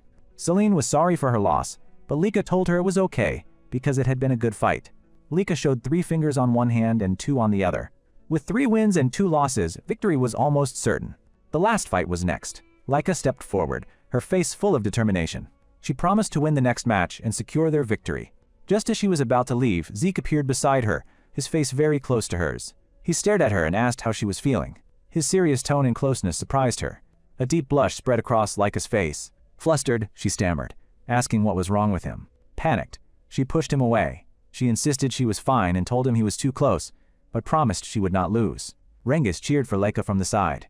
Zeke just watched, his face showing no emotion. She turned back to the arena and clenched her fist with a confident smile. She yelled back that of course she would do her best, but Zeke was no longer focused on his friends. His eyes narrowed with a grim look, as he sensed something strange. A strange, powerful energy filled the air. A bad feeling sent a chill down his spine. Something was very wrong. The 6th match is underway, but on the sidelines, Alan, the green-haired fighter, coldly dispatches a fellow student. He calls him a useless pawn, showcasing a level of ruthlessness that chills the bone. Stepping into the arena, he declares that once he wins, everything will go back to how it should be. But his opponent is Leica, East Hall's fiery blonde swordswoman. With a confident smirk, she tells him that's not happening, because she's the one who's going to win. The official announces the start of the 6th match, a critical duel between East and West Hall. Without a moment's hesitation, Leica lunges, disappearing from her location. Appearing directly above the Alan, her greatsword ignites with brilliant yellow lightning as she prepares to attack. Alan's eyes widen in surprise. He knew she was fast, but this power surpasses all expectations. The clash of steel and lightning sends a deafening roar through the stadium. Alan, however, managed to redirect Leica's attack, shocked by the raw power behind her strike. Leica quickly jumps backward across the arena to make some distance. Despite her failed attack, her stance remains unbroken. Her golden eyes burn with fierce determination. She will not be pushed around so easily. Alan, however, regains his composure with a smug look. He knows he has a trump card up his sleeve. In the stands, Vanille, the arrogant leader of the West Hall team, had secretly poisoned Leica during previous interaction, his hand dripping with a sinister purple energy wreathed in thorns. Down in the arena, Leica suddenly feels her body go cold. The purple energy has reached her, subtly flickering around her lightning aura. Alan sees his chance and presses his attack, no longer holding back. Vanille's eyes glow with an unnerving light, a sign that the foul play is in full effect. Leica raises her sword to block, but her movements are sluggish. The strength behind her swing is gone. Alan lands a brutal kick to her stomach, sending her flying. Rangus, Celine, and the others can only watch in horror, as their friend is suddenly on the losing end. Even Zeke's calm expression is replaced with a grim frown. Something is terribly wrong. Leica stumbles, trying to summon her power, but nothing happens. Her lightning aura, her greatest weapon, won't come out. That's why I told you, Alan says with a sneer. You can't win. But Leica refuses to give up. With a desperate roar, she pours all of her remaining physical strength into one last defense. Her face is a mask of grit and pain, but her spirit is far from broken. As Zeke watches, He realizes the horrifying truth. It's not just her aura. Vanille's poison has completely sealed off her connection to her source power. For a warrior, losing their source power mid-battle is a death sentence. Their enhanced strength, speed, and defense vanish in an instant. Alan cruelly exploits this weakness, his attacks becoming faster and more vicious. Lika can only grit her teeth and endure, knowing she has to hold on, for her team and for her friends. In the stands, Sandy and Edges look on with growing alarm. Sandy cries out that something's wrong with Lika's movements. Edges' sharp eyes confirm her fears. He states grimly, her source power isn't functioning. The next blow sends Lika crashing to her knees, gasping for air. Alan looms over her, impressed by her tenacity but ready to end the match. He glances back towards the stands, a look of respect for his leader. Vanille gives a subtle, arrogant nod of approval from his seat of power. You held out for quite a while, Alan says, his eyes devoid of emotion. But this is as far as you go. Lady Lika, please, stop already. Her friends scream, their voices filled with desperation. Zeke's rage finally boils over. His eyes burn with an orange light as flames begin to lick at his clenched fist. He's about to intervene. Alan raises his blade for the finishing blow, a strike meant to seriously injure the defenseless Lika. Lika can only watch, her eyes wide with fear, as the blade descends. But in a flash of golden light, another warrior appears. It's Sandy. She has leaped into the arena, her own massive sword intercepting Alan's attack just in the nick of time. What are you thinking? She roars. Alan is completely stunned. He never expected someone to interfere. Zeke breathes a sigh of relief. Cradling her injured friend, Sandy turns on Alan. Don't play dumb! You just tried to kill Lika, didn't you? The crowd is in an uproar, shocked by the West Hall's brutality. Alan just scoffs, feigning innocence. How violent sounding. As if I would do such a thing. But Edges has also joined them on the field. Is that really true? He asks, his voice dangerously calm. He steps between the two groups, protecting his friends. From where I'm standing, that last strike looked far too dangerous. Alan tries to deny it, but Edges isn't having it. Edges stares him down, his voice cutting through the tension. Anyone can see, Lika can't use source power right now. Attacking someone in that state with a full power aura. There's a limit to what's acceptable. Suddenly, Vanille appears beside Alan, casually resting his arm onto his partner's shoulder. So you interrupt the match and complain about how we fight? Tough luck. Sandy's fury erupts. Even so, a match is not a death duel. So soft. Vanille mocks them with a twisted smile. That's exactly why you lose. Edges says nothing, his cold glare promising retribution. Vanille leans in, his voice a venomous whisper. Listen up! We're not playing pretend war like you. We're fighting for real. That said, he admits with a shrug, it's true this isn't a kill-or-be-killed situation. Even we are holding back. Then, with a chilling smile, he adds, so it's not like we're trying to kill her. Well, there's a chance something got a bit busted though. That's the last straw. Sandy's aura explodes around her, her eyes wild with rage. But before anyone can move, a crushing pressure fills the arena. The instructor Mentric intervenes, his very presence silencing the entire stadium. All eyes turn to him in fear. With a voice that commands absolute authority, he asks, when did I ever give you permission to chatter pointlessly? Sandy tries to protest, but the officer's piercing gaze shuts her down. Someone who shouldn't even be here has no right to speak. His glowing yellow eyes sweep across the field. Edges knows when they are outmatched. He bows his head and offers his apologies for the interruption. The officer makes his ruling. The match is over. West Hall wins. Everyone not in the next match, leave at once. Without another word, Edges gently lifts the unconscious Lika into his arms. Her friends immediately rush to her side, their faces etched with worry. The team gathers around, their victory now turned to bitter defeat through underhanded tactics. As they leave, Edges quietly thanks Zeke. You tried to step in and stop it too, didn't you? He's referring to the moment Zeke's fist ignited, a detail that didn't escape his notice. Zeke just gives a non-committal whistle, playing dumb, but his eyes tell a different story. Edges and Sandy exchange a worried glance. This whole tournament feels wrong. Alan is strong, sure, Edges says, looking back at the fight in his mind. But for Lika to get overwhelmed like that. Thinking back, things were already off from the very first match. There's definitely something going on with them. Lika stirs slightly in Edges' arms, her voice a weak whisper. Zeke, you be careful too. Zeke's expression hardens. He appreciates the concern. He knows exactly what he has to do. He turns back to the arena, waving to his friends to signal that he's got this. In the center of the stage, Vanille holds up one of his own unique weapons, a cocky grin plastered on his face. Too bad for you, huh? You'll never be able to beat me. Your loss is already guaranteed. Zeke simply cracks his knuckles, a silent promise of the pain he's about to deliver. The official announces the 7th and final match. Vanille's eyes are filled with contempt as he looks down on Zeke. He glares, ready to unleash whatever dirty trick he has planned next. The official, seemingly oblivious to the foul play, watches with a detached interest. Then he announced the start of East Hall versus West Hall, match 7. Vanille opens his mouth to spout more arrogant nonsense, but all that comes out is a spray of blood as Zeke's fist connects squarely with his jaw at blinding speed. The force of the single punch sends a shockwave through the very stone of the arena floor. The entire stadium is stunned into silence. Rangus and the others can't believe their eyes. Even the instructor Mentric is caught completely off guard by Zeke's sudden, explosive attack. Zeke stands calmly. For someone who talks so much about real combat, you sure leave yourself wide open. He lowers his hand, beckoning his dazed opponent. Well, this is the kind of thing you like. Real combat. The tension is at an all-time high as the final decisive battle is about to unfold. Vanille, still reeling from the unexpected punch, can only stare in confusion. His face is a mask of disbelief and pain. Zeke, on the other hand, is perfectly calm. He throws Vanille's own words back at him. You said you're fighting as if it were real combat, right? Then I'll fight in real combat mode too. His eyes, burning with a cold fire, lock onto his opponent. The message is clear.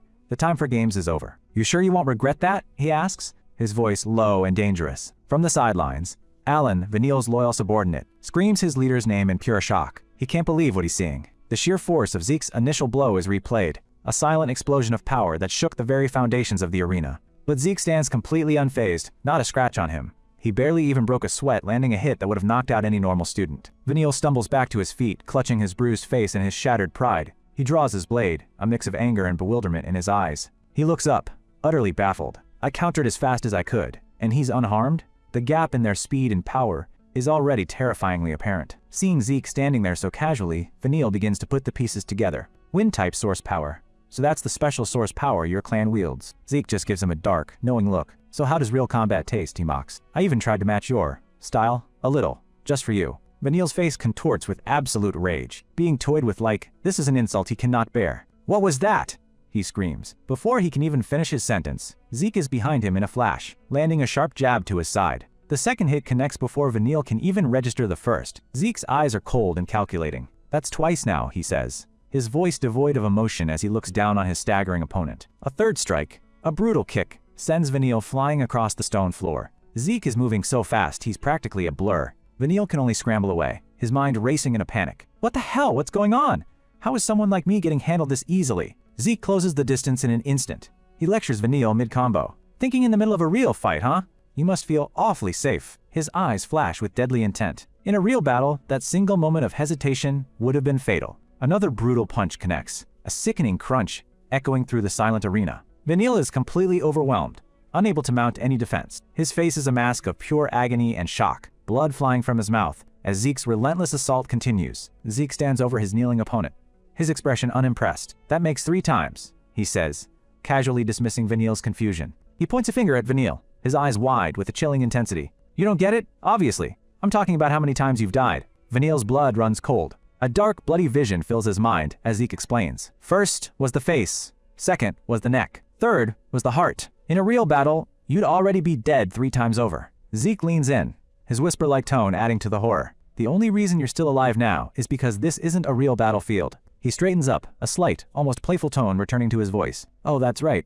This is real combat, wasn't it? Break time's over. With that, he delivers a vicious roundhouse kick, sending Vanille's battered body tumbling through the air once more. The sheer, one-sided brutality of the beatdown leaves everyone in the audience completely stunned into silence. In the stands, Sandy, who had fought so fiercely with Lika, can only watch with a mixture of horror and awe. Even the stoic Aegis is sweating, his eyes wide. He looks at Sandy, the realization dawning on him. Looking at how things are now, I guess to Zeke, his match with me was just a friendly sparring match. He now understands the terrifying difference in their power levels. The Zeke he fought was holding back immensely. A sinister purple aura begins to envelop Zeke. Aegis grits his teeth. He's this unreasonable. He's the very definition of unfair. Zeke crosses his arms, a smug smile on his face as he looks down at the broken Vanille. So, have you started to understand what real combat really is? Vanille is on all fours, spitting blood, his fan lying uselessly beside him. But Zeke isn't finished with his lesson. It's true that on the battlefield, it's important to crush the enemy completely, Zeke concedes, his tone almost philosophical. He continues his lecture, his smile never wavering. But this isn't a battlefield. It's under instructors, supervision, and we have healing potions. You could say it's a pretty soft environment for someone talking about real combat. Vanille can't take it anymore. The physical pain is nothing compared to the humiliation. Shut up, he growls through clenched teeth. Zeke's eyes narrow, his final words cutting Vanille to the core. In short, the real combat you're talking about is far removed from the real thing. All you're doing is running away from your own weakness, aren't you? Those words are the final straw. Vanille's composure shatters completely, and his aura explodes outwards in a furious, turquoise cyclone. He roars, his voice filled with a lifetime of frustration and rage. Shut up! Shut up! Shut up! The entire arena trembles as Vanille unleashes his full power, the ground cracking under the immense pressure of his wind aura. His friends in the audience look on, horrified by the sheer destructive power he's unleashing in his desperation. He screams, his pride as a noble warrior completely incinerated by Zeke's words and fists. Some bastard child like you has no right to lecture me. Zeke, however, looks almost bored by the outburst. So you're at that rebellious age? He says nonchalantly. He opens his arms wide, inviting the attack. Can't be helped then. I'll be your opponent. So go ahead and let out all that frustration. But Vanille isn't listening to a word. I said shut up, he bellows, lunging forward with reckless abandon. Quit acting like you know everything, he screams, channeling all his rage into his ornate fan. He unleashes a torrent of razor-sharp wind blades. Wind-rending fan arts! Stormblade! He's completely desperate now, his mind focused on a single thought. Just once. Just for a moment is fine, as long as I can touch him even a little. The invisible blades of wind tear up the stone floor of the arena, a testament to their deadly power. In the stands, Rangus finally recognizes the attack, his eyes wide with shock. Why is the ground tearing up when I can't even see anything? One of the other students cries out in alarm. That's his power! It's the wind aura of the Fafneld family, one of the 4 great houses. Aegis's group discusses the dire situation. Such a nasty power. Suits them perfectly, one of them mutters. Sandy nervously bites her lip as Aegis explains, annoying or not, it is tough to deal with. An invisible barrage of continuous attacks. He's a tough opponent. They can only watch with bated breath, praying for their friend. Lord Zeke. Down in the arena, Vanille is losing his mind. Why won't any of my hits land? His ultimate technique is proving completely useless. Zeke moves with an unnatural grace, weaving through the storm of invisible blades as if he can see every single one. It's easy if you just follow the flow, he says calmly, his movements fluid and precise. He effortlessly sidesteps another attack, appearing right beside the frantic Vanille. There you go again, wide open. Vanille swings his knife in a panic, but Zeke is already gone, leaving only an afterimage. He appears and reappears all around Vanille, treating the deadly battlefield like his personal playground. His calm demeanor, a stark contrast to Vanille's wild desperation. Enough already, you damn brat. Vanille is completely unraveling, reduced to a screaming, flailing mess. Zeke just sighs, as if dealing with a child throwing a tantrum. Ah, the rebellious age tilde well? Feeling better yet? His patronizing tone sends Vanille over the edge. Like hell I am. You quit screwing around? I'll kill you. Zeke's expression finally turns serious again. He raises a finger, his patience worn thin. That stubborn will is admirable in a warrior, but in a flash, he's in Vanille's face, stopping his attack with a single hand. Your body's long since at its limit. Zeke leans in close, his voice a low warning. If this keeps up, you're only going to suffer more. He releases Vanille, who collapses to his knees, utterly exhausted. We should probably end the match here, Zeke suggests. But Vanille isn't done. With a guttural snarl, he grabs Zeke's leg, and a sinister purple energy begins to crackle around his hand. Zeke looks down, a hint of curiosity in his eyes. So you do want to go to the end? A wave of purple energy erupts from Vanille. He begins to laugh, a low, chilling sound that quickly builds into a full-blown maniacal cackle. Zeke watches him, his expression unreadable. What now? Laughing all of a sudden, Vanille, now overflowing with this new confidence, glares at Zeke with pure hatred. You're already finished. He leaps into the air, his fan glowing ominously. Wind-rending fan arts, he roars. Gale bullet! A condensed projectile of wind and dark energy shoots towards Zeke like a cannonball. Zeke's eyes widen slightly. A strange purple substance seems to spread across his face as the attack nears, but he doesn't dodge. Instead, he simply brings his arms up to block, taking the full force of Vanille's powered-up attack head-on. In the stands, his friends cry out in terror. He actually hit the Lord Zeke! Rangus can't believe his eyes, but Aegis, his eyes sharp as ever, notices something is off. Zeke looks different now. Celine asks what he means, her face pale with worry. Just then, a voice calls out. It's Laika! She's awake, being supported by Marin and the others. Her friends rush to her side, overjoyed and relieved that she's conscious after the brutal beating she took. Her teammate asks, Lady Laika, do you know anything about what's changed with Lord Zeke? Laika looks towards the arena, a knowing expression on her face. Rather than, no, it's more like, I realized he's the same as me. In my match earlier, halfway through, I suddenly couldn't use my source power. A small, chibi-fied Rangus expresses the group's collective shock. What? How could something like that happen? Laika's friend realizes the terrifying implication. Lila, who fought Vanille in the very first match, was acting strange too. Thinking back now, maybe she was in the same condition. A vision flashes, showing Zeke standing with the mysterious purple-haired staff user, both of them surrounded by the same purple energy Vanille just used. The poison that sealed Leica's powers, it seems Vanille used it on Zeke too. The horrifying truth dawns on Rangus. His face drains of all color.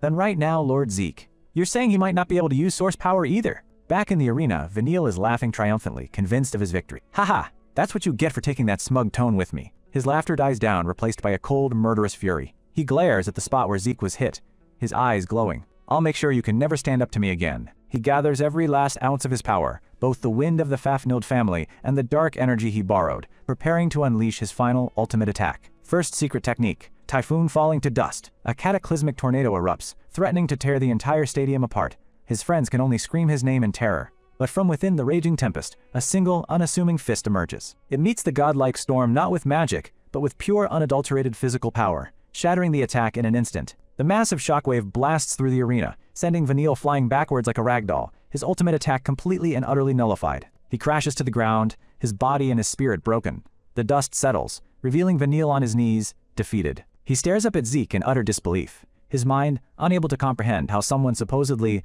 without their source power could possess such monstrous, world-breaking strength. Up in the stands, Zeke's friends are left completely speechless, their jaws on the floor as they witness the impossible. All except Leica, who simply smiles. She knew all along that for a monster like Zeke, a handicap like losing his source power was never going to be enough to stop him. Zeke stands victorious. A powerful, serene white aura now envelops him, and one of his eyes glows with a terrifying, otherworldly light. Vanille, battered and broken, can't understand how Zeke survived his final, poisoned attack. Why, he wonders, sweat beading on his bruised face. Zeke simply looks at his own hand, where faint purple wisps of energy are dissipating. It's poison, he states matter-of-factly. The casual way he says it sends a shiver down Vanille's spine. Vanille's eyes fly open in pure shock. That's impossible! How did you know it was poison? That poison shouldn't be detectable! He screams, his last trump card revealed so easily. Zeke calmly explains his deduction. You finally score a passing mark. The reason everyone who fought you ended up losing so one-sidedly. So, this is a poison that only activates when source power is stirred up. A flashback shows other students using their powers only to be overwhelmed. Zeke continues. To think it slipped past even me until I actually used my source power. He gives Vanille a condescending smirk. You've done quite well. The compliment is laced with mockery, infuriating the already humiliated Vanille. With that poison, I know I definitely sealed your source power, Vanille growls, clinging to this one fact. And yet, how did you pull off that last hit? Zeke just scoffs, flexing his bicep like it's the most obvious thing in the world. Something like that is meaningless in front of a thoroughly trained body. Having my source power sealed is nothing. There's no way someone like me, the strongest, would be shaken by it. Right? Vanille clutches his knife, his knuckles white. The poison was his masterpiece, his one true advantage. Meaningless? He seethes. You're saying my creation, true killing poison, is meaningless? He roars, his pride and his very identity as a creator utterly shattered. Zeke's eyes narrow with interest. Oh? So you made this poison yourself? He asks, piecing together Vanille's story. Seems it really is harmless to your own body, and you channel it through your source power into others so it takes effect. A dark vision flashes through Zeke's mind of Leica. It's a groundbreaking kind of poison. Creating something like this is truly impressive. But Zeke roars, his own purple aura exploding outwards with a force that dwarfs Vanille's. It doesn't work on me. Vanille stares in absolute horror as Zeke purges the poison from his system in an instant. He detoxed himself? Through his nose? Zeke brushes himself off, completely unfazed. It was an interesting unknown poison, but that's as far as it goes. In the end, it always comes down to your own strength. He points a finger at his defeated opponent. If you rely completely on poison, you've still got a long way to go. Vanille is on his knees, his mind a whirlwind of confusion and despair. His eyes, glowing with a desperate light, can only stare as his world falls apart. Zeke stands over him, an unspoken challenge in his posture. Well then, you're satisfied now, right? He asks, his voice calm, almost gentle. But Vanille can only grit his teeth, spittle flying from his mouth as the full weight of his defeat crashes down on him. What a screwed up world this is. And then we're pulled into the dark recesses of Vanille's mind. We see him as a small, lonely boy, clutching a blade he has no talent for. His past is a cold, sterile mansion, where his stern, green-haired mother lays down a cruel ultimatum. No matter what you have to do, you must become the head. If you can't, you have no reason to exist. The pressure was immense. His own value as a person was tied directly to a position he felt he could never attain. He overhears other students gossiping. They talk about how all the other candidates for head of the house are geniuses, all except one. Lord Vanille. Honestly, one says, he's the one with the least chance. Vanille was ordinary, and in his world, ordinary was a death sentence. No matter how hard he trained, wielding his family's signature fan, all it did was expose how little talent he truly had. He was outclassed by everyone, even his younger relatives like the formidable Laika. His mother's words were a constant, screaming reminder of his inadequacy. "How can you still not do something this simple?" she roars, brandishing a riding crop, a symbol of her harsh, unforgiving training. In those endless, painful days, his hands, battered from weapons training, found a new purpose riding in a lab. He discovered his one, true talent. Not in swords, not in fans, not in source power, but in poison. A dead rat on his desk is the first testament to his dark gift. A twisted smile spreads across his face as he holds up a vial of his creation. This was it. This was his path. That was my talent. With poison, even I can fight, he resolved. I'll use it to become the head. He makes a deal with the green-haired fighter, their tainted handshakes sealing the pact. And then he thinks, a desperate hope in his eyes, as he imagines his mother sitting before him. Mother will finally acknowledge me.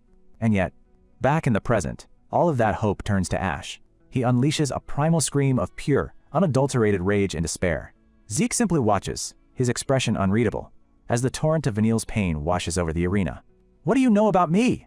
Vanille shrieks, his face a mask of fury. "I'm constantly being compared to geniuses. Every single day. By everyone. No matter how hard I work. In front of their talent, I'm worth nothing. And they still keep comparing me to them. No matter what it takes, I have to struggle and claw my way up," he screams, lunging at Zeke with his knife. "And you, someone, WHO knows nothing. Dare to judge me." His wild attack is filled with a lifetime of resentment. But Zeke, with the calm of a seasoned master, effortlessly catches Vanille's wrist, stopping the attack dead in its tracks. He looks down on Vanille, his expression almost bored, completely unfazed by the emotional outburst. Vanille, seeing that even his rage is useless, makes a desperate choice.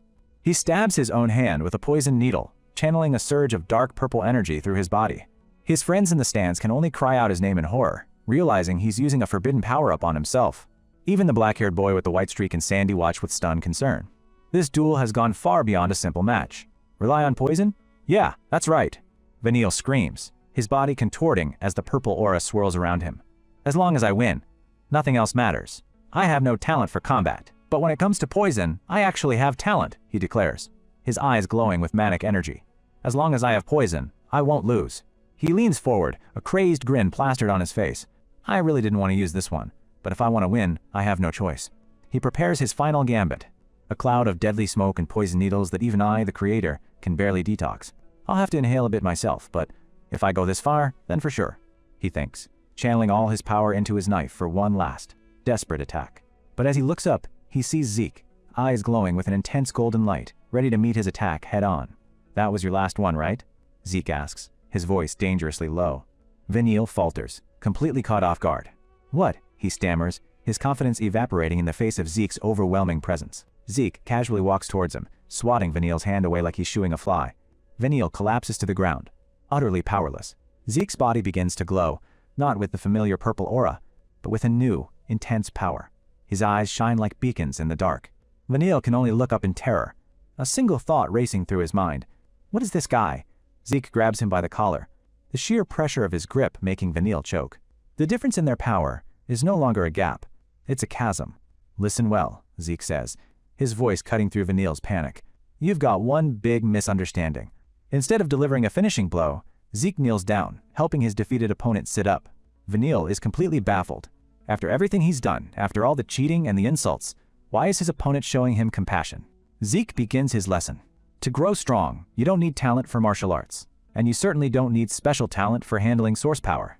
He looks Vanille directly in the eyes, his voice resonating with absolute conviction. "All you need is this. I want to win." He reminds Vanille of the backs of the geniuses he could never surpass. That thirst is the road that leads to strength. And from what you've been saying, Zeke says, a faint smile on his lips. He gets right in Vanille's face, his voice rising. "You claim you have no talent for martial arts. What nonsense. Your problem is that you're using the wrong weapon," Zeke declares, shocking Vanille into silence. Vanille sits on the dusty arena floor, his mind reeling from the revelation. His weapon was wrong? Yes, something with a longer handle. Zeke continues, a thoughtful look on his face. "For example, an umbrella would suit you quite well." "An umbrella?" Vanille asks, his voice barely a whisper. The suggestion is so bizarre, He can't tell if Zeke is mocking him again. "This is no joke," Zeke says, his expression serious. "It might be unusual, sure, but like the Iron Fan, it's a weapon with a long history." We see a vision of an ancient warrior wielding the very same weapon with deadly grace. Zeke crosses his arms, a confident smirk returning to his face. "Well, for me, most things in this world can be turned into a weapon." Vanille looks at his hands, then back at the empty space where the vision of the umbrella was. "Something that suits me?" The very idea that there's a path for him, a right way for him to fight, is something he's never considered. Zeke's voice cuts through his thoughts. "You seem to think you have no talent for battle, but when it comes to the battlefield, you're more of a warrior than anyone," Zeke says, patting him on the head to stop his spiraling thoughts. Vanille looks up, completely stunned. "A warrior? Him? In a real fight, like you said, as long as you win, anything goes." A vision of a bloody battlefield appears, littered with fallen soldiers. If you cling too much to quote, warrior's pride, you won't be able to win and protect a thing. Zeke's gaze is intense and unwavering. To protect what's important, you have to use every tool at your disposal. So your thinking isn't wrong. What is wrong is where you're using it. Zeke stands up, towering over the seated Vanille. The lecture is over. He looks down at his defeated rival with a gentle, knowing smile. "Come to me," he says. Vanille can only stare, dumbfounded. "Huh?" Zeke extends his hand, an undeniable offer of strength and mentorship. "If you do," Zeke says, his voice filled with a strange mix of kindness and intensity, "I'll make you as strong as you could ever want." Vanille is completely bewildered, suspicious of the sudden offer. "You're saying—" "That's right," Zeke confirms, poking Vanille like a chibi anime character. "As you can see, I'm stronger than you, aren't I? Don't worry." He pulls back his hand, a wide, confident grin spreading across his face. "Once I'm done with you, you won't have time to moan about talent and all that nonsense. I'll drill you until you're strong." Vanille's face is a perfect picture of shell-shocked confusion.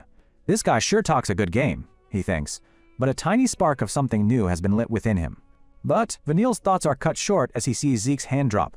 "Ah," Zeke says, looking up with a start. "Whoops, forgot something." Before Vanille can even process what's happening, Zeke states, "We're still in the middle of a match." With a comically joyful expression, Zeke delivers a final bone-crushing right hook straight to Vanille's jaw. As Vanille is sent flying, Zeke poses dramatically. "A match is a match. When you wake up, come find me, all right?" Vanille lies unconscious on the stone floor, a faint wisp of purple poison energy escaping his mouth, his defeat now absolute. The blonde officer, who had been watching the entire exchange with a mixture of shock and intrigue, finally makes the call. Match over. He looks on, impressed despite himself. To think he even managed to detox in that instant. The champion is East Hall. With the official declaration, Zeke's friends erupt in a massive, joyous celebration. They swarm together, cheering for their victory and their incredible friend. As the victors celebrate, we see the other students dealing with the aftermath. And so, with Zeke's overwhelming victory, the intense selection matches finally conclude. As a reward for their hard-fought victory, the students of East Hall are treated to a magnificent feast. The selection matches are over, but not everyone is celebrating. While the winners feast, the defeated students, including the lavender-haired student, sit in stunned silence at a separate table. Vanille and his associate, the green-haired fighter, look utterly dejected. They were summoned here, along with the victors, and they have no idea why. Even some of Zeke's allies, like the Edgin and Sandy, are confused. She wonders aloud why everyone was called here, victors and vanquished alike. The answer, for now, is a reward. The students are presented with a magnificent feast, a mountain of food to celebrate the conclusion of the grueling matches.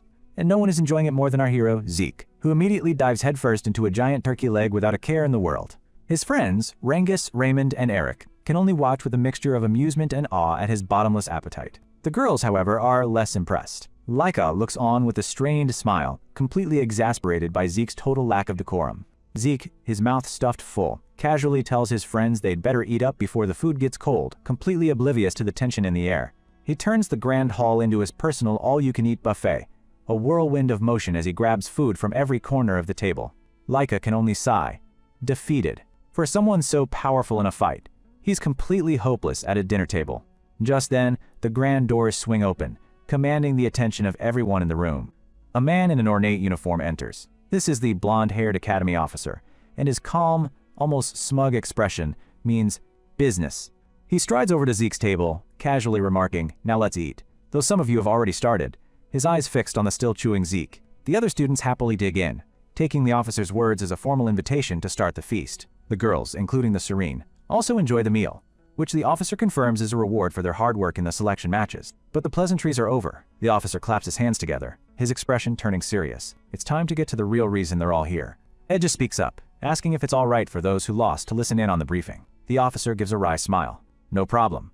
You might end up participating as well. His tone grows grave as he reveals the shocking news. A few days ago, a special rift was discovered on Eldragon family grounds. The festive mood vanishes in an instant. The students look up in alarm. Even Zeke, the ravenous beast, finally stops eating. The word rift has captured his full attention.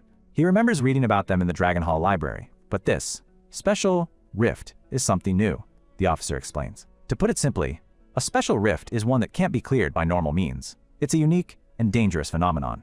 Laika and her friend exchange worried glances. What could that possibly mean? The officer reveals the first condition. The rift will only allow 7 people inside. An image of students facing the strange, insect-like terror in reality flashes before them. And the second, even more critical condition. All of them must be 3-star level or lower. Anyone stronger will be forcibly ejected. The defeated students, including Vanille, now understand why they were summoned. This isn't just for the winners, and the reason for this high-stakes mission. The officer reveals the ultimate prize waiting inside the rift. It's an item of legendary power, magic water, a substance capable of awakening latent magic power within a person. The students gasp in unison. Magic is a rare and powerful ability, and the chance to unlock it is almost unbelievable. Zeke confirms he's heard of it, and the officer continues, explaining its function. Just the thought of it sends a jolt of pure excitement through Zeke. A vision of a powerful hooded mage appears behind him as his eyes glow with golden light. Magic! The officer provides some context. The world is ruled by the 8 Gates of Dominion, 8 powerful families, including their own, the Eldragon. This new rift, however, poses both a great opportunity and a great risk. The mission is clear. Enter the special rift, overcome its challenges, and retrieve the magic water for the Eldragon family. He looks at the students with an unyielding gaze. Failure is not an option. It's a critical mission. But he's not finished. His eyes narrow as he reveals a dangerous complication. The rift has appeared on the border with the territory of a rival house, the Kerberos family, whose emblem is a ferocious wolf. The students immediately understand. This isn't just a simple dungeon crawl. It's a race against a rival power who will undoubtedly be aiming for the same prize. The orange-haired girl puts the pieces together. The selection matches were held to choose capable students for this very mission. But the officer reveals a final twist. Victory in the matches doesn't guarantee a spot on the team. He rests his hands on the table, his presence filling the room. Vanille and his teammates are floored by the next revelation. Every student, regardless of their wins or losses, is a candidate for the strike team. The officer leans in, his intense gaze sweeping over the students. We had everyone fight to the end. Zeke and Lika are stunned. To share information on each person's strength and fighting style as reference for building the team. He throws a pointed look towards Vanille's table, adding, though a certain someone couldn't really show their full potential, making the poison user flinch. And with all that said, the officer makes his final, most shocking announcement. He looks directly at Zeke and declares, and with that, Zeke, choose the members of the strike team. Zeke is caught completely off guard, a half-eaten piece of meat still on his fork. Huh?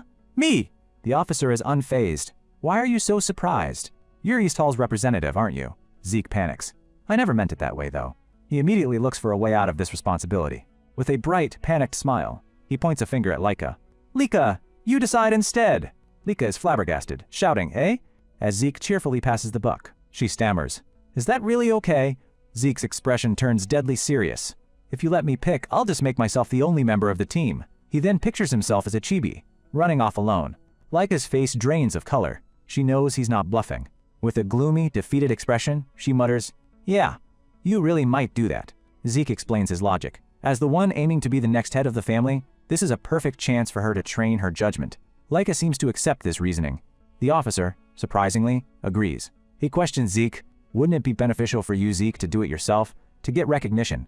But Zeke drops another bomb. Waving his hand dismissively, he declares, I'm not really interested in becoming head anyway. The entire room is stunned into silence. Even Vanille, who fought desperately for a similar position, can't believe what he's hearing. You don't want to become head?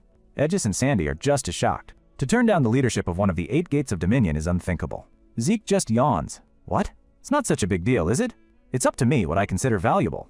His friends are dumbfounded. They try to explain that becoming head means having everything the Eldragon owns in his hands. But Zeke isn't listening. He turns to his closest friends with a newfound intensity. His eyes burn with a singular purpose as he reveals his true ambition. There's only one thing I want. The end of the martial path. That's all. His friends and rivals alike can only stare, finally understanding the source of his monstrous strength. It isn't ambition for power or status, but a pure, unadulterated desire to reach the pinnacle of martial arts. He turns back to Lika, his point made. More importantly, Lika, come on, choose who you're taking with you. Forced into the leadership role, Lika takes a deep breath, her expression a mixture of nervousness and determination. She stands before the entire assembly, all eyes on her, ready to form the team that will venture into the special rift. The ones I'll choose are, but far away, in a dark and opulent room, a different kind of team is being assembled. A sinister figure sits flanked by two-headed, monstrous, wolf-like beasts, their red eyes glowing in the dark. His subordinate reports to him, trembling. The man, clad in a suit and a massive fur coat, takes a long drag from his cigar. This is the head of the rival Kerberos family. He exudes an aura of pure menace, lounging on his chair as if it were a throne. His subordinate confirms their worst fears. A special rift has appeared, and their rivals, the lizards of the Eldragon family, are already making a move. The boss's voice drops to a lethal whisper. So? Blood seems to fly as his displeasure becomes palpable. Why am I only hearing about this now? His men flinch, sweating profusely under his terrifying gaze. His monstrous pets lets out a low growl, echoing its master's fury. The subordinate babbles an apology, claiming they were misdirected and delayed in finding the rift. The boss remains silent for a moment, piecing things together.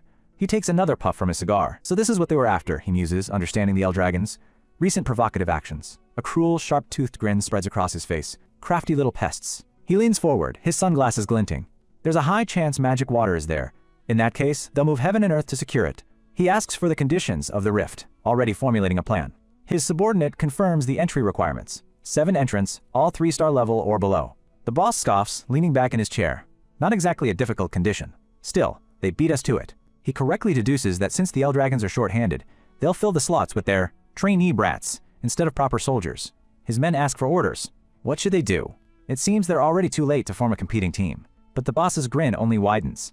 A vision of the Eldragon forces appears in his mind, and a wicked plan begins to form. He realizes something crucial. If they're using kids, that lizard bastard's heir will definitely be among them. His voice is dangerously calm. Hey, how many deception bracelets do we have left? A golden bracelet with a green gem materializes in a flash of light. It's a powerful artifact. His subordinate confirms they have 4. The boss's orders are simple and brutal. Here's your order. Use all of them. If you have to, wipe out every last one of those brats. The nervous subordinate questions the command, pointing out how rare the bracelets are. Is it wise to use all of them on mere students? The boss is dismissive. If we hoard them, they're just going to gather dust. Better to blow them all here, where they'll actually mean something. He leans back, a cloud of smoke obscuring his face as he imagines his rival's pain. I wonder what kind of face that lizard bastard will make when his kid gets killed. He points a finger down, as if passing judgment from on high. And besides, it'll be fun to see, won't it? He chuckles, the sound echoing in the dark room, with the strike team chosen. Zeke turns his attention to the friends he's leaving behind. He tells them they're not getting off easy. They're all gonna have to get a lot stronger. He wastes no time putting them through a hellish training regimen, starting with push-ups under the crushing weight of massive boulders. Rengus and the others are forced into grueling stamina training, running for their lives while dragging giant rocks behind them. Rick and Marin look on in utter horror, asking if they really have to do that. Zeke just gives them an innocent, almost chibi-like look, asking if something's wrong. Gritting their teeth, the group forces a pained smile and agrees that it's fine. They know better than to argue with Zeke when he's in instructor mode. Pleased with their compliance, Zeke gives them a nod of approval. Next, he turns his attention to the blonde shield user, Raymond. Zeke unveils their next piece of training equipment. Massive, enchanted rocks called regeneration stones, specially prepared by their instructor. Raymond and his friends look on, bewildered. Zeke explains that he remembered how the stones work and realized they would be perfect for their training.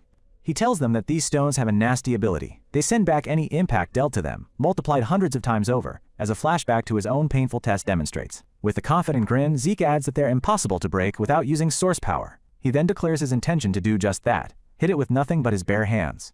His friends can only stare in disbelief, their minds short-circuiting at the sheer absurdity of what he's suggesting. With a focused expression, Zeke braces himself, pulling back his fist for the blow. He strikes the stone with a completely normal punch, devoid of any visible energy or aura. Rick and Marin can't believe their eyes, shouting out that he just hit it normally. Zeke stands firm, explaining that without source power to protect him, the recoil from the stone is going to be insane. As if on cue, a massive wave of force erupts from the regeneration stone, blasting back towards its attacker. Raymond gasps, thinking there's no way Zeke can survive a direct hit like that. But his eyes widen as he realizes Zeke's plan. A small diagram clarifies the technique. Instead of taking the full force, Zeke used a simple shield to absorb and tank the reflected shockwave. Zeke holds up the cracked shield, a perfect example of what he wants Raymond to learn: how to take a shock head-on or deflect it, honing his defensive skills to a razor's edge. Raymond breaks into a cold sweat, the reality of his brutal new training exercise sinking in. He's amazed, never having imagined such a creative and painful way to use regeneration stones. Next on the list is the Selene. Zeke hands her a sword and instructs her to attack the regeneration stone, repeatedly using her source power. With a determined cry, Celine follows his orders, but there's a problem. He tells her she has to focus all her aim on a single point. She unleashes a furious assault, but her strikes land all over the stone's surface, scattering her power and giving the stone time to regenerate. Zeke points out her mistake. As you can see, her attacks are too dispersed, and the stone has already healed itself. It's not as easy as it looks. He explains that her training will be to master her focus and learn to channel all of her power into one single perfect point. To demonstrate, Zeke tells her to watch closely as he takes a stance before the stone. In a single, fluid motion, he strikes the stone once. The impact is so focused and powerful that it shatters the stone's core, sending cracks spiderwebbing across its entire surface. Celine is left speechless, completely in awe of his flawless precision and power.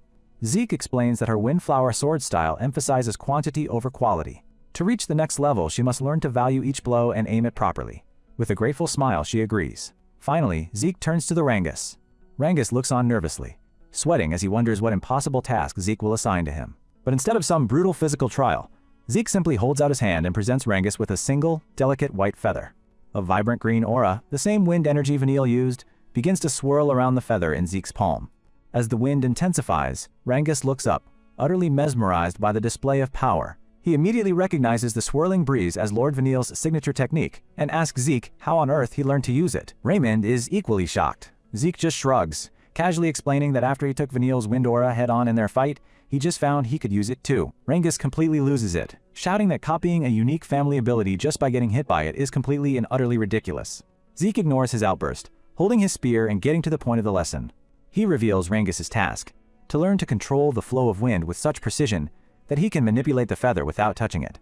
Zeke then provides a mind-bending demonstration, striking perfectly, balancing a floating feather on its tip.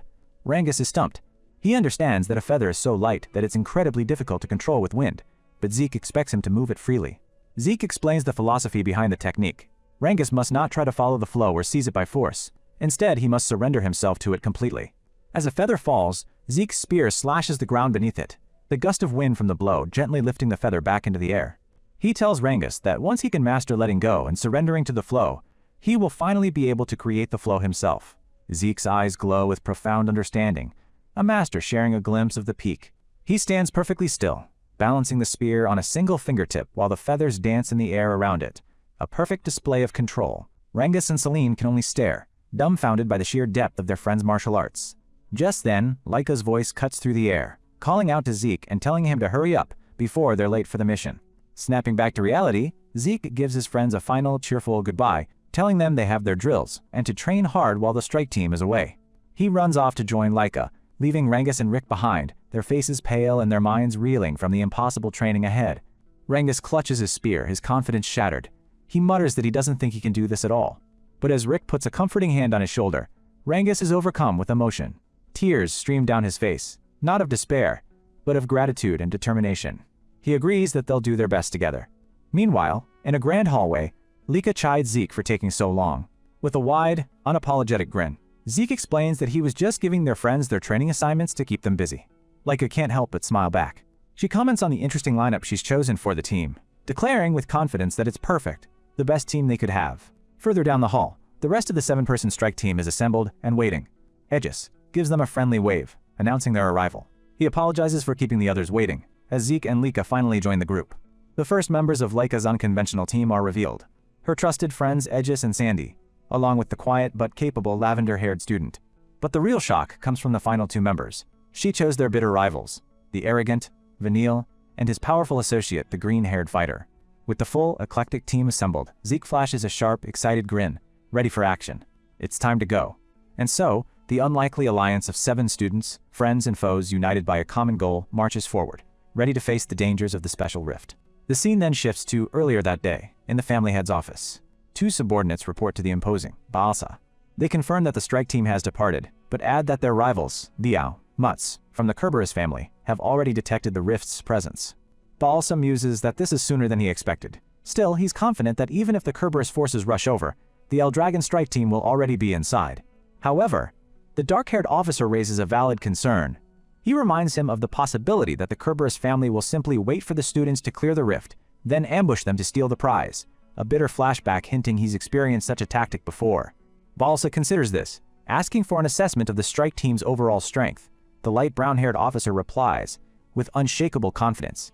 He asserts that they've gathered the very best of the 3-star ranks, more than capable of conquering the rift and even fending off the mutts if it comes to it.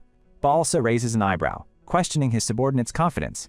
He points out that there's a 2-star student on the team, referring of course to Zeke. With a knowing smirk, the officer confirms this is true, but boldly claims that if anything, he believes Lord Zeke alone would be enough to handle the mission. He elaborates, explaining that in all his years of observing the current head's children, Lord Zeke is the first one whose true potential he finds completely unfathomable. The other officer listens intently, a hint of surprise on his face. A montage of Zeke's greatest feats flashes by as the officer concludes that watching the young prodigy fight has taught him that the number of stars is no true measure of strength. The light brown-haired officer isn't finished. With his eyes glowing, he reveals his most shocking observation yet. He confesses that the very first time he witnessed Zeke's techniques in person, he felt an uncanny sense of familiarity. The exact same feeling he had when he first witnessed the family head, Lord Balsa, perform the legendary dragon destruction combat arts.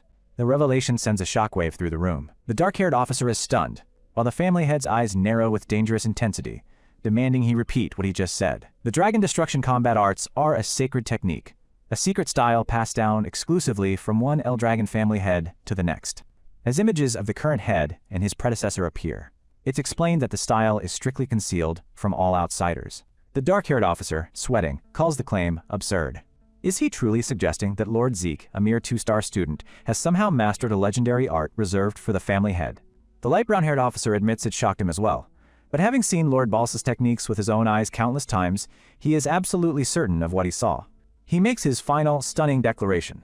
Lord Zeke's martial arts are on par with, if not one and the same as, the Eldragon's dragon destruction combat arts. Balsa falls silent, absorbing the weight of this impossible revelation. The subordinate isn't done. He quietly speculates that Zeke's potential might go even further.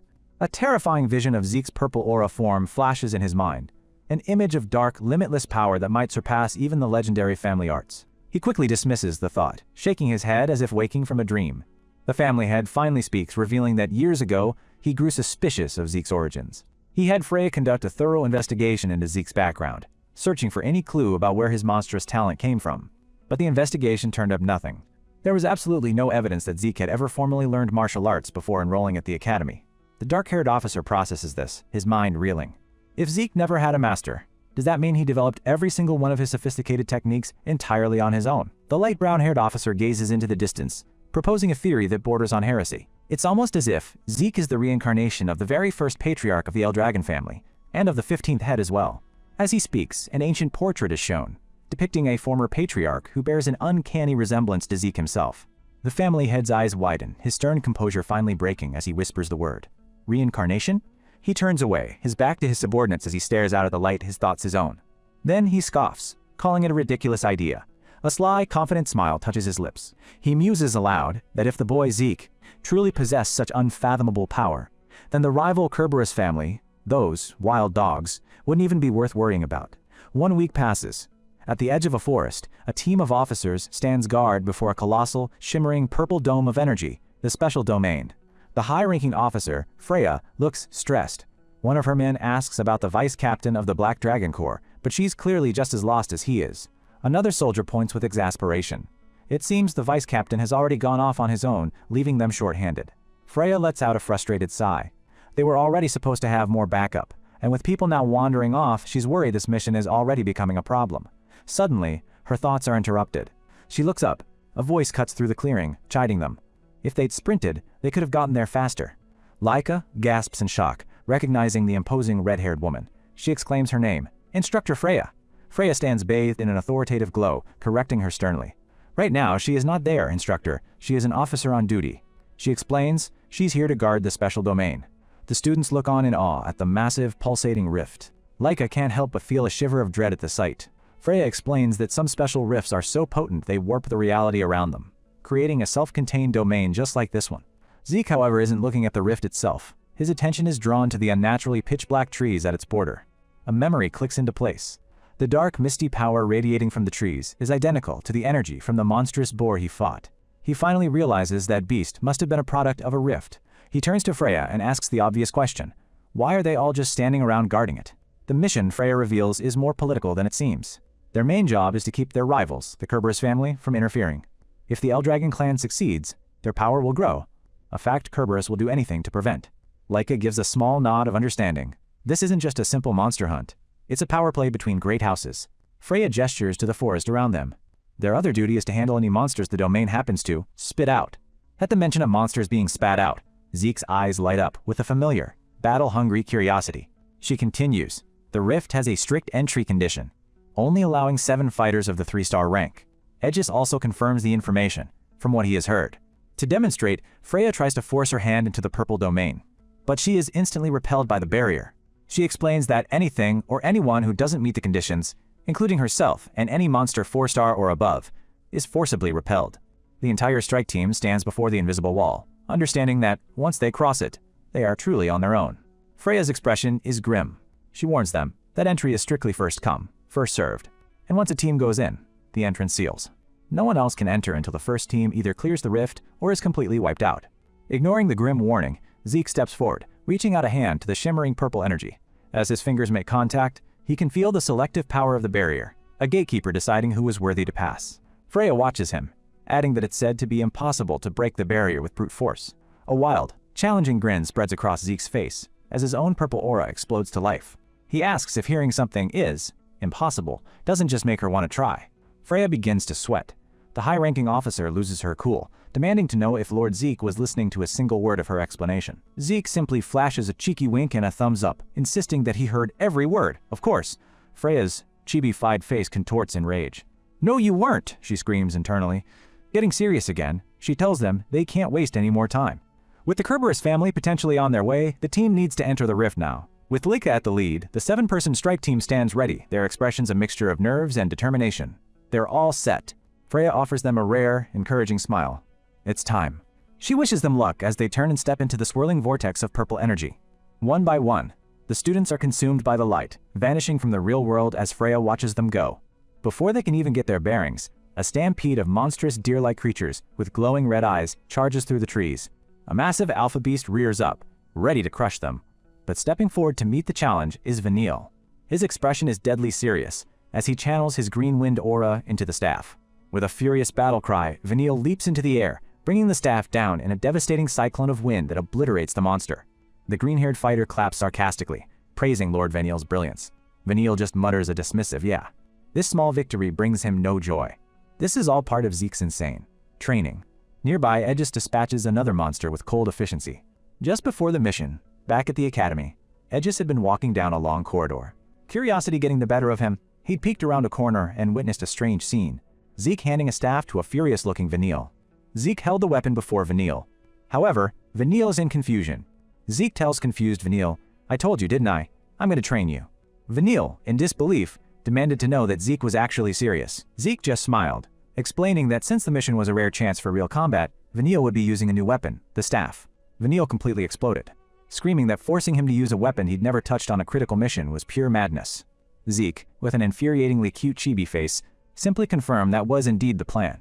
In a fit of rage, Vanille threw the staff to the ground, collapsing in a tantrum and refusing to cooperate. He stormed off, muttering about having to use a weird weapon, but his escape was cut short when the wind flew past his head, the very same green wind aura that was his family's secret technique. He spun around, his jaw dropping in shock. There stood Zeke, effortlessly wielding Vanille's own signature power. Vanille stammered, demanding to know how it was possible for Zeke to use the wind aura, but Zeke's playful demeanor vanished, replaced by the sharp, intense glare of a master. He told Vanille that, how, didn't matter. He was going to do it. He held out the staff again, the silent offer hanging between them. Gritting his teeth, Vanille stubbornly refused one last time. Zeke's patience had run out. He commands, "You will do it." What followed was a ridiculous chibi-style argument, with Vanille's defiant shouts of, "No," met with Zeke's equally loud, "Just do it." The disagreement escalated into a full-on cartoon brawl, with Zeke physically wrestling Vanille into submission, determined to force him to accept his training. Finally, with a thoroughly defeated Vanille on the floor, Vanille brought up the odd comment about umbrellas from their previous match. Zeke explained that since they lacked any actual umbrellas, this staff would serve as a substitute. Lying on the ground, Vanille could only stare in exhausted disbelief as the reality of Zeke's training began to sink in. He made one last protest. He didn't have any basics. How could he possibly train with a new weapon right before a mission? Zeke simply puffed out his chest and beamed with pride, telling his new student not to worry. He'd already invented a brand new fighting style, tailored just for him.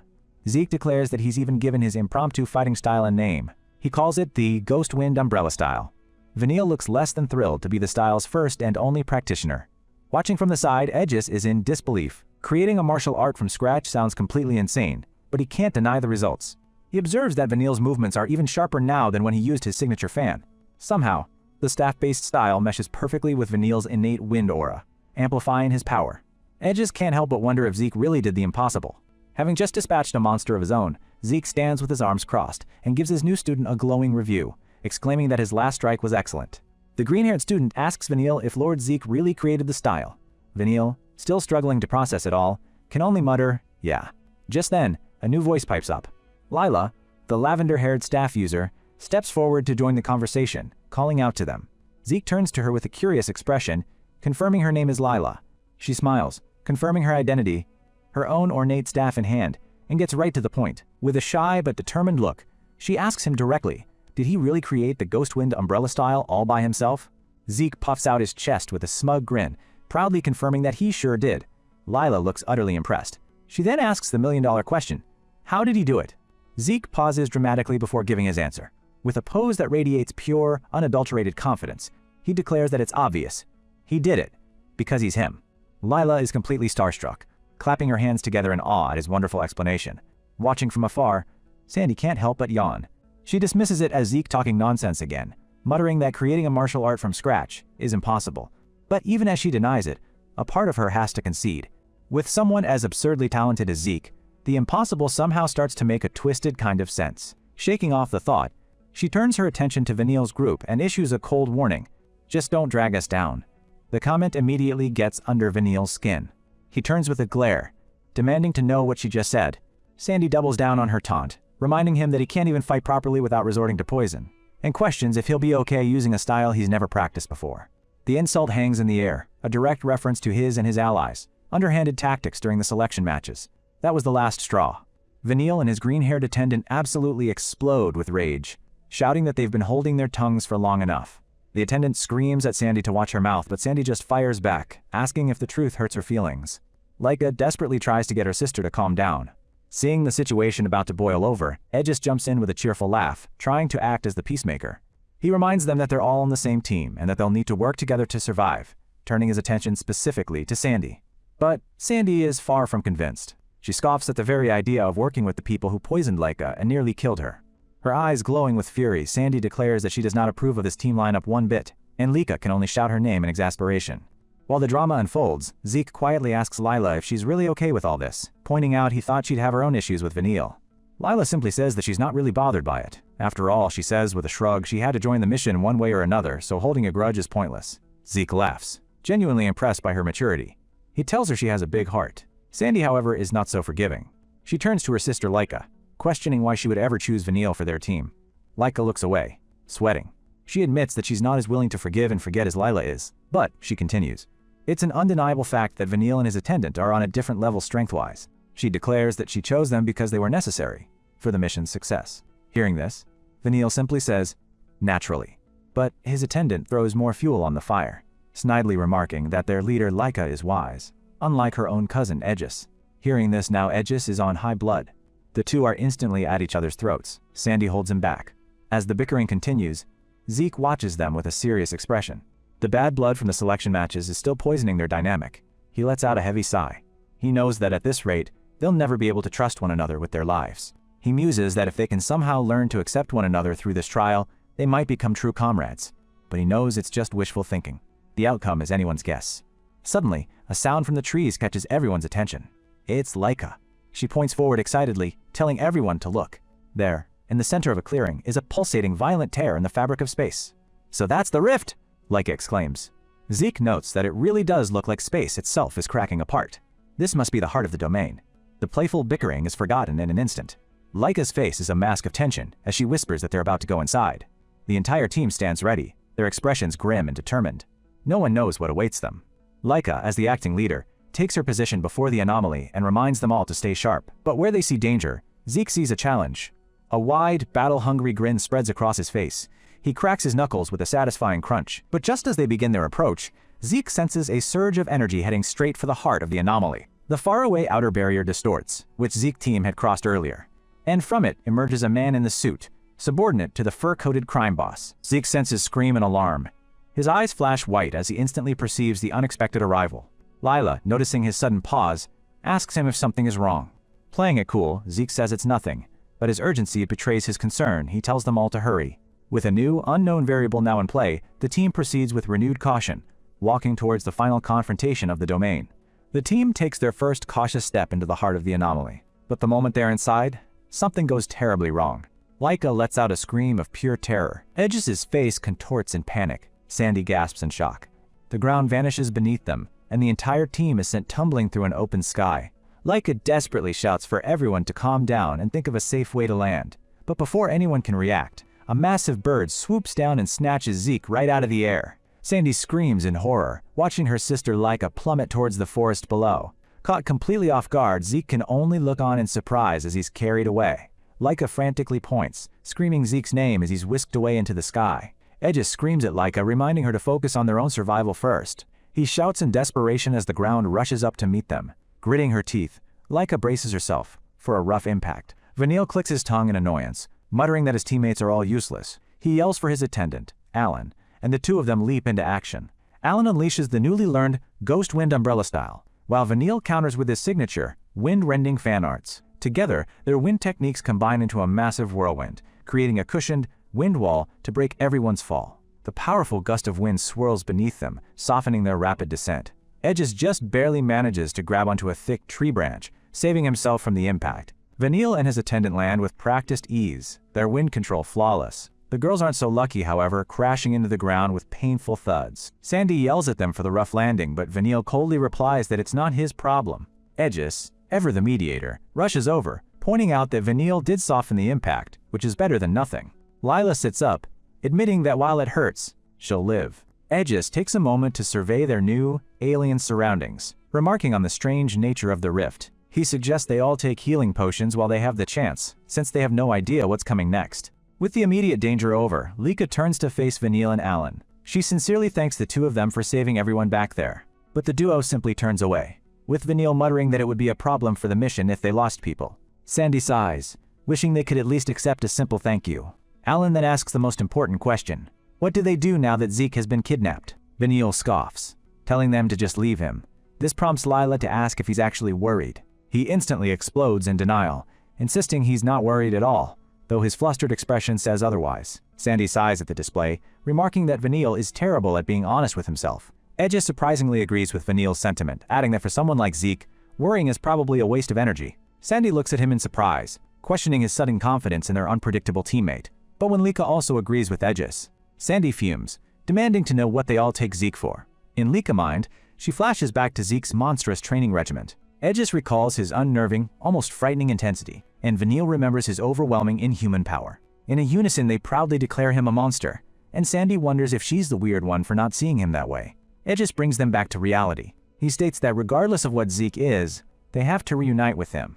The only problem is, they have no idea where to even start looking. Just then, Lila gives a small smile. She recalls that while they were falling, she saw something in the distance. She tells she remembers seeing a strange pillar of light in a distance. Alan admits that after their chaotic drop, nobody could possibly keep track of their direction. But Lila confidently points towards a spot in the dense forest. She says with certainty that it's over there. The others are stunned. Alan asks if she really managed to keep her bearings while plummeting from the sky. Lila confirms she took a quick look around and memorized the location. A chibi Sandy pops up, exclaiming that Lila is amazing. Laika quickly formulates a plan. She points out that the bird carrying Zeke was flying directly towards that same pillar of light. So while they need to eventually meet up with him, their first course of action is to head for that beacon. The others agree. Knowing Zeke, there's no way he'd be able to ignore something so strange and conspicuous. Meanwhile, the man of the hour is having a surprisingly relaxing time. He muses that things have turned out to be quite interesting. He never expected to get grabbed by a giant bird the moment he entered the rift. He reflects that he's never sensed an attack from another dimension before. It was a good, if startling, new experience for him. Though he's been separated from his team, he has complete faith that they'll manage somehow on their own. Suddenly, the bird's flight pattern changes. Its beak opens, signaling that their little sky trip is over as it unceremoniously drops him. Zeke looks down, seeing that they've finally reached their destination. Below him is a massive nest, precariously perched on a jagged mountain peak, and inside are three very large, very hungry-looking baby birds, all chirping for food. The chicks chirp with glee, their mouths open wide, ready to receive their fresh meal. And Zeke, plummeting towards the drooling chicks, is clearly the main course. After an off-screen discussion, the hungry chicks are no longer a threat. Zeke dusts himself off, remarking that he almost became bird food the second he arrived. The once menacing baby bird is now a sweating, traumatized mess, letting out a pitiful whimper. Taking a moment to look around, Zeke realizes he's been dropped into another hellish world, completely unlike his own. He turns to the family of giant birds, questioning if these fluffy creatures are the so-called chaos monsters he'd heard about. Reaching out, he pets the massive mother bird, finding it surprisingly cute for a supposed monster. As he walks along its back, he notices that the bird is in rough shape, its feathers matted and its body weak. He carefully examines its plumage, confirming its poor condition. The bird winces slightly, clearly injured. Standing before the emaciated creature, he asks it what happened to make it so skinny and weak. Suddenly, Zeke's expression hardens. He'd been sensing a weird presence tailing them for a while now, and it's getting closer. In the distance, a massive swarm of dark figures blots out the sky, heading straight for them. The mother bird panics, immediately trying to hide behind Zeke, who now stands as its only protector. A horde of insectoid creatures descends, crackling with a menacing purple aura. These are the real chaos monsters. Zeke instantly understands the situation.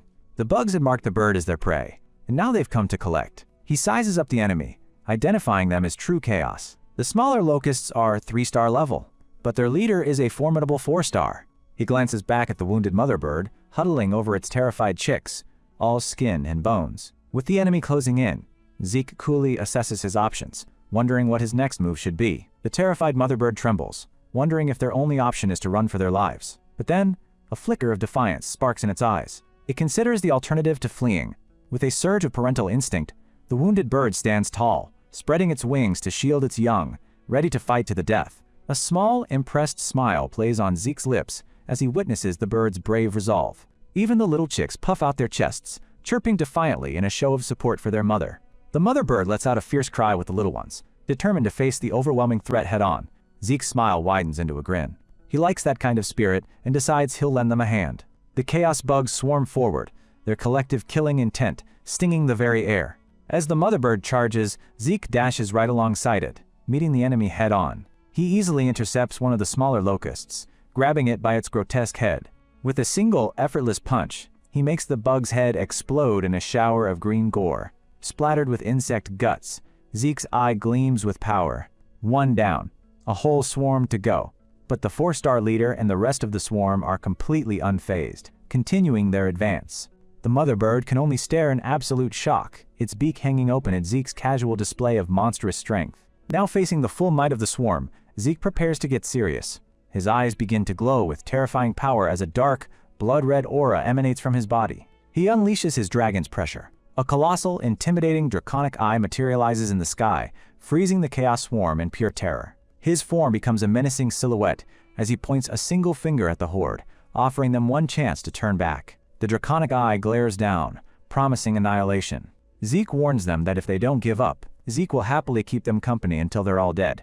The entire swarm is paralyzed, held captive by Zeke's suffocating aura. Having made the wise choice, the insects turn tail and begin a hasty retreat. Zeke watches them disappear into the distance, muttering that they have awful taste, even when running away. Wiping a bit of bug guts from his shoulder, he shrugs, admitting he doesn't mind a good fight now and then. However, he wipes a bead of sweat from his brow, acknowledging that using the dragon's pressure in his current weakened state is quite tiring. The mother bird looks on, still trembling, not from fear, but from sheer awe at the boy who just saved her family. Zeke then notices the bird nudging the carcass of the bug he killed, chirping weakly. He points to the dead chaos monster, casually asking the starving bird if it wants to eat it. Without a moment's hesitation, the mother bird digs in, tearing into the much-needed meal. A flashback reveals the truth. The parent bird was ambushed by these same bugs while hunting for food for its starving family. It barely escaped with its life, and on the way back to the nest, happened to spot a new prey falling from the sky, Zeke. Back in the present, the chicks are passed out, from full bellies, drooling contentedly in their sleep. Zeke looks at the scene, musing that he was almost bait, but decides this must be fate. He's made a decision. The mother bird looks up from her baby chicks, tilting her head in confusion. Zeke, reassuringly, asks if it's still hungry for more. Its eyes go wide with shock. This strange boy wants to get it more food? Zeke flexes his arm with a determined grin. He declares they're going hunting, promising to whip the bird into a true predator that will never worry about food again. Meanwhile, deep in the forest below, a sharp blade pierces the body of another dead chaos bug. a Kerberos family's men in sharp suits and fedoras, inspects the aftermath of the battle. Their dapper leader tips his hat, dismissing the strange rift and the dead bugs as irrelevant. On his command, his subordinates draw their sleek katanas, ready for their real mission. The leader stands amidst the carnage, his own blade gleaming. It's finally time, he declares, to start the lizard hunt. The chapter opens with a time skip of 1 week, throwing us right into the middle of a chaotic battle inside the rift. Sandy screams in terror as her companion berates her for panicking, demanding less screaming and more swinging. The entire squad is desperately fighting off a seemingly endless horde of purple glowing chaos bugs. Aegis, looking completely drained, notes that they've been fighting non-stop for an entire week. Lila looks even more exhausted, muttering that he's so done with chaos, a sentiment the first boy can only agree with. Despite their fatigue, the team continues to push forward, slicing through the insectoid monsters. Their eyes are filled with grim determination as they carve a path through the hellish forest. Suddenly, their leader, Lika, leaps into the air, unleashing her formidable lightning great sword arts. With a powerful cry, she executes her thunder net annihilation, casting a wide net of electricity that fries the surrounding bugs. The remaining chaos creatures are momentarily stunned by the overwhelming display of power. Lika lands, panting heavily from the exertion, the ground around her littered with smoldering monster corpses. Catching her breath, she turns to her squad and asks if everyone is all right. Aegis watches with a mixture of concern and admiration, impressed she can still stand after using so much power, but worried she's pushing herself too hard. Sandy, however, is having none of it. She storms over, complaining that she is definitely not all right, and this is the worst experience of her life. A quick explainer reveals that the type of hellscape one encounters in a rift, known as a mixed realm, is completely random. Her teammate cheerfully pats her on the back, telling her she just got unlucky, especially since she hates bugs, which only infuriates her more. Another squadmate tries to calm the fuming Sandy down. Puffing her cheeks, Sandy concedes that complaining won't get the mission done, trying to pull herself together. The kind teammate sighs, admitting he's glad Lika is there to lead them, but he really wishes they could just get out of this bug-infested forest. Meanwhile, 2 other members scout ahead, poking at a dead chaos caterpillar with a staff, their expressions grim. Vanille suddenly senses a change in the airflow, confidently declaring that the exit must be nearby. As he approaches, Sandy immediately tells him to back off, refusing to be near him while he's covered in gross bug guts. Vanille scoffs, retorting that he wouldn't lie when he's had to listen to her screaming for a week. This news perks Sandy right up, much to the exasperation of her teammates. With renewed hope, the leader gives the order to rush through the forest while they can. The entire squad dashes forward, a blur of motion against the purple-tinged landscape. Up ahead, a brilliant ray of light pierces through the dark canopy of the forest. Relief washes over the team as they realize they've finally found the way out. Sandy is especially ecstatic, joyfully shouting a final goodbye to the disgusting bugs. However, their relief is short-lived as they emerge into a barren, rocky canyon, dominated by a massive pillar of purple light in the distance. Sandy's smile instantly vanishes, replaced by dread. Her teammate sighs, remarking that this place looks like a whole new headache. All eyes are drawn to the ominous pillar of light piercing the sky. Alan recognizes it as the same pillar of light they saw when they first fell into the rift. Laika turns to Aegis, pointing out that now that they're this close, it's obvious what's causing the light. It's the Chaos Stone, the very objective their teacher had briefed them on before the mission. We flash back to a few days prior, at the Eldragon main estate, where the team received their mission briefing. Their teacher reminds them that their mission isn't just to recover the magic water. Laika, who was present at this briefing, correctly guesses that they also need to close the rift. The teacher confirms this, explaining that to close the rift, they must destroy the Chaos Stone that created it. Zeke vaguely recalls reading about Chaos Stones, and his teammate chimes in, explaining that they are the source of all rifts. This clicks for Zeke. The stone is the very heart of the problem. The teacher clarifies that the stone is more than just a source. He gravely informs them that the Chaos Stone is the true threat of the rift itself. He pulls out a book, explaining that the stone constantly emits a massive amount of energy to sustain the rift. This corrupting energy devours the local ecosystem of the mixed realm. It twists and mutates all living beings it touches, turning them into the vile creatures they now know as chaos. The resulting abominations are a terrifying sight to behold. The teacher shows them illustrations of the twisted creatures, driving the point home. The students listen with rapt attention as he explains that chaos monsters are driven by a single, all-consuming instinct: slaughter. They exist only to slaughter and devour, consuming entire worlds. Once a world is consumed, they use the rift to move on to the next, invading and beginning the cycle of destruction all over again. Zeke and Laika look grim, finally understanding the true scale and danger of their mission. Sandy complains about the hassle of having to find both the magic water and the Chaos Stone, but Aegis quickly finds a crucial piece of information in a textbook. He excitedly points out that magic water naturally forms in the vicinity of Chaos Stones. The teacher confirms this, instructing them that their first objective is to locate the Chaos Stone. He tells them that while all stones look different, they share a common trait. They emit a powerful energy that is impossible to miss once you're close. Back in the present, Vanille points towards the beam of light, stating their course is now clear. Sandy can't help but make a snarky comment about him finally talking about something other than himself, which he promptly ignores. One of the boys smiles, hoping they might finally be able to reunite with Zeke at their destination. Laika looks on with a worried expression, praying that Zeke has also noticed the Chaos Stone's light and is heading there. Vanille, ever the pragmatist, simply tells everyone to quit talking and start moving. The team travels through the canyon, relieved to at least be free of the swarming bugs from the forest. They recall their teacher's warning that the area near a Chaos Stone is always guarded by incredibly powerful, chaos-twisted creatures. The thought of facing even stronger monsters makes the journey a tense one. Laika admits that the eerie silence of the canyon is giving her the creeps. Heeding their teacher's warning, the team proceeds with caution, on high alert for any signs of danger. They make their way through the desolate landscape, surprised that they haven't encountered any resistance. Finally, they reach a large clearing and stop dead in their tracks. Laika stares in stunned silence at the sight before them. Hovering in the center of the clearing is a massive, crystalline chaos stone, pulsing with a vile and overwhelming aura. The team is in awe of its sheer size and power. One of them voices everyone's thoughts, wondering where all the powerful guardian monsters are. The lack of a boss fight feels strangely anticlimactic. Just as he says that, a dark shadow falls over them from above. Laika's eyes dart upwards and she screams a warning to her team. Everyone quickly gets into a defensive stance as a figure plummets from the sky. The figure lands with a massive impact, kicking up a cloud of dust and rock. Laika braces herself, ready to face whatever new horror has arrived. But as the dust settles, a familiar, cheerful voice greets them. It's Zeke, waving as if he just bumped into them at the market. The squad is utterly flabbergasted, but their shock quickly turns to immense relief. Laika happily calls out his name. She rushes forward, tears in her eyes, overjoyed that he's alive and well. The rest of the team shares her sentiment. Well, most of them. Vanille and his companion just grumble that they are far from lively. In fact, they're completely wrecked. As the happy reunion unfolds, Zeke's gaze drifts past them, and he seems to notice something. Suddenly, Alan points behind Zeke with a look of pure shock. Zeke turns around, confused by their sudden change in demeanor. The squad members look past him with growing horror, and Sandy lets out a blood-curdling scream. Lying on the ground just a few feet away is the gargantuan, twitching corpse of a powerful chaos monster. The team stares, dumbfounded. Edges stammers out the question on everyone's mind. Did Zeke take that thing down? Zeke just shrugs nonchalantly, explaining that the monster came at him so he dealt with it. Simple as that. Laika's mind starts racing, connecting the dots. The reason their journey through the canyon was so peaceful. The reason they didn't encounter a single monster. It was because Zeke had single-handedly annihilated every last one of them on his way here. The entire squad can only stare at their unbelievably overpowered friend, their faces a perfect blend of awe and terror, all thinking the exact same thing. This guy is absolutely insane. Zeke, completely oblivious to their inner turmoil, casually presents the massive Chaos Stone. He figured this was what they were looking for, so he decided to wait for them here. His teammate confirms it's the Chaos Stone. Zeke then motions towards the base of the floating crystal.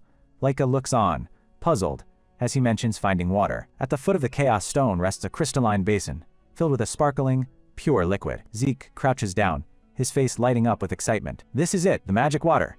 He carefully begins to decant the precious liquid into small glass vials. His companion notes that there's more than enough for a few people, reminding everyone that a certain amount is needed to gain the full effect. With the collection complete, Laika proudly displays several full vials of the shimmering magic water. She explains that the water's color typically determines the magical attribute the drinker will acquire, such as red for fire or blue for water. However, as she holds up one of the vials, they see it's completely clear, refracting light like a perfect diamond. The team is baffled by the strange, colorless liquid. Everyone agrees that this is definitely odd, as they've never heard of clear magic water before. Though confused, they are still certain it's the real deal. Suddenly, Zeke's instincts scream danger. His eyes widen in alarm as he senses an imminent attack. Without a second's hesitation, he lunges forward, tackling Laika to the ground. A blinding beam of golden energy slices through the air, right where Laika had been standing moments before. The powerful blast slams into the ground, narrowly missing the rest of the squad. Laika looks up from the ground, shocked and bewildered by the sudden, unprovoked assault. As the smoke clears, they see a group of imposing figures who have appeared out of nowhere. Their leader, a man in a dapper suit and fedora, makes a gun shape with his hand, coolly commenting on Zeke's quick reflexes. With a sinister look in his glowing red eye, he addresses the students as, "Little lizards, it's the mysterious group from before."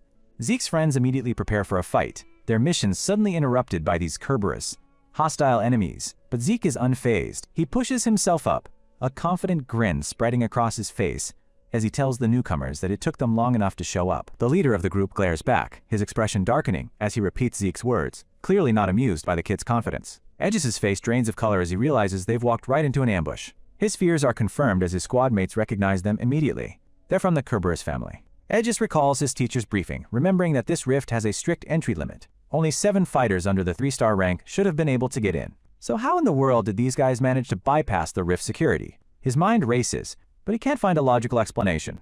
The Kerberos leader seems to read his mind, smugly revealing that they had a little help. His men stand with him, their chests glowing with an odd, sparkling energy. He holds up his wrist, revealing a shimmering gold bracelet. He's more than happy to explain just how they managed to cheat the system. Laika looks on in shock, her eyes wide with disbelief at the artifact he's wearing. The leader smirks, introducing the item as a Koagath deception bracelet. Vanille, ever the hothead, steps forward, calling the man an idiot for so casually revealing the secret behind their infiltration. But the leader simply scoffs, pulling out a golden pocket watch. He coolly states that it doesn't matter if they know. Zeke's eyes widen, his instincts screaming as the leader prepares to make his move. With a sharp click, the man snaps the watch shut. He announces that after all, you all are going to die right here, right now. In a flash, Zeke shoves Laika out of harm's way just as a massive attack is launched. The Kerberos goons unleash a coordinated spell, a rock cannon, sending huge chunks of earth flying towards them. Massive, magically enhanced boulders hurtle through the air, aimed directly at Zeke. Laika can only watch in horror, screaming Zeke's name as he's caught in the devastating blast. With Zeke seemingly out of the picture, one of the goons turns his attention to Laika, leaping through the air with his sword ready to strike. Laika is completely frozen in fear, unable to react to the imminent danger. But at the last second, Vanille dashes in front of her, parrying the deadly blow with his staff. He's pushed back to Neil, yelling at a stunned Laika for spacing out in the middle of a battle. He angrily tells her to move it or she'll get blasted to bits. With a powerful swing, he unleashes a whirlwind of slashes, sending blades of wind energy toward his opponent. However, the Kerberos goon dodges the attack with almost casual ease. He retaliates instantly, making a finger gun gesture towards Vanille. A brilliant flash of light erupts from his fingertips. He fires a rock bullet, a small high-velocity projectile made of pure earth magic. The other goons follow suit, unleashing a deadly volley of rock bullets upon the students. Viala and Aegis scramble to deflect the barrage, their smaller weapons barely holding up against the assault. Sandy and Alan use their larger blades to create a shield, blocking the relentless storm of projectiles. Even Laika is forced to defend herself, gritting her teeth as she struggles to parry the magical bullets. Fed up, Laika unleashes her own power, sending a massive arc of lightning crackling towards the enemy. But, to her shock, the Kerberos members are so fast, they simply leap right through her lightning attack, completely unharmed. Aegis panics, shouting for everyone to be on their guard as the enemies close in. Sandy screams back at Aegis, telling him they have to meet them head-on. But when Aegis turns, there's now quite a distance between him and his teammates. Alan grits his teeth, realizing their enemies' plan. They've been separated. Alan and Sandy are now facing off against one of the goons. Aegis and Lila are paired against another. Laika and Vanille are left to deal with the third. The students have been perfectly divided. Aegis glares at his opponent, quickly deducing that the Kerberos family is here for the magic water. The goon just looks back, a smug, unimpressed look on his face. The goon tells him he has nothing more to say. Aegis grips his sword, steeling himself for the fight of his life. Meanwhile, Laika forces herself to focus, pushing thoughts of Zeke out of her mind. She knows that any distraction now will be fatal. As she analyzes her opponent, a horrifying realization dawns on her.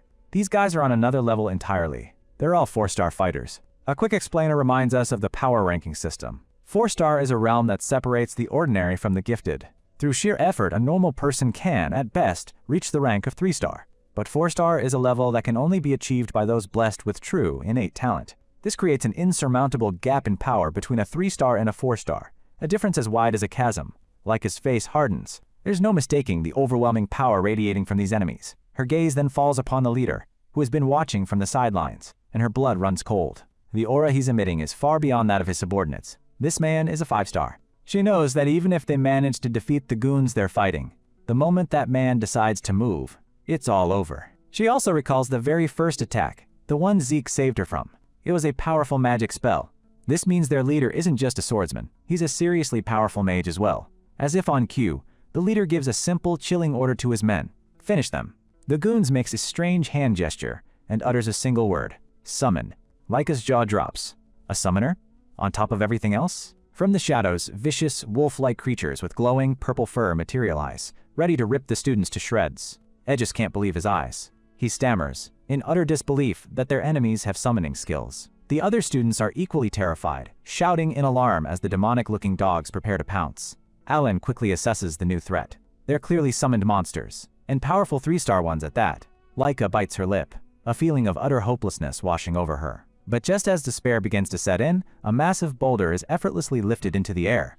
Zeke is standing there, completely unscathed from the earlier attack. The Kerberos leader whips his head around, his smug composure finally breaking as he stares in shock. With a mighty roar, Zeke hurls the giant rock like a pebble.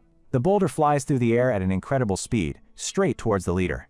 The leader grits his teeth in frustration, shocked that Zeke is not only still alive but moving without a scratch. Zeke mutters that it's disappointing.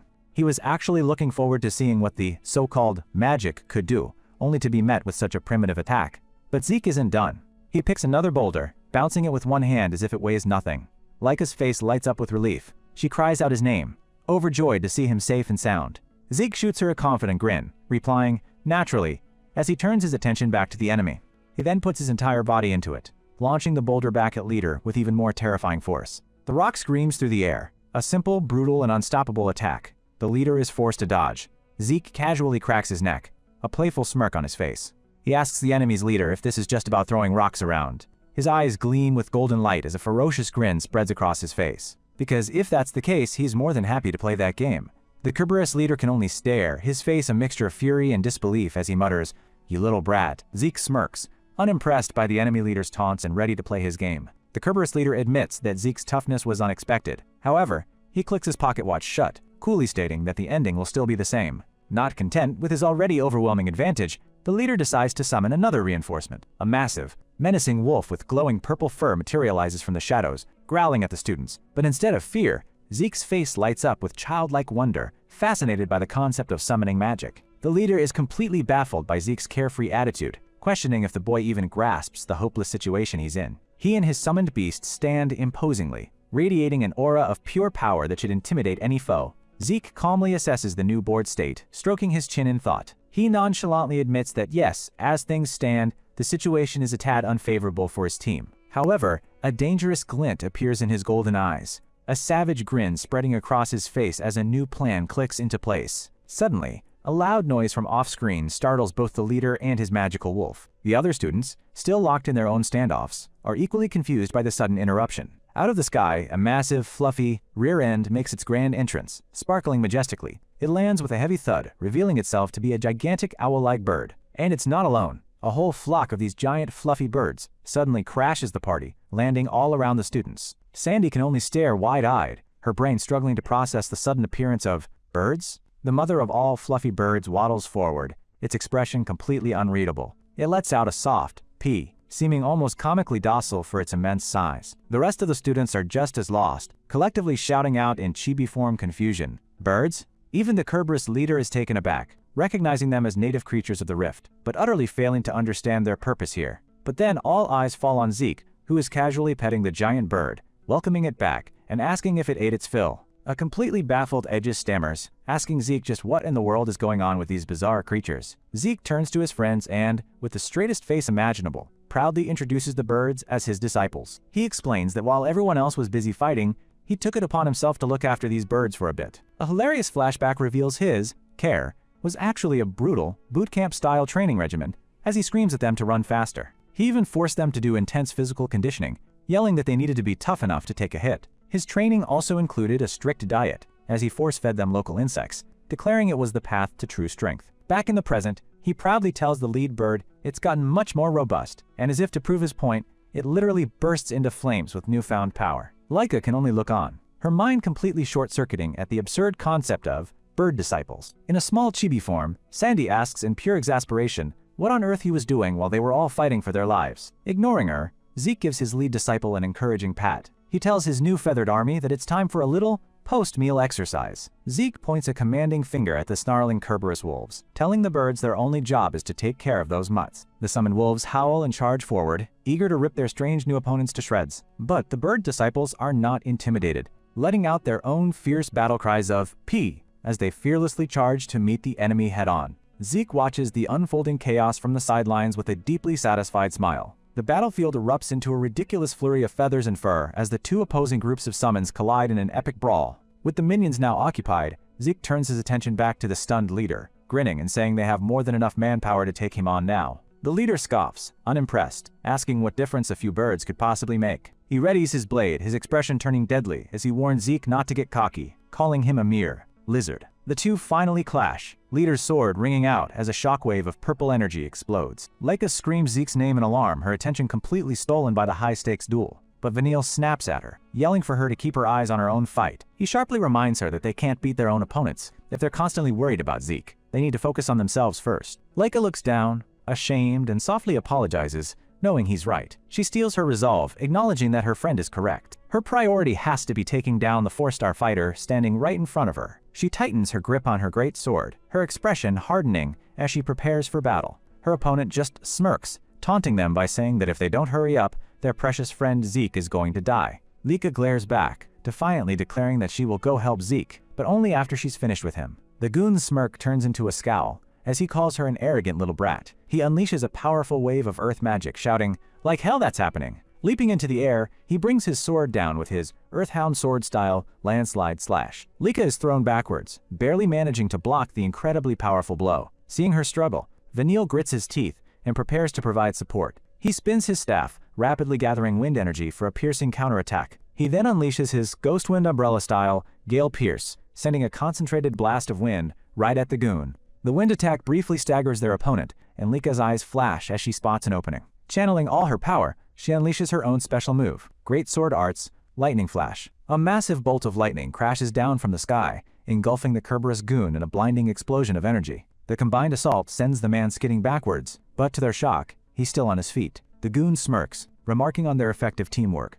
Wind from afar, lightning up close. He grudgingly admits they truly are the head's brats. Vanille stares in disbelief, annoyed that the man took their full power combination attack and was barely even scratched. But Leica isn't discouraged by their enemy's resilience. She flashes a brilliant, confident smile, telling him that they can absolutely beat this guy. She finishes by saying they can win, so long as she's got Vanille by her side. Vanille is completely stunned by her sudden and heartfelt declaration of trust. He quickly turns away, a deep blush creeping up his neck as he tries to hide his flustered expression. Shaking it off, he grits his teeth, his fighting spirit now reignited with newfound motivation. With their bond and resolve strengthened, the two stand ready to face their powerful opponent together. Alright, so the side battles are kicking off. First up, Aegis and Lila are taking on one of the goons in a suit. Aegis rushes in, but the guy is a magic swordsman, easily countering with ranged rock attacks. Lila tries to provide support from the back with a sound shockwave, but the suit just throws up a rock wall to block it. No problem. He's a 4-star for a reason, and he comes back at Lila with a massive earth element slash. Aegis barely manages to block it, doing some serious damage to the goon in the process. He lands a small cut, but it just seems to piss the guy off. The suit starts mixing it up, using earth magic to bind Lila's feet to the ground and launching multiple rock bullets. Lila is thrown back when one rock hits her. Without wasting any time, he goes for the kill. Aegis has to dive in to save her, and he's getting completely overwhelmed. His sword is about to break, and the goon is summoning stone spikes from the ground to finish him off. But before he can do so, a kick connects on the Aegis guts, sending him flying and freeing in the process. It was Lila who took extreme measure to save Aegis, and our boy Aegis isn't a bit annoyed at such unmannerly treatment. But during a quick breather, Aegis puts it all together. When he casts spells, the glow disappears. He can't do both at once. He realizes the guy's slashes are powerful, but only when his sword is glowing. There's a tiny window of opportunity every time he switches between magic and sword arts. Armed with this new plan, Aegis is suddenly full of confidence. Their opponent mocks him, calling him trash and launching another attack. But this time, they're ready. Lila provides the diversion, and Aegis strikes right in that gap he discovered, unleashing his secret technique and cutting the 4-star down. The goon can't believe he lost to a 3-star as he collapses. After the fight, Aegis explains the whole strategy to Lila, to which Lila praises him for his brilliant thinking. Meanwhile, the other fight is not going nearly as smoothly. Sandy and Alan are taking on their own suited-up opponent, and mostly they're just getting in each other's way. Alan's wind attacks keep messing up Sandy's lightning strikes, and they immediately start bickering mid-battle. Their opponent literally stops fighting, just to point out how bad their teamwork is. After taking a few more hits while arguing, they finally come to an agreement. Yeah, their teamwork sucks, but they both notice this 4-star seems kinda weak. They figure they have a real shot at winning if they can just coordinate one good combo. This, of course, just makes the guy furious. He powers up for a huge area of effect attack, but Sandy takes charge. She tells Alan she'll land the final blow, he just needs to set her up. He's not thrilled about taking orders, but he does it, trapping their opponent in a powerful wind vortex. With the enemy held in place, Sandy powers up for the biggest lightning flash we've seen yet, and slams it home. It's a direct hit, but incredibly, the guy is still on his feet. Before he can recover, Alan follows through with a massive wind typhoon that just shreds him, finishing the job for good. And with the enemy defeated, they immediately go right back to arguing about who deserves the credit. With the first two goons down, the focus shifts to the final side battle, where things are not going well for Leica and Vanille. Their 4-star opponent switches tactics, unleashing a barrage of deadly rock bullets. But Vanille is quick on the uptake, countering with his Ghost Wind Umbrella technique. He whips up a powerful whirlwind, deflecting every single one of the stony projectiles with ease. The goon isn't impressed, simply firing another volley from both hands, assuming brute force will win. Seeing her opening, Laika's eyes narrow as she channels her own immense power. She unleashes the first secret technique of her family's great Thunder Sword style, Heavenly Thunder. The goon smirks, ready for the attack. He meets the massive lightning strike head-on with his sword, and for good measure, he summons a thick rock wall to halt its momentum. Laika pours more energy into the blast, shattering the wall to pieces. But this was all part of the goon's plan. He activates his Earth Sword technique, Union of Sword and Earth. He channels the power of the ground through his blade. Laika can only watch in horror, as her ultimate attack is completely neutralized, its energy harmlessly diverted straight into the earth. All that power, completely useless against an opponent with a type advantage. The goon now holds all the cards. Laika is left wide open after her massive attack. He immediately presses his advantage, rushing in with an Earth Avalanche cut.